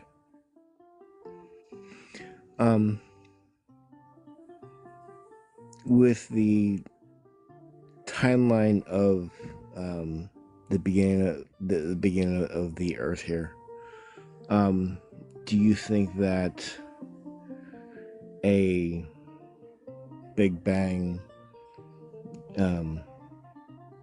makes sense? In a, because things going from chaos to order is kind of backwards of how things normally go.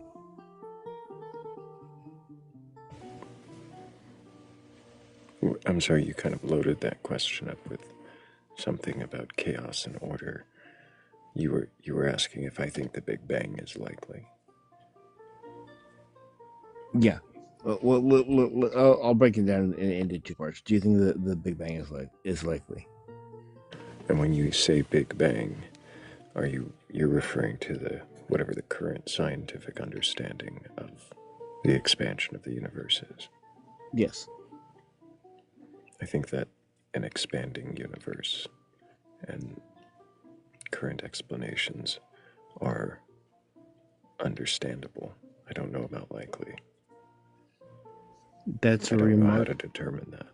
That's a remarkably well thought answer. I appreciate that. For me personally, and part of this is I believe in God. Can we question you? Just say I'm gonna ask one more question, my friend here. And it's we know that things generally go from order to chaos. Do we? How do we know that? So your law of thermodynamics. The second law of thermodynamics. How does that? Yeah. Like, how does that entirely? How is that defined? Are there certain stipulations within it about? I'm not aware of that. I may need to look further into that. Like, it might be describing a certain kind of system or something, right? Yeah. I'll need to look into that further. And is the law meant to subscribe to things outside of thermodynamics? Okay. I'll look into that myself. Mm-hmm. But I appreciate you being willing to take the questions that you. Absolutely. Yeah. And I'll take more if you got them. I only, if it ever seems like I'm dodging, I really am seeking clarification. Cool. I think, like I said before, when you and I have our conversations, I don't feel as if it's like I'm going to go ahead and nitpick until you go ahead and think the way I do, because I don't think that's your goal. I think your goal is to go ahead and have someone question what they believe to either understand it better or to wrestle within their own minds to go ahead and see what's going on. I have to. I really appreciate that, and I have to answer a question from the comments. I think you see it too. Bitter truth. Yeah, man. Why? Huh? Why would you think that I worship Satan? That's one of the. Okay, so usually can I I get go ahead and accused take of this being one? Satan. I'd love to go ahead and just. I need to. I need to answer this. If you The don't Christian mind. perspective. Okay. Yeah. Bitter truth. Are you outside your freaking mind? Okay. Nothing in his profile says that he is either an atheistic or theistic Satanist. Go ahead and look up those definitions first. So if you, let's take a look at your profile real quick. You're a believer in Christ who thinks logically, okay? So do me a favor, go look up 2 Timothy chapter 2, verses 24 through 26. Read that, and then come back. I love Spicy Phoenix.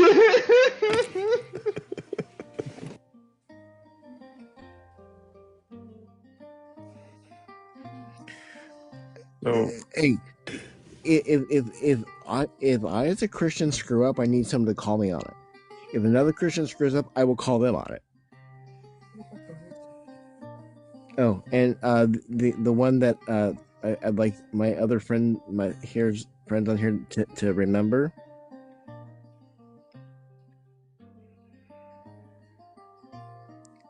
Go ahead and look it up, Bitter Truth. But Thrayle or Blake, if you ever get a Christian who's being a jerk, ask them to look up Job 13:5, and I'll give you the quote. It says, "For you to be altogether silent, for you that would be wisdom." Basically telling him to shut up. Shut up, you look smarter. I usually just, because of the nature of what I'm doing, refer them to 1 Peter 3:15, and it just reminds them to calm down a little if they care about or know the scripture. I actually like 1 Peter 3:15, and that's one reason why I come on here, is because researching the questions that you give me or the things that you ask me to learn about or wrestle with, it helps me to always be ready with an answer. With a hope and what I believe. And there's more right after that, though, right? I don't have the rest of that memorized, but yeah. It'll usually say something like with serenity and there's so many different translations. Hang on, let me grab this one. I think this is the one I liked. But they all basically with gentleness and reverence, or calm and patience, basically. Yeah. 2 Timothy chapter 2, 24 through 28 has that same kind of context. It's like the Lord's servant should not be quarrelsome, but should be gentle, turn away from strife. That you can, I'm paraphrasing because I don't remember it exactly, but basically so that people can go ahead and be instructed gently, and that way they can. You can look it up when you get a chance. Mm-hmm. Yeah, and this translation here, 3:15, says that always be prepared to make a defense to anyone who calls to you to account for the hope that is in you, yet do it with gentleness and reverence, and keep your conscience clear. So I have another question for you, and this is something that you might want to explore just if you want to have a laugh. Have you ever heard of the Gen Z Bible? We were reading it just last night. Yeah, we were reading it on the live. Did you do it on Luke 1? We did not read Luke 1, no. You should read Luke 1. It's hilarious.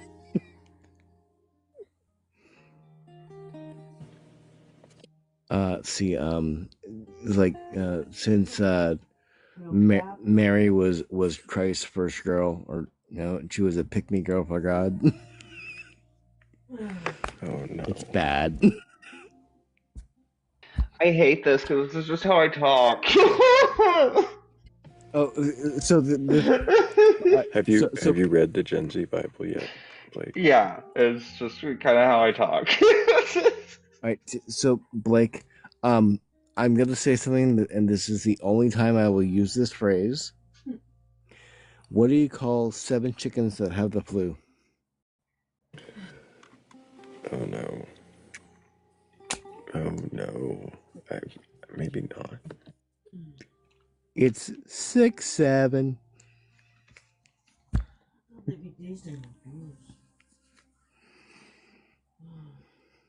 Okay, I'm not throwing around that much brain rot, but I. No, actually, there's a linguist that actually went to go to a group of college kids and translated his speech into millennial and Gen Z slang. I fell off the couch laughing, dude. It was so hilarious.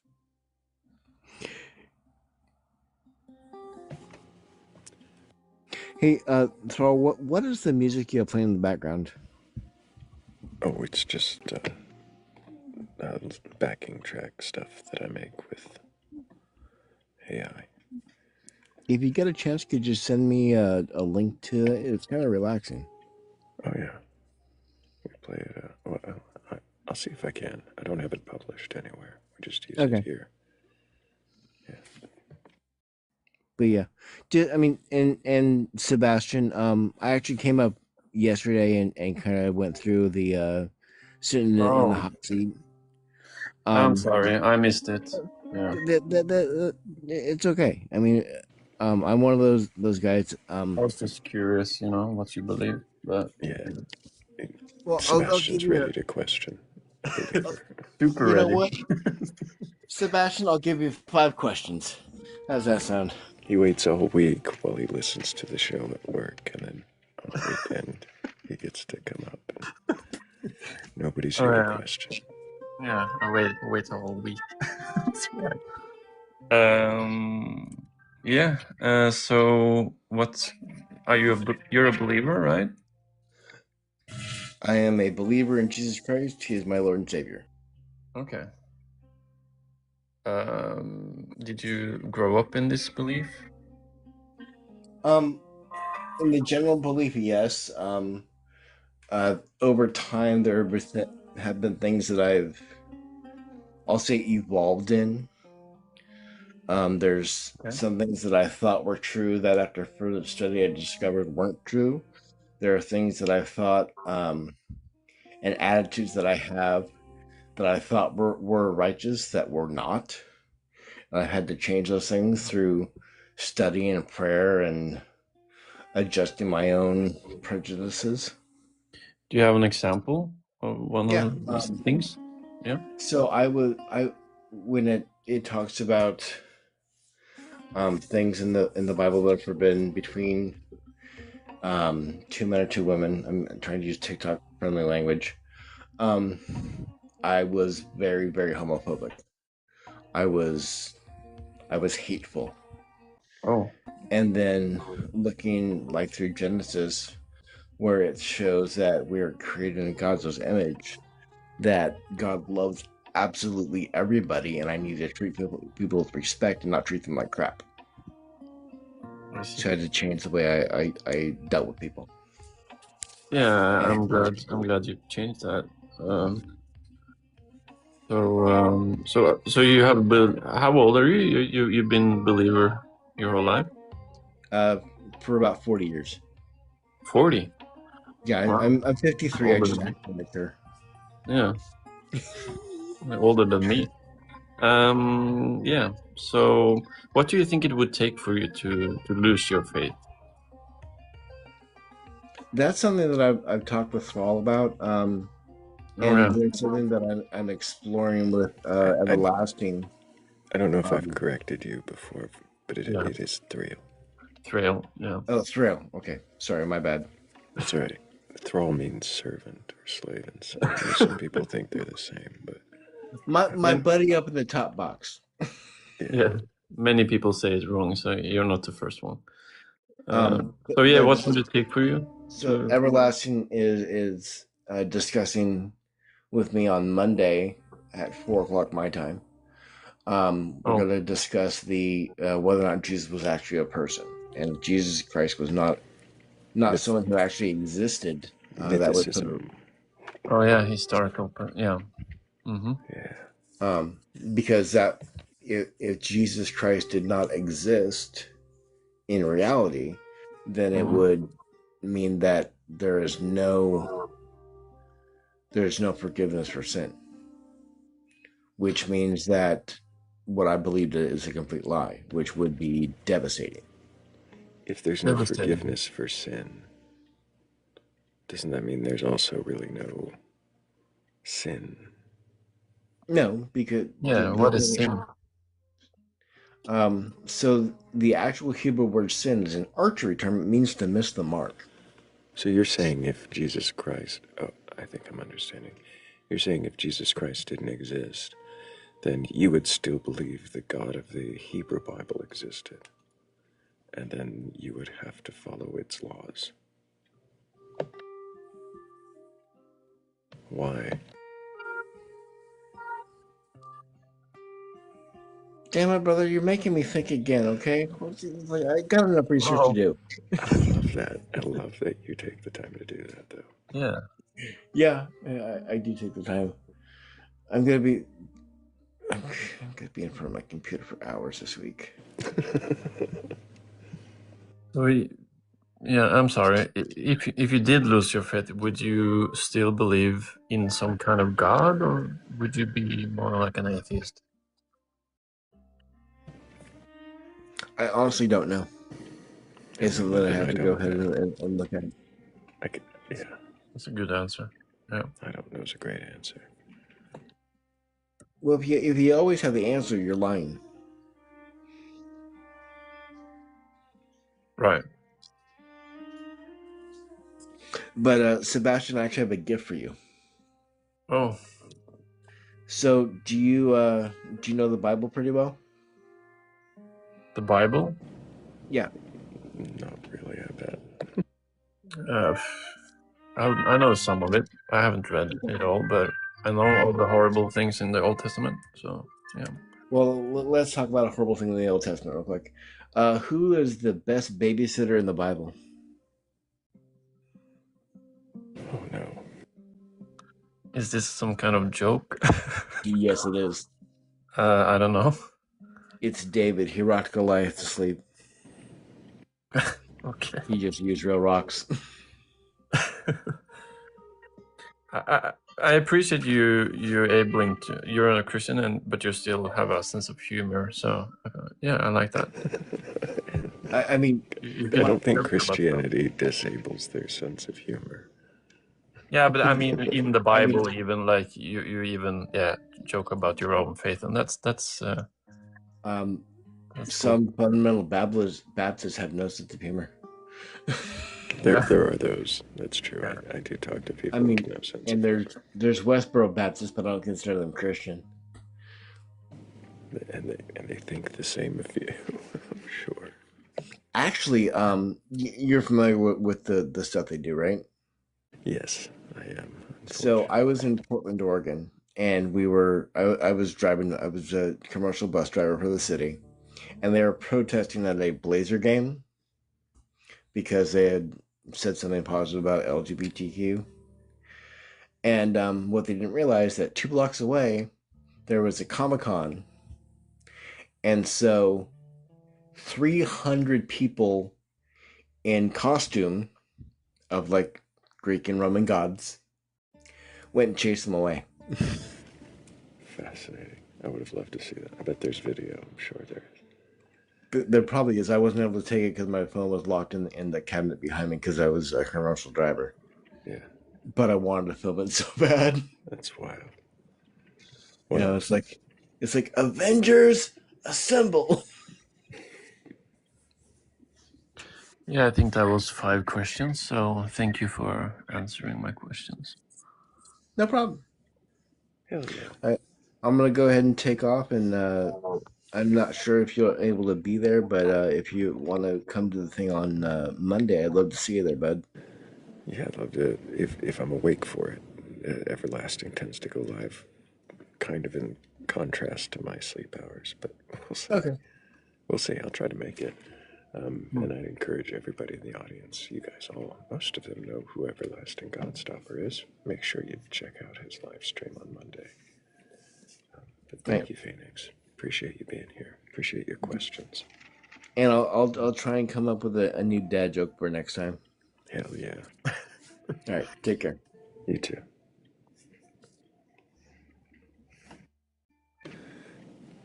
W's for Phoenix. Yeah. He can question his beliefs. It's hard to get him to sometimes. But no, he does a great job.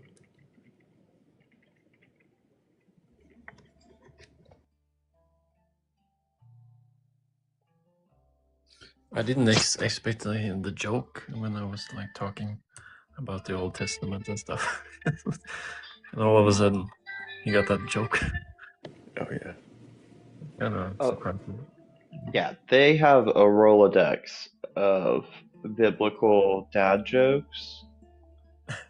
You will hear the same ones sometimes. He doesn't. He's got a lot of them. It's because there's a lot. So yeah. I lose track of them. Other Christians maybe think that's blasphemy. No, not the jokes he tells. He doesn't quite go into like mocking God. He just makes jokes about words used or. Yeah, but I'm sure there are some fundamentalist Christians who will take offense. Possibly. Yeah. Possibly, but I don't know. I think that Phoenix believes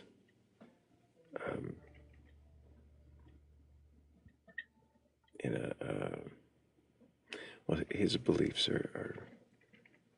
I was about to call him more Christian. I don't know about that, but maybe. I'm not here to tell anybody who's more Christian than anybody. No. Neither.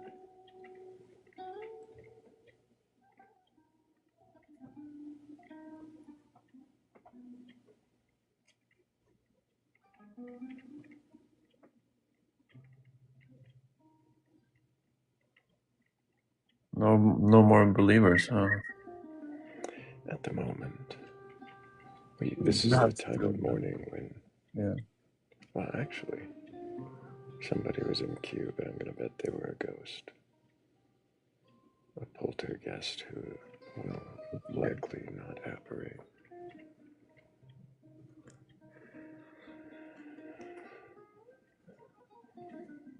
He pulled the questioner out of me.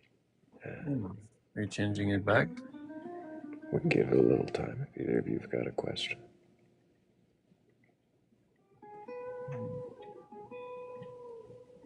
I don't have a question right now. Maybe Blake. You don't know how to question me. Not right now.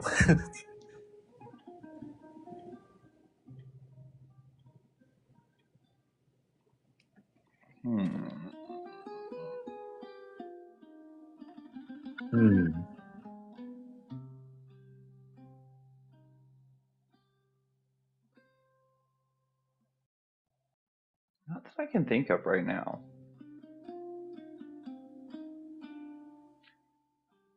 I have to wait until I forget the answers you gave me last time.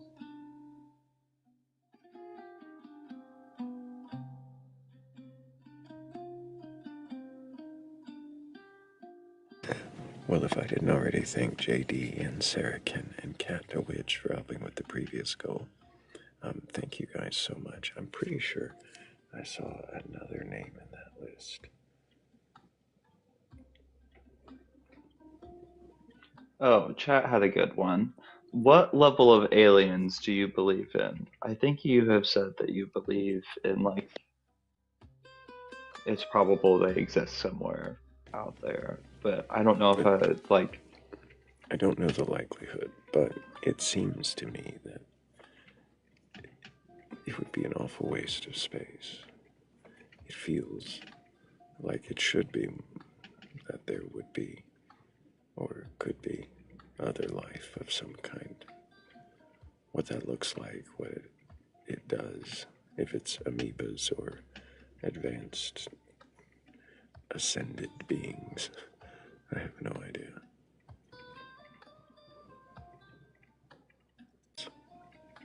I don't know, but it seems.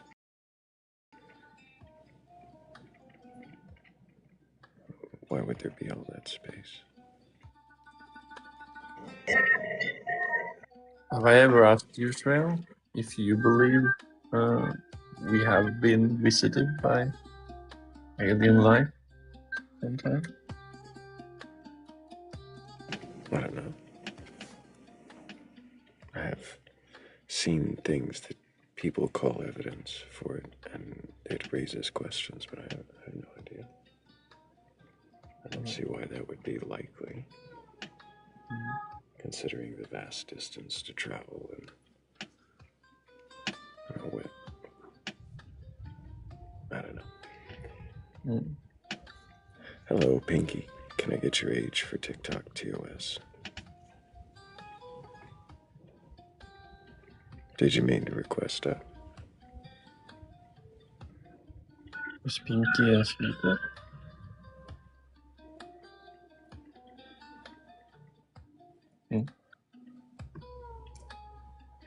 They can request backup if they meant to, but I gave them a moment. Seemed to be a silence.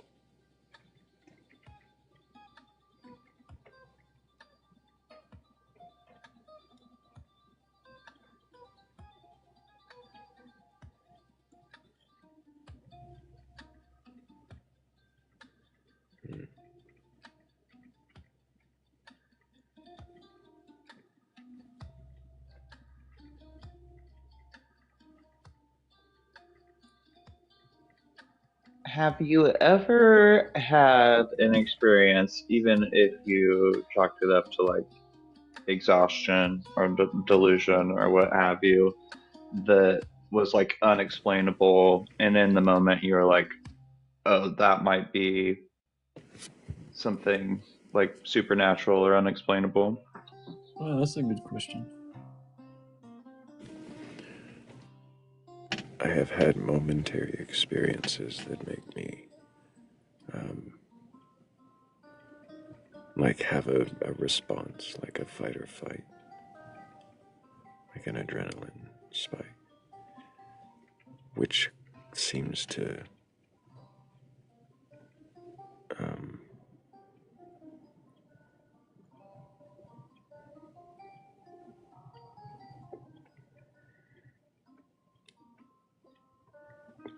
be capable of causing misperception. I've definitely had an experience I've mentioned before on the live where I was young and living with my parents. I say young, I was probably like 19 or 20. I was living with my parents and my brother had just come home.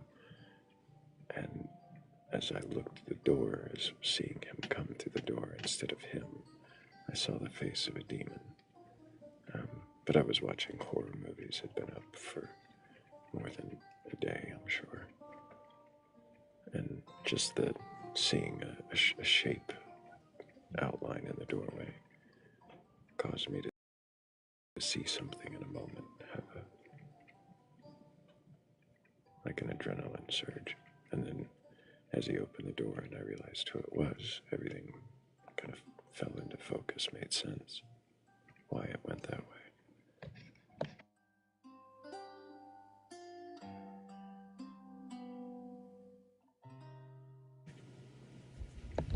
I had a similar experience when I was young, like 10 years maybe. I had played too many video games and maybe slept a little bit. And then I think I saw like a creepy hand through the window, like waving at me. And it scared me. But it looked like a hand from one of the video games. Kind of. So I'm sure it was not real. It was like a hallucination. Oh. I know how you feel. Felt.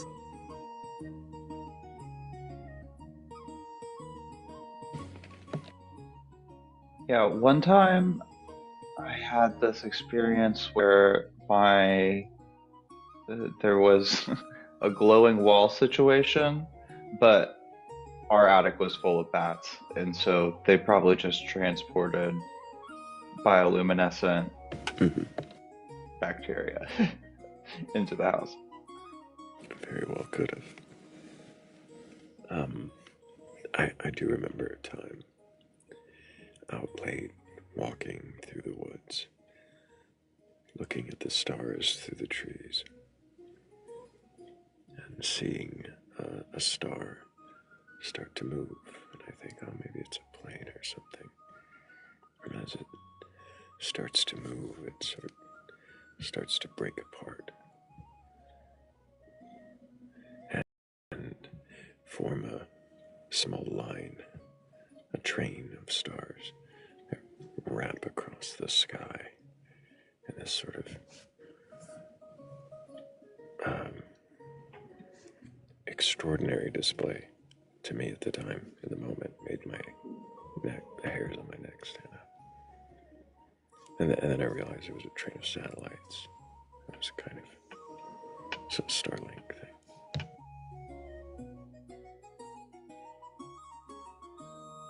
I live near an Air Force base, and they have these giant blimps that look like just a giant silver mylar balloon. And so when you see one flying at night for the first time, your brain just like can't really process what's going on. It kind of looks like an animation of a black hole. And Oh. it's yeah, that has been one of the times I was like, oh my God, there's an alien in the sky right now. Yeah.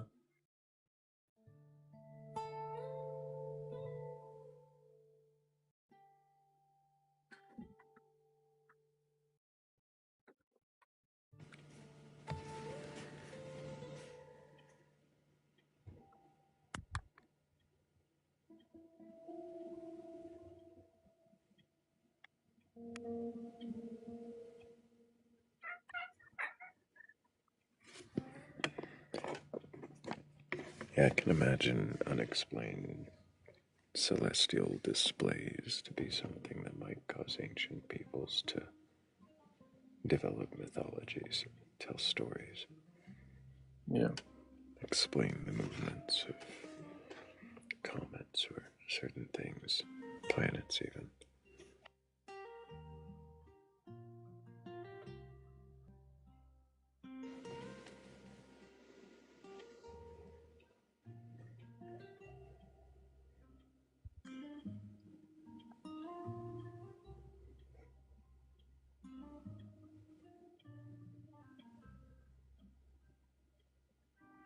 But as we've grown to understand what our perspective is and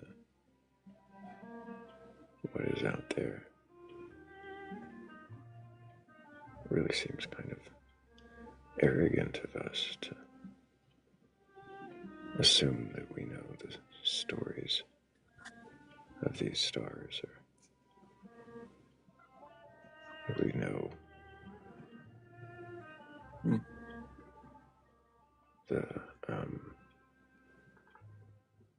the origins of things,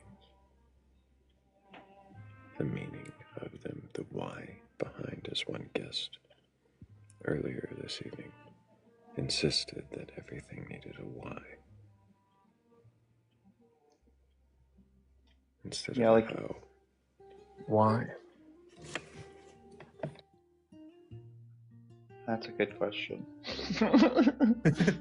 Why does everything need a why?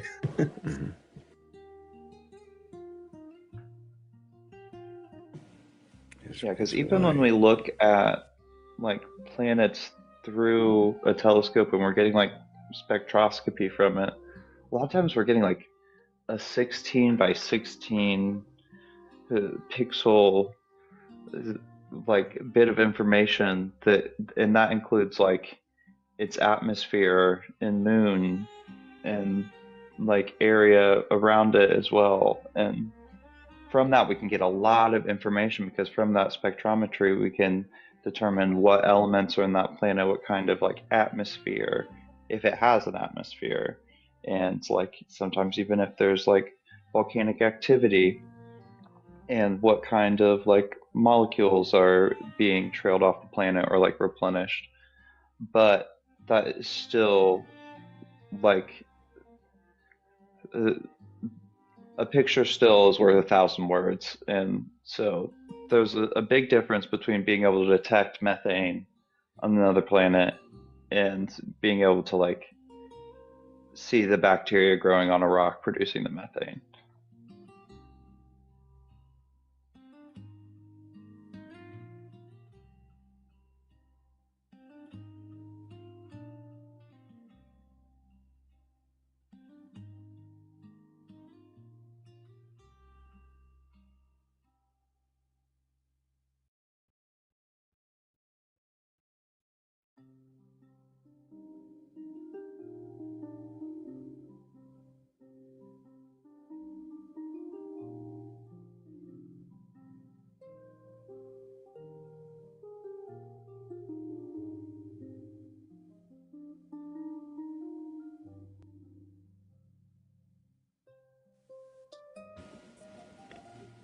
Hello, Melissa Ann. Did you mean to request a? I did. Can I get your age for TikTok TOS? For 30. And I've been here before. I thought you might have. Yep. Do you have a belief in a god or gods, higher power, or anything like that? Yes. So the last time I was on here and last time we spoke, I mentioned how I was raised Roman Catholic, um, and I didn't believe in the Bible, but I did believe in God. And I would have asked Um, you, what is God? yeah, and it's a really good question. Honestly, I don't know. I honestly think it is an all-knowing being that is a higher being. Um, and it's beyond me. So that's what I think. Why? I'm sorry. I don't have like a cutesy answer. That's all right. Why do you think that there's an all-knowing being? Um, it's a good question. Yeah.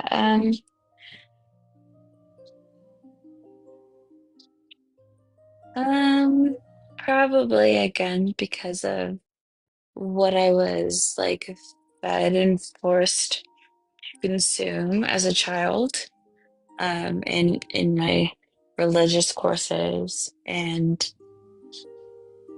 all of that growing up. Indoctrinated? Yeah, I would definitely say I was indoctrinated for sure. And I grew up like very Roman Catholic, and I grew up in a Catholic school. And so, yeah. Um, um, so yeah, I really, I, I I know I know there's a God. I don't know what he looks like. I don't know what he But you calls say to or whatever, but you know there is. What well, I does guess that I mean? I guess I don't know. Yeah, I honestly guess I don't know. I honestly don't know. That's I fair. don't. Yeah. So, I guess it's the comfort of my childhood that I fall back into what I spent so many years in the practice of.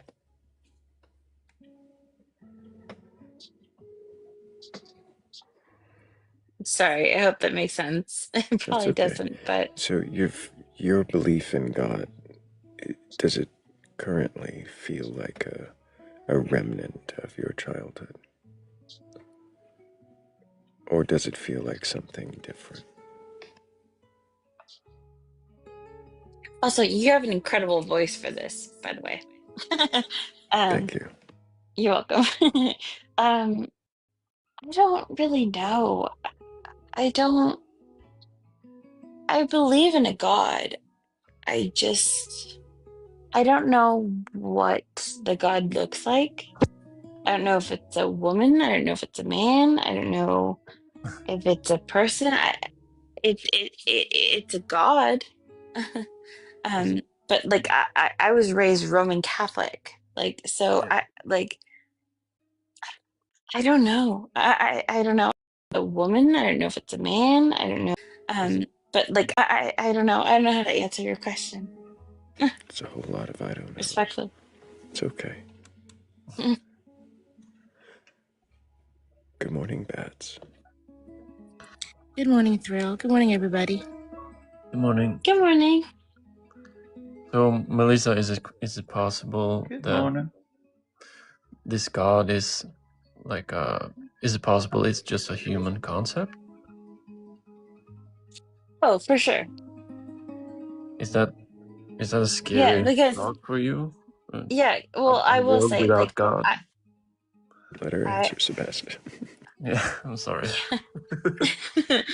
I don't even believe in the Bible, but I believe in God, and I don't know if that's like fear mongered or you know what I mean. I don't know if that makes sense, but Hmm. I, because I went to a Catholic school growing up too, so like we were taught the Bible, but now as an adult, I'm like I don't get it. So, so Hmm. it just to me doesn't make sense.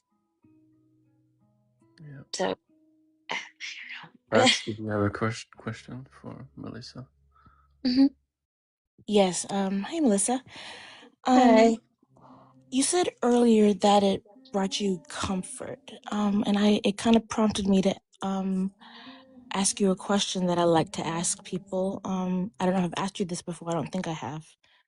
Is it okay if I ask you a question? Yeah, of course. Okay. So, which would you prefer? Excuse me. Which would you prefer? Sorry. Oh, it's okay. Which would you prefer, a comfortable lie or an uncomfortable truth? Uncomfortable truth. Interesting. So you would put truth above comfort then?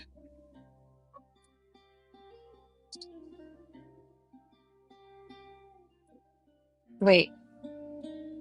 Yeah, I'm not saying your answer is wrong. I'm just asking, clarifying.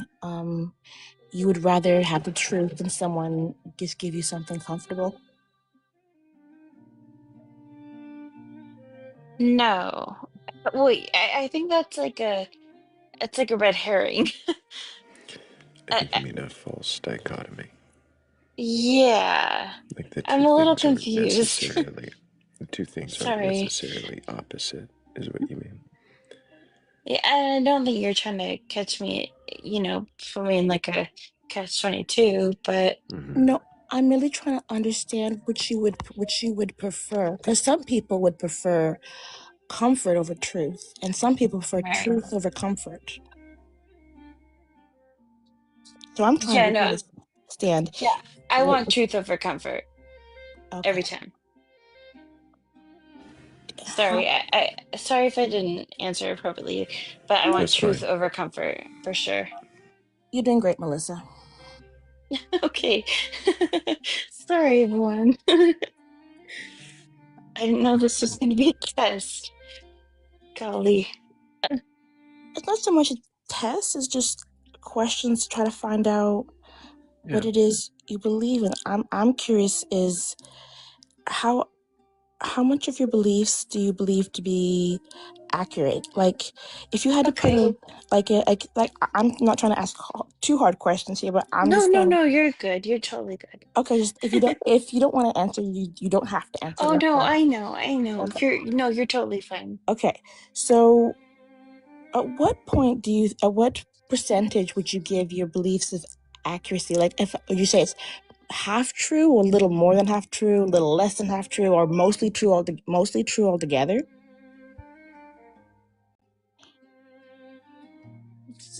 I'm sorry, for what?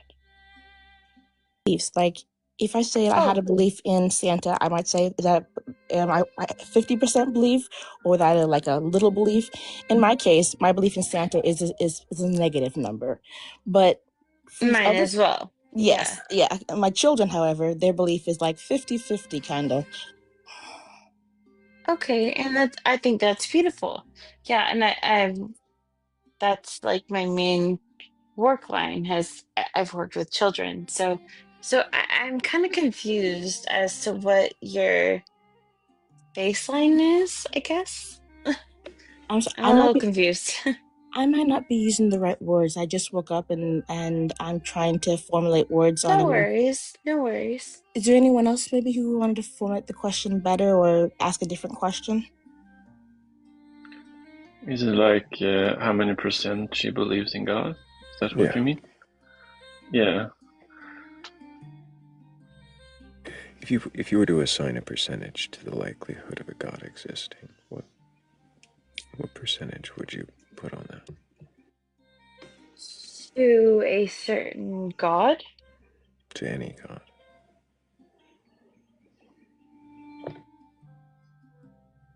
Okay, I'm still confused.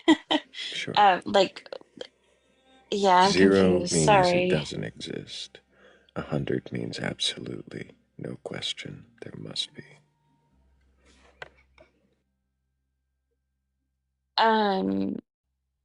Yeah, I believe in a god.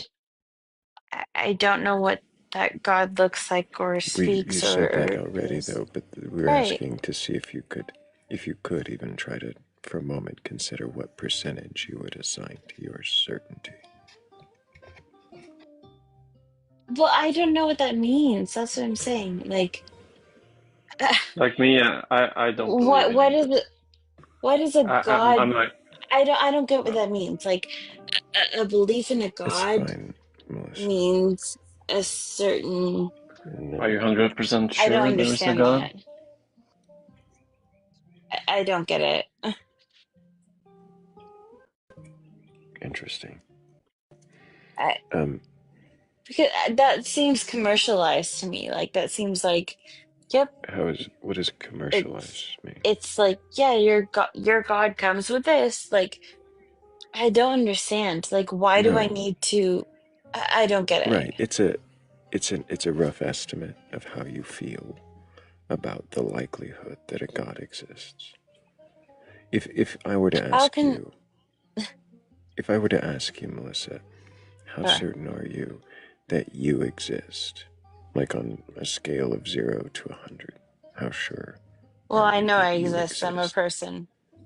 So you would say that's 100%, right? Yeah, right, If you have zero question about whether or not you exist as a person. right, correct. And then if I were to ask you, how certain are you that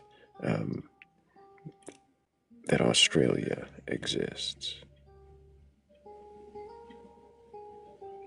on a scale of 1 to 100? I mean, yeah, I guess that would be proportionate to the people that know To you, that and Australia your certainty. exists. And yeah, How certain are you that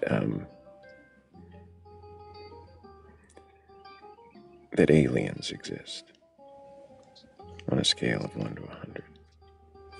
how certain am I that alien exists? Aliens, yeah, like Yeah, space aliens. Not necessarily yeah. ones that came and visit, just existing at all. Well, never been, Mm. I've never been a US president. I don't know what So, that has to do with it, but well, like they have they have the I don't know. files and all. Oh, okay. I'm just saying. That's just it. I don't know. So I could assign Do a I certainty do that, I believe that aliens exist? yeah, at Yeah, all. I do. Sure. How certain are you from 0 to 100? I mean, I can't be certain. You can't be certain, so less than 100. Yeah, I'd say like I don't know, it's probably larger than that, but I would say 20%. 20%. That's a good guess, Yeah. right? Like you're at least. So let's think about that now with God. How certain are you that God exists from 0 to 100? I don't know, and I don't think it's for me to judge. I don't know That's the is a fair difference. answer. I don't know is a fair answer, but why does God get the I don't know? Why does he get the I don't know? Yeah, why didn't the aliens? Fair question. But I grew up in this, and I I don't think you have to accept God into your life to like be heard and like be normalized and be, you know what I mean? To, Like to be clear, Melissa, I'm not talking about Christian God or necessarily accepting it into your heart. I'm just, if it exists at all. So when I said, like, on a scale of 1 to 100, how certain are you that a God exists? I'm talking about just any kind of God at all. oh yeah, there definitely is a God for multiple So that's mul 100 for you. Definitely. throughout. Yeah, for sure. Why is it Throughout. a definite? Why? And why I'd are be you glad to so tell you. certain? Me? Sorry, I don't know who you're talking to. I'm asking you why you're so Me? certain. Oh yeah, Melissa, I'd love to tell you. this whole Yeah. conversation has been with you. Are you with us Yes. in a Yeah, clear state of I'm mind? trying to listen. Yes. Okay. I thought So the question is, why are you so Sebastian was certain? speaking. Oh no. Why are you so Sorry. certain that there is a God of some kind? Yeah, because that is what a multitude of people do believe, and they believe in in Christ or or whatever it is. I mean, I was. Go ahead. Did a multitude of people ever believe that the earth was flat? Right, and they were proven to like not make any sense. So can a But okay, multitude of people be wrong about what they believe? when it comes to religion, that's where I wanted to ask you a question. Okay. What is your opinion on religion? Or what is your specific religion that you follow? Do you follow one or I don't follow a religion now. okay. So why do you hold these things all the time? Hold what things? Oh, the lives? Yeah. To question others, to see if they can question their beliefs. Okay. And so I appreciate it, but like what is the ultimate goal? Well, when I say that, to see if others can question their beliefs, like that really is it. There's no ulterior motive. There's But no. what makes you the ultimate like I'm not. person to right. So I could be So wrong. So if I say right. it does, if I say it doesn't sound like you can question your beliefs, I could be Oh, wrong. and I That's know just me. that. I know. No, I That's just know. me saying that I Yeah, and you've think that always you been very can't. respectful, but it's But like Melissa, do you hear when you get to the 100%, we get really inquisitive. We want to know, like, why is there 100% certainty there's a God? Do you think that having 100% certainty about things that you don't actually know is wise? Doesn't that kind of close you off to questioning, to understanding better? I mean, yeah, I don't know. Maybe I just should I have. don't know. Sorry. Maybe I should have closed myself out. I'm ruining your vibe. Sorry. Maybe I should No, have no. closed myself out a minute And ago. we're not trying to attack you or convince you of anything.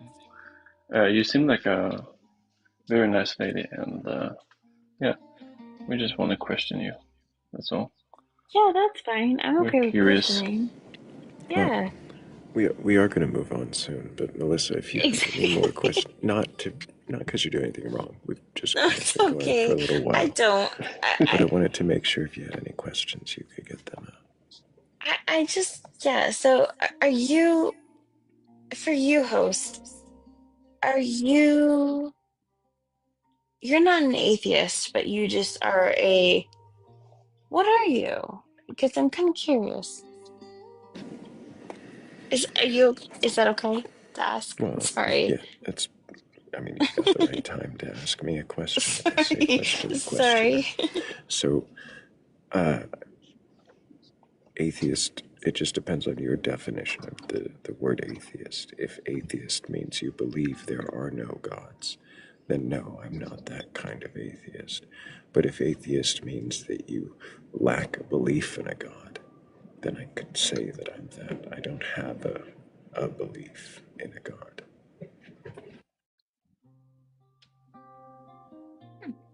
Okay. Disappointed? All right. I mean, yeah, okay.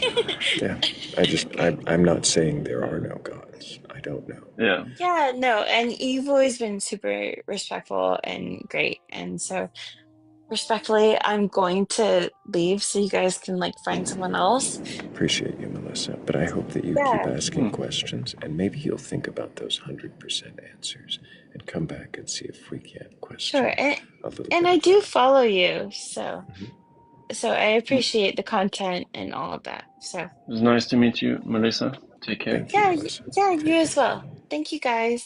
Take care, Melissa. Have a good day or weekend. W's for Melissa. There was some questioning there. She's definitely questioned her belief to get to the point where she is. I didn't mean to make her flustered or anything.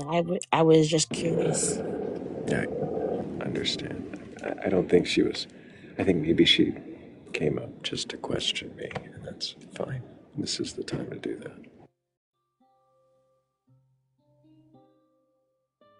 But we're still going to question you if you can question your beliefs.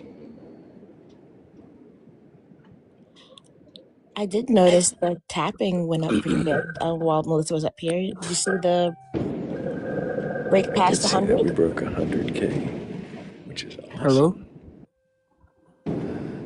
Hello, is it Caden? Can I get your age for TikTok TOS? Yeah, I'm 18. What year were you born? 2007. What month? June. Do you have a belief in a god or gods, higher power, or anything like that? Yeah, I believe in God. Which god do you believe in? Yeah, I appeal to the Christian God. Have you read your Bible from beginning to end? Not yet.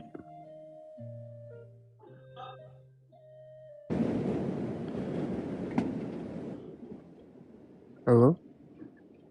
Do you follow a particular denomination? Not as of now. Right now, I'm non-denominational. I'm looking for a denomination.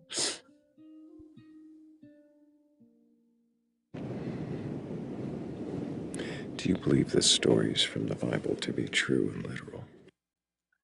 Yeah, I would affirm them.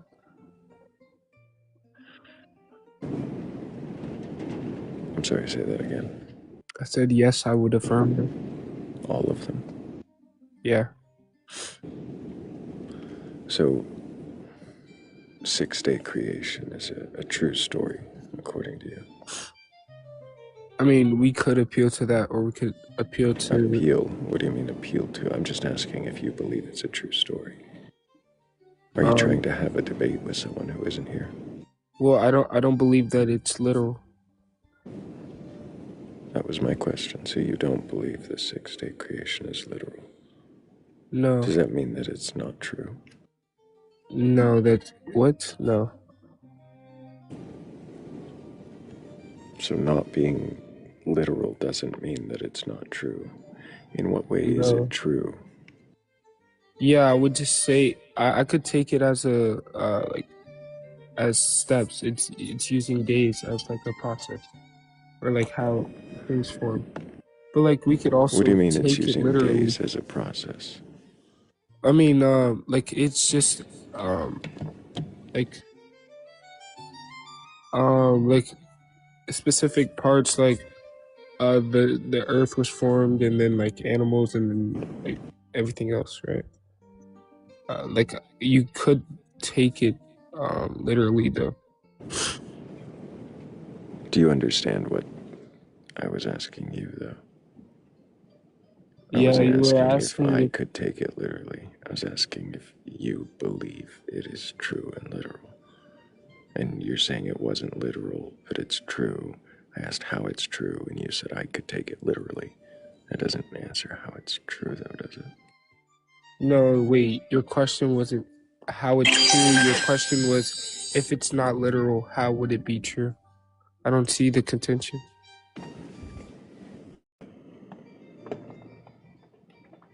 I'm sorry, you don't see the contention? Yeah, I don't see how like something being is something not being literal negates the fact that it's true. I'm just asking how it's true. How the 6-day creation is true? What? Is it true? Is the 6-day No, I wouldn't say that the earth was created in 6 days. So it's not true, and it's not literal. Does that mean that it is false? I mean, if we look into like the Bible, there's a verse in which states that a day for God is like 1,000 years. Right? But So are you saying that the earth was created in 6,000 years instead of 6 days? No. And what are So you saying? I'm not understanding. I thought you said it wasn't true or literal. Does that mean it's false? Was my question. no, I wouldn't say that. I mean, I would say that 6 days would be false, but that's not what the text means. You wouldn't say that 6 days would be false, but that's not. I'm confused. No. I said that. Oh my days! I said 6 days, like a literal 6 days would be false, like 24 hours. So it's not 6 days. Is it 6,000 years? No, I would I think you appeal. said no to that already. Yeah, I would appeal to What are you like. appealing for? Oh my days! I'm saying that I would take the position that it would be longer. I would affirm. Are you trying to have a debate? Not necessarily. Did you read the prompts? Did you Yeah, read the can you room at all? question your beliefs? Question the question. Yeah. Why do you believe in a God at the top? And what's the other one next to me say? Well, I what does believe it say next to me in the little box? Next to you? Yeah. Question beliefs. Oh, okay. Not a debate. Yeah, wait, I So never you keep tried to trying to debate do you. this debate language. You keep trying to wind into I would appeal to. I'm going to affirm the position and take the stance that yeah, my bad. I'm asking you if you believe a thing, and you're just trying to have, I don't know, high school debate 101 here. That's not what this is. Okay. Yeah, so What year did you say you were born? What'd you say? Just double checking. Yeah, What year what you was the said you were question? born? Oh, 2007.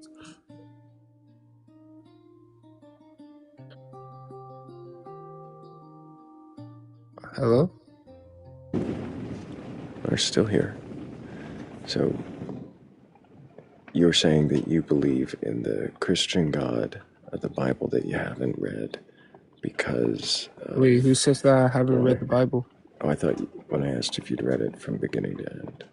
Well, yeah, just because I haven't read all of it does not negate the fact that I've read it. What do you mean? So you're saying that since I did not read all of the Bible, I didn't read the Bible. Just incorrect. Okay, just clarifying. So you're saying that you have read it, but not all of it, just parts of it. How can you affirm that it is true if you're missing pieces? Could there be pieces you haven't read that contradict each other? No, I wouldn't say there's any contradictions. You're saying there's no contradictions whatsoever in the text? Yeah. But how can you know that if you haven't read all of it yet? I mean, I can't like 100% say this, but like based on like what I know, there has been no contradictions.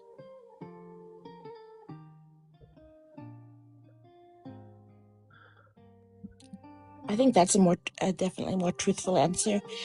It doesn't assume that what you don't know, but only of what you do know. So of what you do know, do you believe it to be accurate? Yes.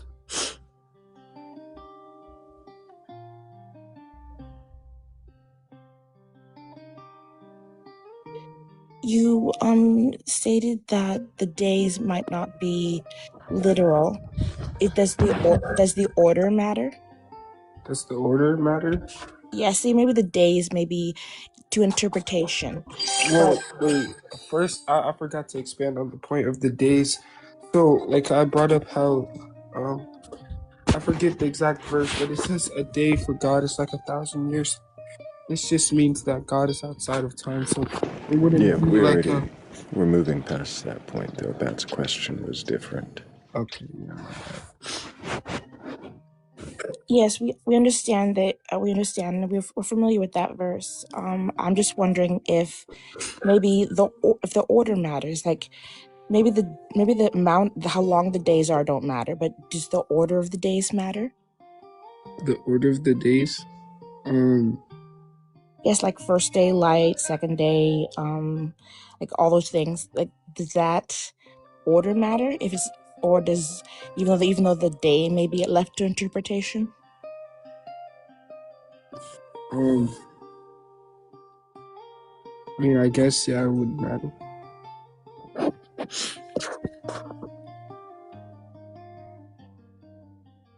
Thrayle, I believe you're more familiar with the days than I am. Do you know the order of creation in Genesis 1, Caden? Do I know the order of creation? Mm-hmm. Yeah, I would have like I wouldn't know it exactly. I can pull it up. If I said it was light, firmament, vegetation. Wait, light then what? Firmament. Which means what? You'd have to defer to your translation. I don't know which translation you use there. I'll say something. Well, KJV, but yeah, you can use KJV. Mm-hmm. So that would be day 2 is the firmament. Okay. And then day 3 is vegetation. Day 4 is sun and moon. Day 5 would be sea creatures and birds, and then day 6 would be land animals and men and women, or man and woman.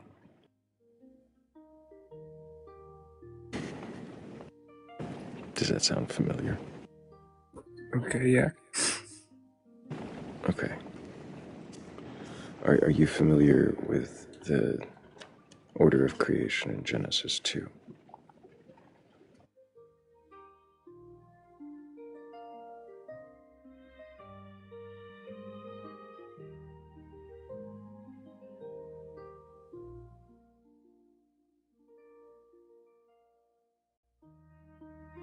And if you're not in the app, we can't hear you.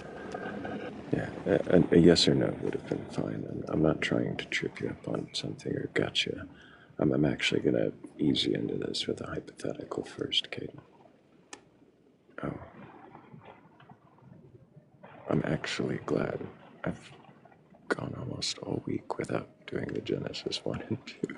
Oh, he's gone? I thought that was your favorite one, Thrayle. It is a very useful contradiction. I just don't want it to seem like that's all I ask. Depends on the guest. That can't be the whole show. That can't be the whole show. Is oh, there's a Christian. Thrayle's gonna want into a 1-2.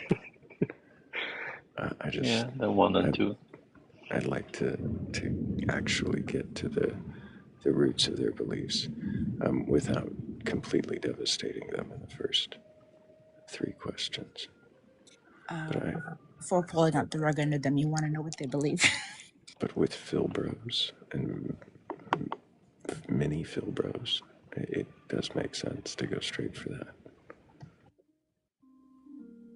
It seems as if he maybe have listened to other debate spaces and feel that that's the language to use, yeah. Yes. Yeah.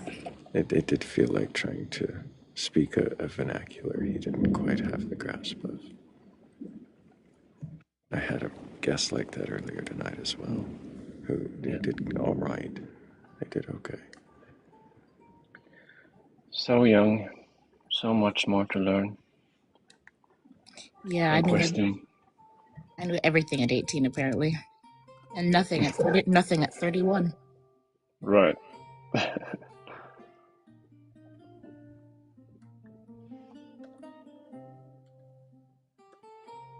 Well, there's always the contradiction of the two. I enjoy very much.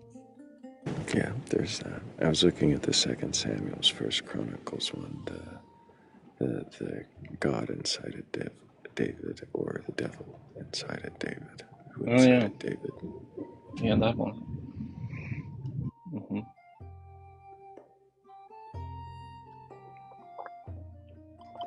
Blake and Sebastian, do either of you have favorite contradictions? Mine is the tomb, I think. No, I don't have a favorite contradiction. I just know there's many, so you can pick and choose. Mine is probably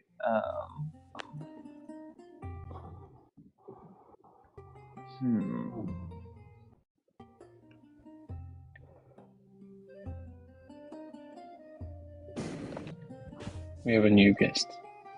Oh, hi. Hello. Hello, Charlie. That's Can funny. I get your age for TikTok TOS? Yeah, 34. Did you mean to request that? Yeah, I requested it earlier, and then I was just laying here. I didn't realize that it popped me up, but that's fine. How are you guys? Brought you up. Yep. Doing all right. Do you have a belief in a god or gods, higher power, or anything like that? No, no. I mean, I do believe that there's something, but I think it's more of something that's within all of us that connects us on maybe like a different field, a different plane. Whichever terminology you would like to use, more of like on a quantum level. But yeah. When you say on a quantum level, what does that mean? I don't know, because like I have this fascination with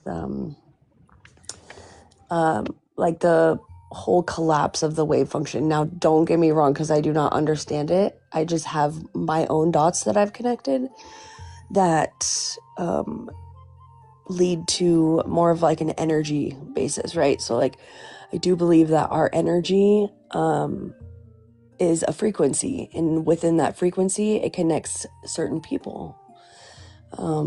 Now, however, if your frequency is off, or Before like we go more into frequencies and energy, and I'll ask, I have a screen for each of those. My question is, what is quantum? I freaking love that. That is awesome. Hi, Kat. I don't know. Can you tell me? Because I would like to know. It's going to depend on the context you're using it in, but when you're The saying quantum is just my unknown field. collapse of the wave function, it brings into mind that you're talking about quantum physics, quantum Right. mechanics. Right. So Which is, I'm just going to let you guys know, is something that I know nothing about. Okay. But I find fascinating.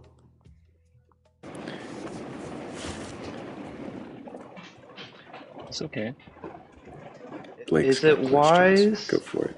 Yeah, is it wise to then build a further theory off of something that you know that you don't fully understand?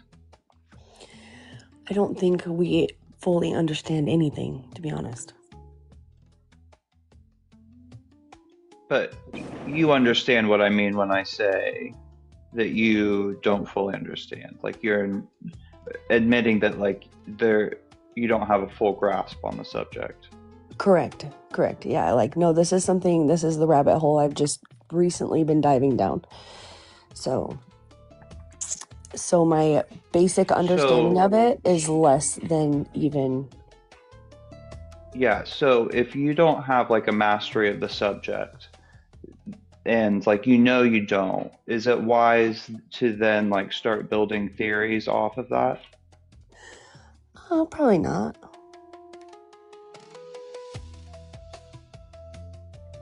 And what is your understanding of the way that like energy and frequency are related to each other? That's through personal experience.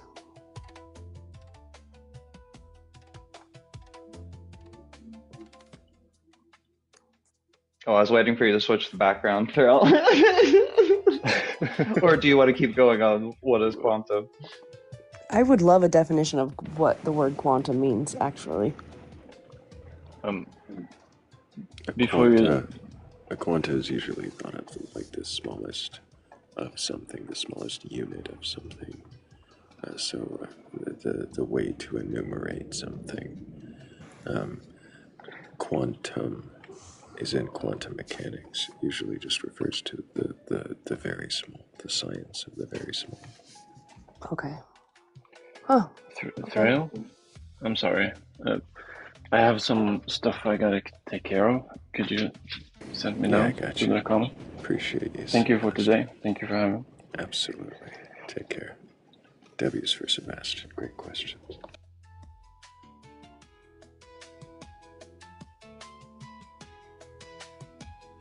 Okay, yes, energy.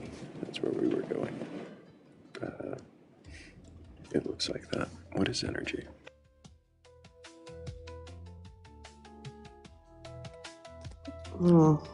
Well, like the actual definition of energy, I really don't have that. However, I could Google it. My understanding of energy is more of like it would be frequency. Like that's when I talk about energy, I'm thinking frequency. I'm thinking of the connection of oh gosh, give me a word here. Hold on a second.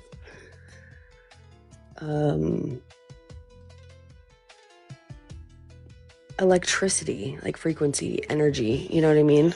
Like the way you feel, also your feelings, like the neurons in your body, or not neurons, your nervous system, when your connections, like your brain speaking to your body, energy flowing through you. Do these words mean the same thing in each of these individual contexts? Or do they have different applications within these different contexts that can't be like just overmapped like a Venn diagram? Okay, so what's the question? So what are you asking me right now? Are you asking me? In my mind, they all mean the same thing.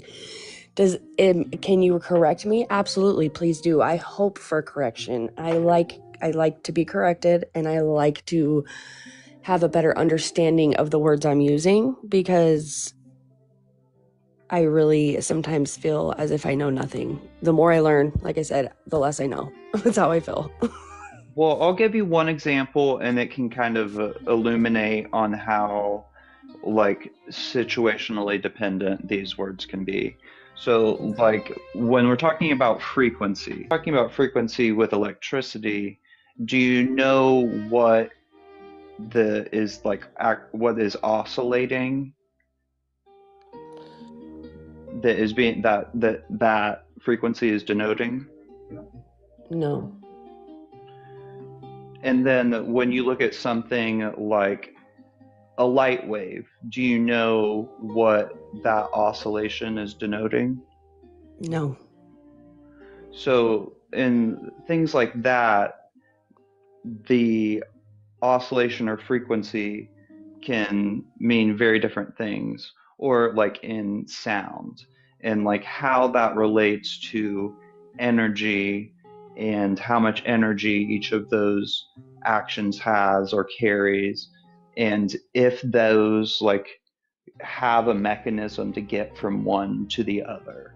Like if a circuit is oscillating at a certain frequency, that doesn't mean something else that also has a characteristic that can be described by frequencies is going to like interact with that thing based on frequencies. Does that make sense?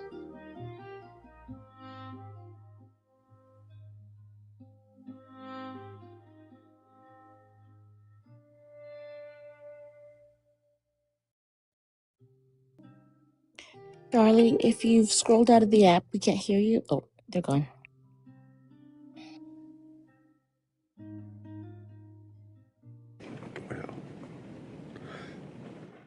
Maybe, maybe they'll be back.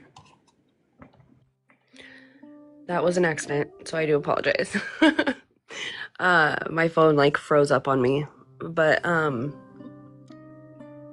okay, so I kind of feel like I know where you were going with it, but so to me personally, I feel as if those are all connected and intertwined into energy. Like there's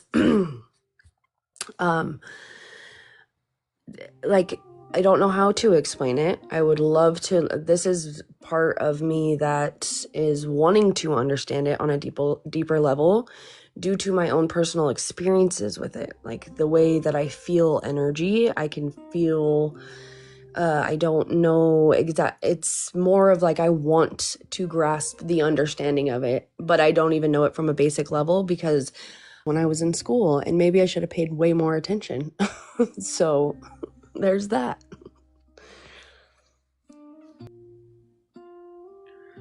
Well, all of these things for like very different reasons. Like, do you know